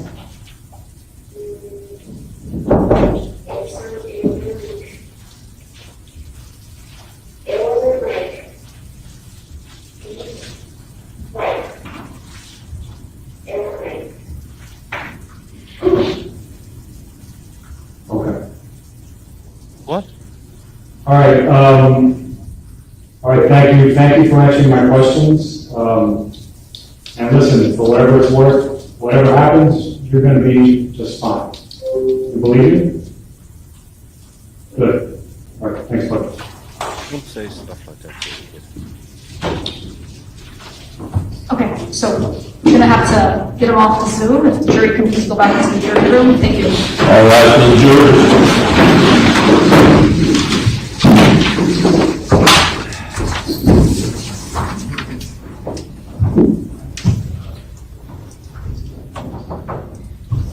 No, he's testifying through a Zoom call that goes through a PC mic into a microphone. That's why it's so bad. All right, jury's back there. No one Okay, wants so to he's off the Zoom. You're not planning on calling any other witness? No. All right, Ms. Link, I think the only other witness that you and your defense wanted to call is David Perez. We talked about it this morning. He's not here. He's not planning on being here. So at this stage, I gave you today as the deadline for the defense to call their witnesses. Is there anybody else that you wanted to call besides David Perez? No, ma'am. And are you satisfied with the attorney's questions? I'm sorry, with your attorney's questions of DJ? Judge. All right. Okay, so state you have two witnesses for rebuttal. Yes. Yeah. So we'll come back, you'll rest in front of them, and we'll just go into the rebuttal case.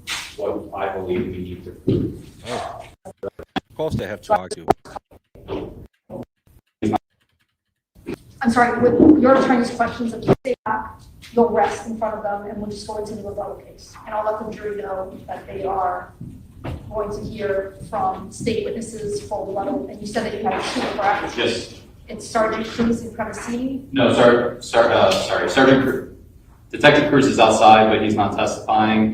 It's Sergeant Cremesini and Detective Angel Wilson. They are calling David, but It David sounds didn't like show up. we're gonna end early again today. And if that's the case, then Straight into closing tomorrow. tomorrow. Yeah, that'll be my. Right. I don't know how you can I'll get to control know the draft copy of he's all jury shooting and saying, instructions. And obviously you can raise you'll the judgment of survive. acquittal, I'll hear from you, and then we'll just. There's take no it from there, evidence but, of any of what she had claimed. Since we're just overall planning, tomorrow will be closings as well as, so I do jury instructions, closings, and then with the jury deliberations. Just for planning purposes, tomorrow, should the jury come back with a guilty verdict, there's a page 2 that we need to do as well. I can send a proposed copy of jury instructions that have been used in the past for that. Oh yeah, please do that. Yeah. And then you have the certified copies of the judgments and sentences. We have, what I believe we need to prove, our verdict. So it sounds like I'll take a 20-minute break if they do come back guilty on something, and then we'll discuss it then. Yeah. But we'll at least, me and Mr. Tomas will have those proposed jury instructions. And like I said, I'm gonna give you all jury instructions on my end. All right, I'm gonna bring the jury back in. Oh, over here, sorry. Jeanette? Yes, sir. I'm sorry, raise your right hand. You swear or affirm that the testimony you're about to give shall be the truth? David is the cousin who she was banging. Thank you. You can come around here. Watch your step up.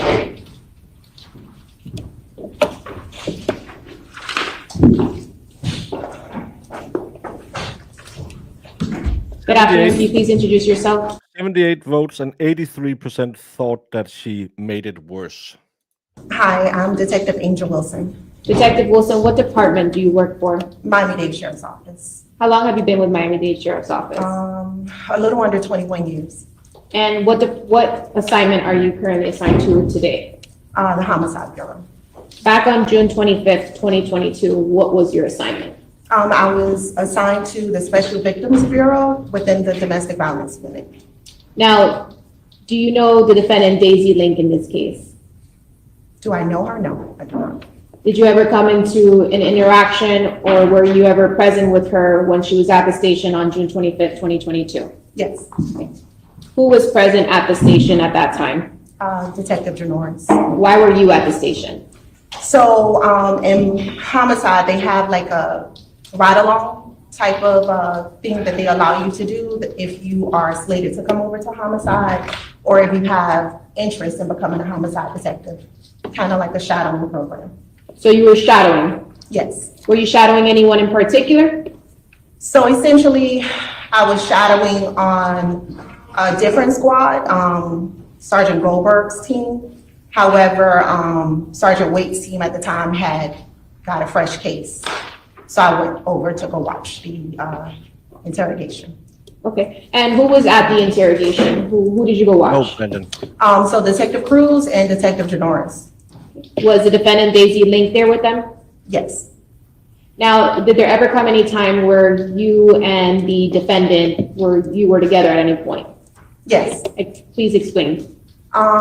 So in one incident, I believe I assisted with putting cuffs on the defendant for the purpose of either the bathroom and or fingerprints.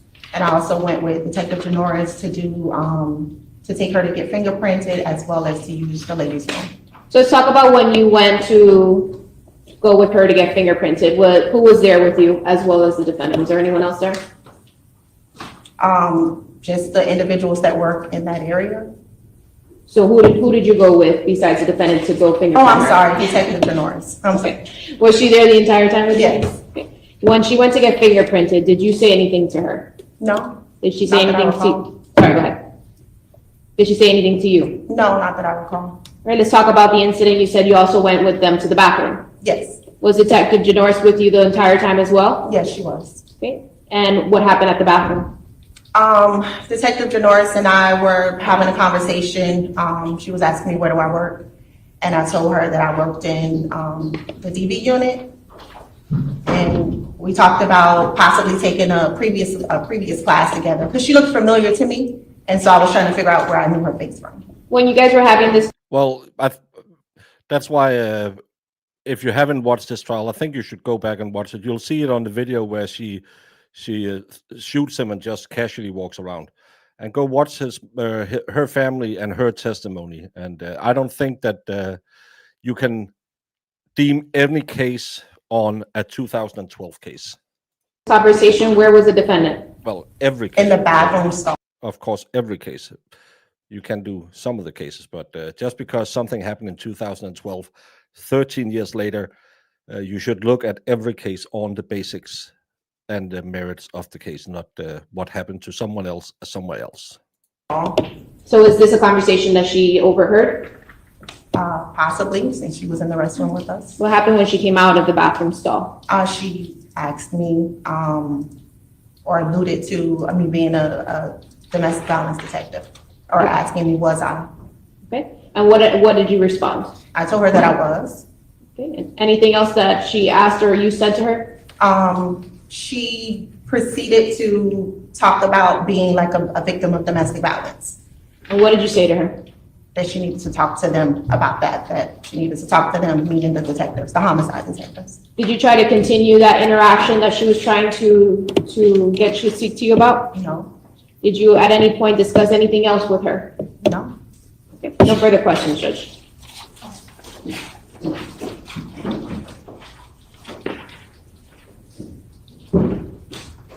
Hello. So Ms. Link told you she was a victim of domestic violence and you directed her to speak to somebody else, correct? Essentially, yes. Was Detective Janoris in the same room when this happened? She was within the bathroom. Okay, is it a big bathroom, a small bathroom? Depends on what it's a public bathroom, so it's like a 3-stall bathroom on the second floor of the office. Now, you accompanied them for Ms. Link to get her fingerprints taken, correct? Yes. Where is the fingerprinting station in relation to the bathroom that you all were in? Down the hall on the first floor. And so, okay, the bathroom is on the second floor across from the homicide office. Right. Her interview was conducted in the robbery office, which is across the hall from homicide, but just a little bit further down. So then we walked her downstairs to the elevator to the first floor so she could get fingerprinted. So you are, right now, currently, you are a homicide detective. That's right. But back in June of 2022, you were a domestic violence detective. That's right. And in fact, you said that in the bathroom in front of Detective Janoris when Ms. Link talked to you. You said, it was said that you were a homicide, domestic violence detective. I was right? talking to Detective Janoris when I said that. I was Okay. answering Detective Janoris' question. Okay. So there's no question, in your mind at least, Detective Janoris knew that you were a domestic violence detective at that moment. That's correct. Okay. And you accompanied Detective Janoris to have Daisy Link fingerprinted, correct? Yes. Did you accompany her on the way back for Daisy Link to sit in the interview room? Yes, I accompanied her back to the robbery office. Okay. Other than Detective Janoris, was there anybody else there with Daisy Link during that process that we just talked about? The process has been going to get fingerprinted and coming back, going and ma'am. coming back. Yes, ma'am. Not that I recall, besides the people who work in the fingerprint office. Is there a department procedure that you all are supposed to follow when you're escorting somebody in custody to get their fingerprints taken? The procedure. You have anything specific regarding the procedure? Well, I don't know if you remember, you and I spoke on Monday, right? Correct. So what I'm talking about is, as far as when you're taking somebody to get fingerprinted, is there something you're supposed to do? Is it supposed to be 2 people escorting her? Can 1 person escort her? How does that work? There's usually at least 2. Sometimes there's more, depending on if the person's combative or whatnot. I've seen more than 2 though, but at least 2. Okay, all right. So you were, even though you were shadowing, you were asked to accompany for that purpose, correct? Yes, I'm essentially still a police officer / detective. Now, as a homicide detective, as part of your investigation, it's important to make notes of things and document as much as possible so that you have a full picture and so that the investigation is complete, correct? Yes. And part of that is listing all officers who take part in the investigation, correct? Somewhat, correct. Like, for example, if you're at a crime scene, isn't there a list where all officers are supposed to document, getting to the crime scene, leaving the crime scene, what they did on the crime scene, things of that nature? I think you're referring to like a crime scene log. Our department doesn't use a crime scene log. The officer who responds initially will document what other officers was dispatched, and it'll be listed in the report, but there's no actual log that we use. And other than documenting who's involved with what in the investigation, there are many reasons for that, correct? I would assume so, yes. Okay. One of the reasons is you want to have a thorough and well-documented investigation, right?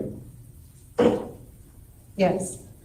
And you also have certain obligations that you need to turn over to the state attorney's office, which they in turn need to turn over to defense of the person being charged.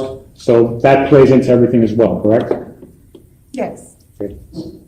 Do you know why it was that you were not listed as a person, someone involved in this case until this past? Objection, speculation. I'd like to finish my question, please.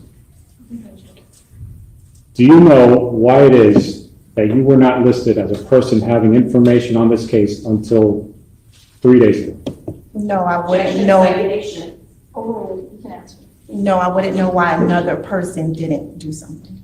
But you would agree that you should have been listed from the beginning, correct? I've also not listed in some of my reports before. It could have been human error that you forgot to list it Human error is inevitable, right? at some point in time. But would you agree that the correct thing in this case would have been to list you and list what your role was in this case from the get-go, as it was done with every other office? Yes?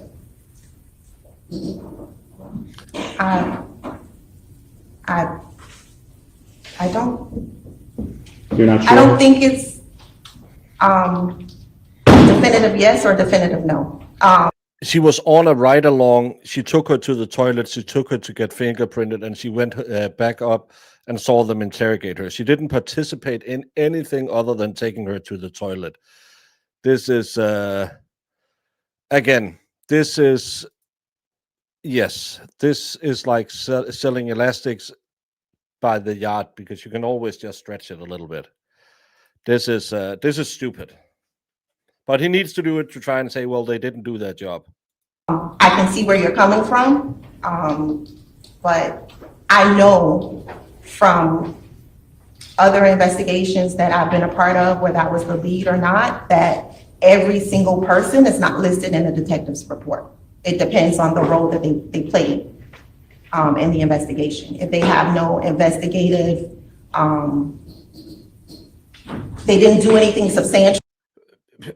Yeah, but again, she didn't play a role in the investigation. Of course, you can list anyone. You can also list the lady who said, because she had Taco Bell the day before, came out and say, oh, hey, oh, you're taking a detainee in here? Okay, I'll leave. Is she part of the investigation? She hasn't had an official role in the investigation. So safe than sorry, yeah, but again, do you need the paperwork for this? Well, now you do. In the case, then they're not necessarily listed in my report. They may be listed somewhere else. Me as in the detective, it may be listed somewhere else. Like the dispatcher may have them in the audit trail that they responded to, something along those lines. But it would be listed somewhere, right?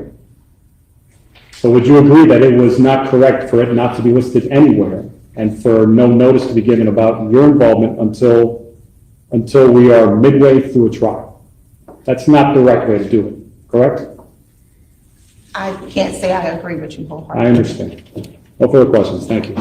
See if there's any redirects.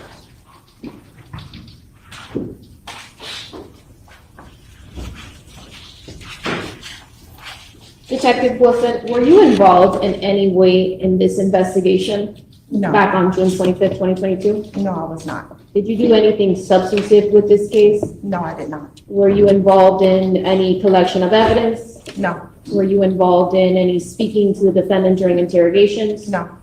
What, if anything, were you doing at that interview or in that office that day? I was shadowing, observing. Okay.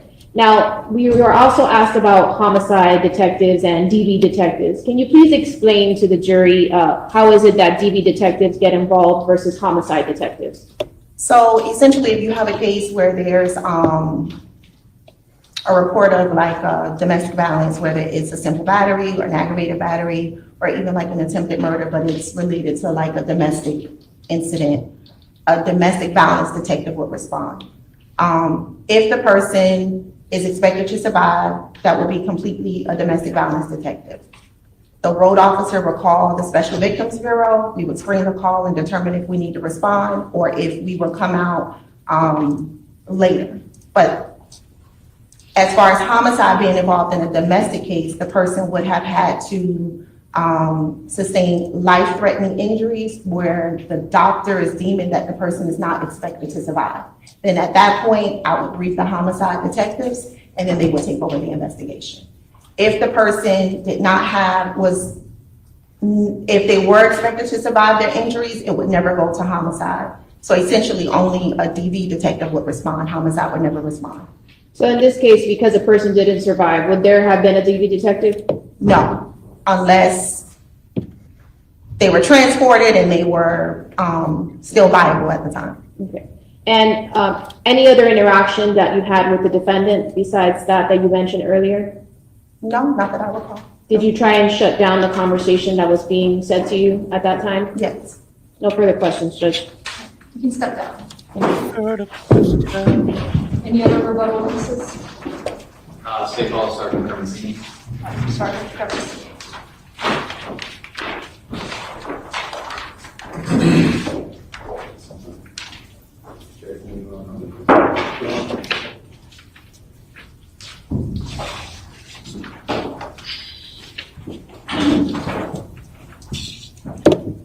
Case, the technology that additional or new information.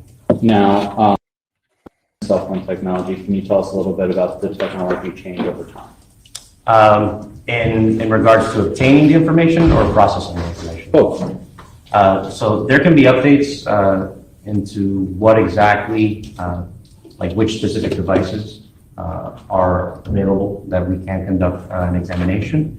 And then on the processing side, there is updates that are generally done that can yield additional or new information. Now, in 2022 versus now, is the technology that is able to extract and read the data on a phone better? So as it relates to the device in this case, the technology that extracts the information or pretty much copies it from the device is the same. However, the processing part of the software has been updated. Okay, would you say it's better? It essentially interprets or provides a little bit more data than what it initially does, yes. Okay, now I want to focus on a handful of things, but you extracted this phone in 2022, is that correct? Yes, that's correct. Did you also do it more recently than that? I didn't do an additional extraction, but I did do an additional processing of the actual extraction file. Yes. Sorry to cut you off. Can you just explain to the jury what that means a little bit? Sure. So if an easy way to think of it is if you were to take the data from a cell phone that's obtained during a forensic extraction, consider that a library. And within a library, you have different sections and different books in all the different sections of the library.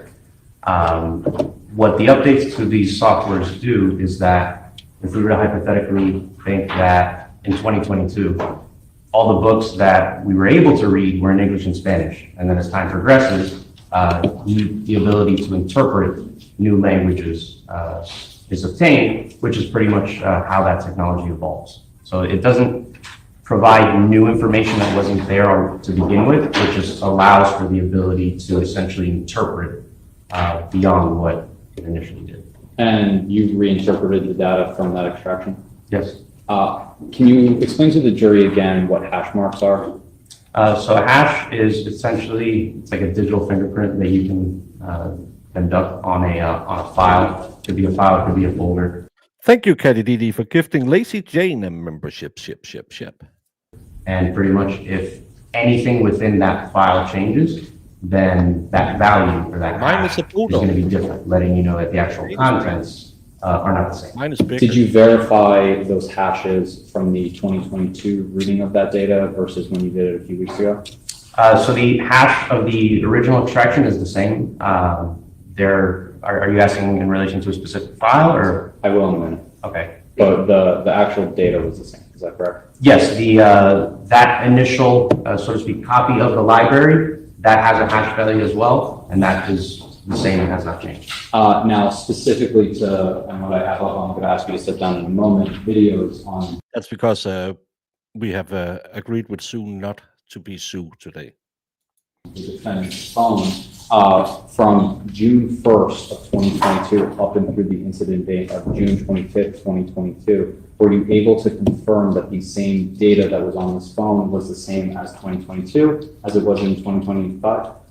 Yes, so I compared the hash values because aside from there being a hash on the overall library, there's also a hash that's assigned to each individual file. I'm sorry, continue. So I did a comparison of the hash values that were generated in 2022 and then compared it to the hash values now. And yes, all of those videos are the same. Okay, if, permission for the witness to sit down? Yes. If you don't mind coming down here. Can you just remind the jury what actually we're looking at here? So this is going to be one of the softwares, essentially the report that's generated with the data.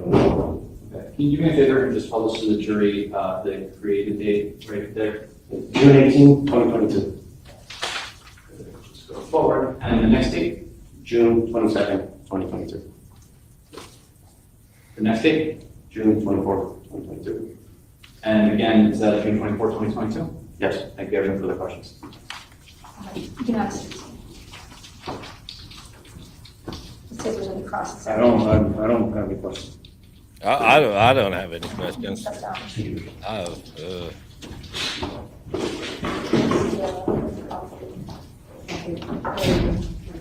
All right, State, do you have any other witnesses? No, Your Honor.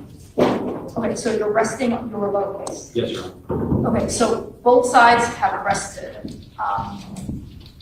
Lisette made you coffee anyway and snacks, so we'll just take it back there. Feel free to take us whatever you want home if you want. If you want the little shot of liquorada, go for it. We're gonna end early for today. So we'll come back tomorrow. We're technically a day early of schedule, so I anticipate in the normal course of a trial, we would conduct closing arguments today and deliberations. Prior to that, I would give you the jury instructions. So I'm gonna work with the lawyers and just link on those jury instructions. For the most part, they are prepared. It's not going to happen. Essentially right before a case ends. That's the best way to be thorough, so that's what I'm gonna do today and tomorrow morning. We'll plan on a 2-hour morning session tomorrow, so from 10:30 to 12:30. I will provide you lunch tomorrow, and if all goes according to the way trials usually go, you all will have lunch and deliberate around the same time. So we'll plan on that, so please have a heavy breakfast, so that if we're together from 10:30 to 12:30, we may not break until 12:30, we may not break until 1. So we'll just plan on a heavy breakfast. We'll get you your lunch orders in the morning, that way we're not ordering for you as you deliberate. Please remember my instructions about not doing any research about this case, not speaking about this case with anyone. I know you've heard a lot.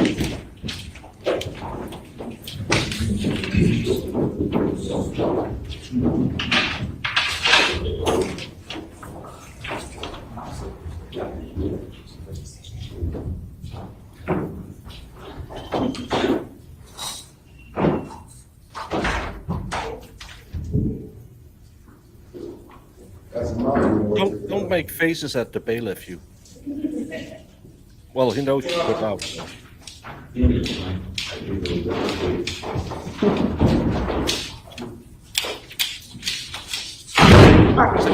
We're all learning on your call. We might as well talk about some preliminary matters such as jury instructions. Is anyone asking for a lesser? We're asking for manslaughter. All right, they're asking for manslaughter. Are they asking for it as well? I'm not, they're asking for it. I think the way it works is should be a category 1. It is. And if it's not, there hasn't been enough in evidence for me to consider that. So barring me finding case law otherwise, it's coming in. The self-defense instruction, you're asking for a defense. Yes, ma'am, 3.6F. I have no objection to the standards. Just look up something real quick. I don't know if it's, justifiable use of that. I don't know if it's that one, but I have preference for someone else. There's some stuff that doesn't apply, so we need to look that one up. You made a big deal about a burglary. Are you asking for, you're not asking just for self-defense instruction, you're asking for an additional instruction on the victim burglarizing or attempting to burglarize her home? Well, it's part of 3.6, Judge. It's, I'll read it. Daisy Lynn was justified in using deadly force if she reasonably believed that such force was necessary to prevent A, imminent death or great bodily harm to herself or another, or B, the imminent commission of a burglary or kidnapping against herself or another. You said it's 3 point. 3.6F.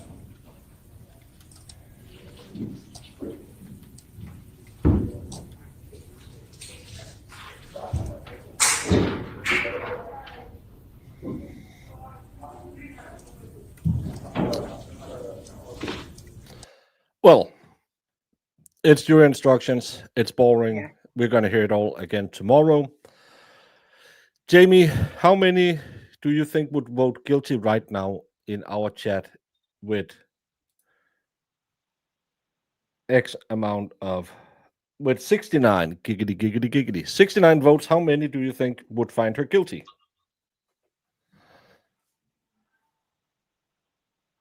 I would say most. 77%. 23 says not guilty.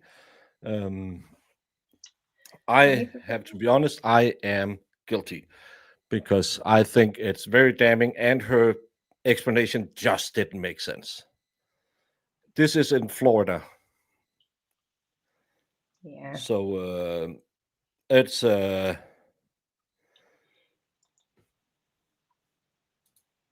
yeah, they want a self-defense instruction in the jury instruction tomorrow, but I can't see self-defense, but that's what they're going with. He was running at her, and then she waved the gun at him and shot into the ground, and then yeah, of course Sue is not guilty. I want the right to kill my man, so I'm going to vote not guilty in every case of these cases.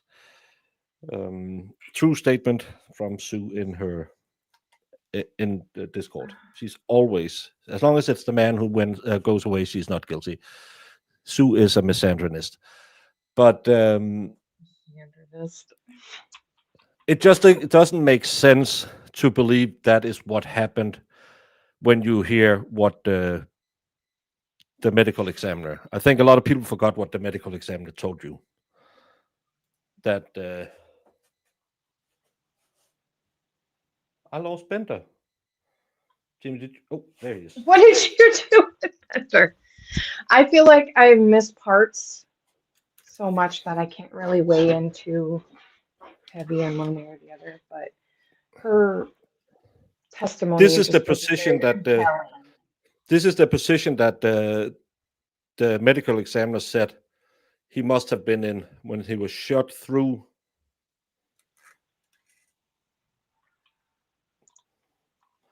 Jimmy, have you been over here removing all my things I normally use?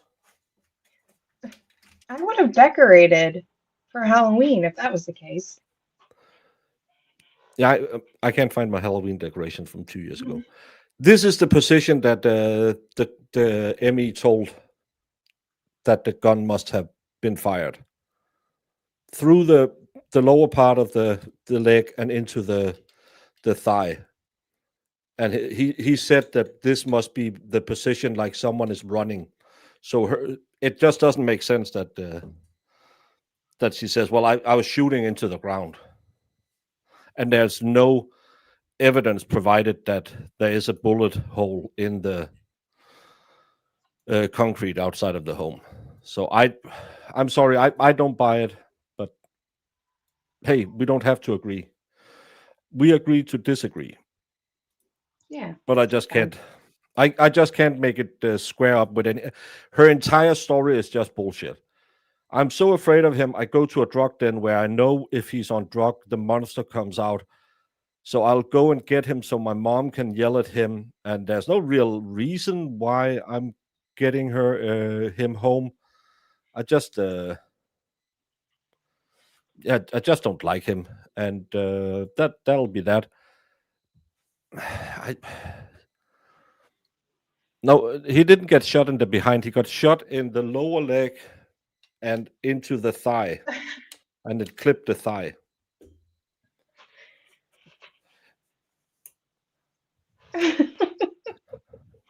Yes, it hit the femoral artery. Yeah. So I wouldn't wear a red cap back then. I would wear a curry yellow.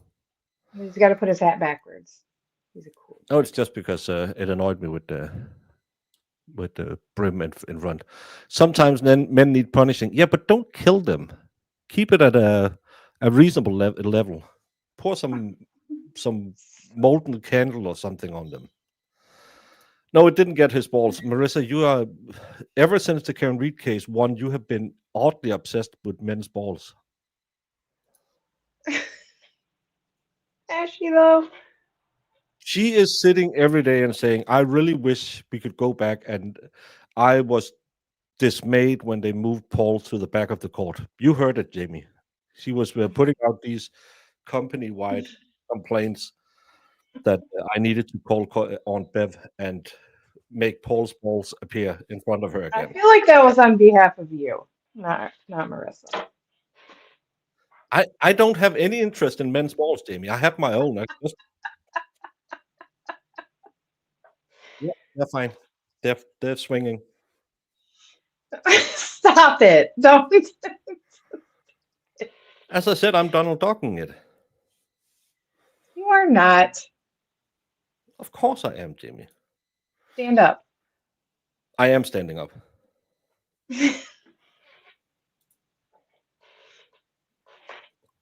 She got him home because he was having fun, and women don't like men having fun.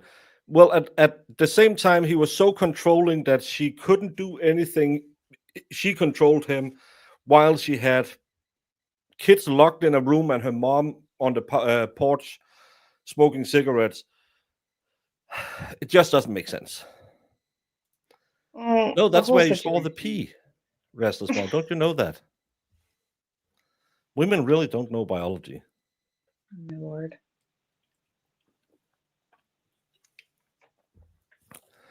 But I don't know. Yeah. Well, I know Bukaki has a little moss room because he likes tight points. It wasn't that impressive, Jamie. I've seen bigger. I'm sure you have. Yeah, of course. I shower You're at in the the gym. military, right? What? I said you were in your Navy, so I mean, I'm sure you. Oh yeah, we had a guy I was in the Navy with. We gave him a standing ovation once when he was in the shower. Oh my God, that was a knee slapper.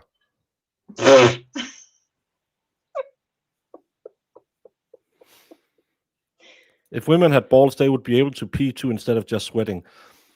Yeah, it's funny that women don't have any bodily fluid excretions except sweating. No peeing or pooping. Or maybe I've just not been in a relationship long enough for a lady to use the toilet. We have to use the toilet. That's how it goes. Yeah, you powder your nose. That's all the bathroom's for. Yeah. Don't think about it. But we'll get started late again tomorrow. We'll go, and hopefully they'll be done at some point. And then Friday, we might have a special little treat for you lovely people. But we'll have to see. If your aunt had balls, she'd be your uncle. And if my mom had wheels, she would be a bicycle. Just like Lindsay Gattani. But my mom wasn't like that. Because my mom only had 2 men in her entire life. And I believe that story. Okay. What do you think? We hold it for us? Yeah, that's how it happens. You sweat it out. This is common knowledge. Every man knows this. Women and biology. We have bodily movements. No, you don't. Never ever been with a woman who used the toilet. But I think they grow out of it because my kids did it a lot. I changed a lot of diapers. I think they grow out of it. Mm-hmm. But no, we'll be back tomorrow covering the closing arguments. Apparently, it's going to be really fast. 2 hours closing arguments and jury instructions. I want to see that before I believe it. The opening statements weren't that long. So let's hope they're not going to do that we misunderstood it and it was 2 hours each for closing arguments. But the defense just have to ram it home. She was afraid, she was afraid, she was afraid, she was afraid. So yeah. We'll see. There's She said nothing 10 to just- 12, right? Like, What? She said like 10 to 12 and then they'll be done. So it sounded like she was giving them a time limit. Yeah, 2 hours. She said they'll start at 10 and they'll be done at 10 to 2 and she'll give lunch. But I just don't trust her because nothing in this trial has gone by any clock. We're a day early. You were about to end this case Thursday last week. But no, we're early. Yeah. So no, I just don't see the defense winning this with they have that family story and none of them aligned. Because right now you just had the defense and everyone is a little go tonight. Your homework assignment tonight, ladies and gentlemen, will be to just think about how well the family produced their testimony on the stand. And just think about it, because it might or it might not. I am always right except when I'm wrong. So yeah, the Wendt trial child is 2 years old. But she did. Yeah, well, I don't trust this judge. She has been all over the place. But Jamie, you need to go yell at your neighbor. I need to go. Oh, it's only 9 o'clock. I can go watch an episode of Tulsa King. And then we'll be back tomorrow. Okay. The rest of you, go out there, be great. Don't be like Sue. Well, if you want to be like Sue, just try and be the nice Sue. What exhibit are you referring to? I'm going to make this 100, Your Honor. All right. 100. 100. Because it is 100% 100%. correct. Objection, Your Honor. So you literally built a cannon? Yeah, it's pretty awesome. Go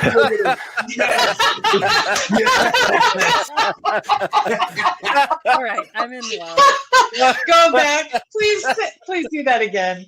Oh, that was the cutest thing I've ever seen. While I'm waiting for this, did you, whether it's true or not, believe that Mr. Randolph had slept with your wife? I wouldn't care. You wouldn't have cared? No. Did you believe he had slept with your wife? No. Did you believe he slept with your mother-in-law? Probably did. Everybody has. So there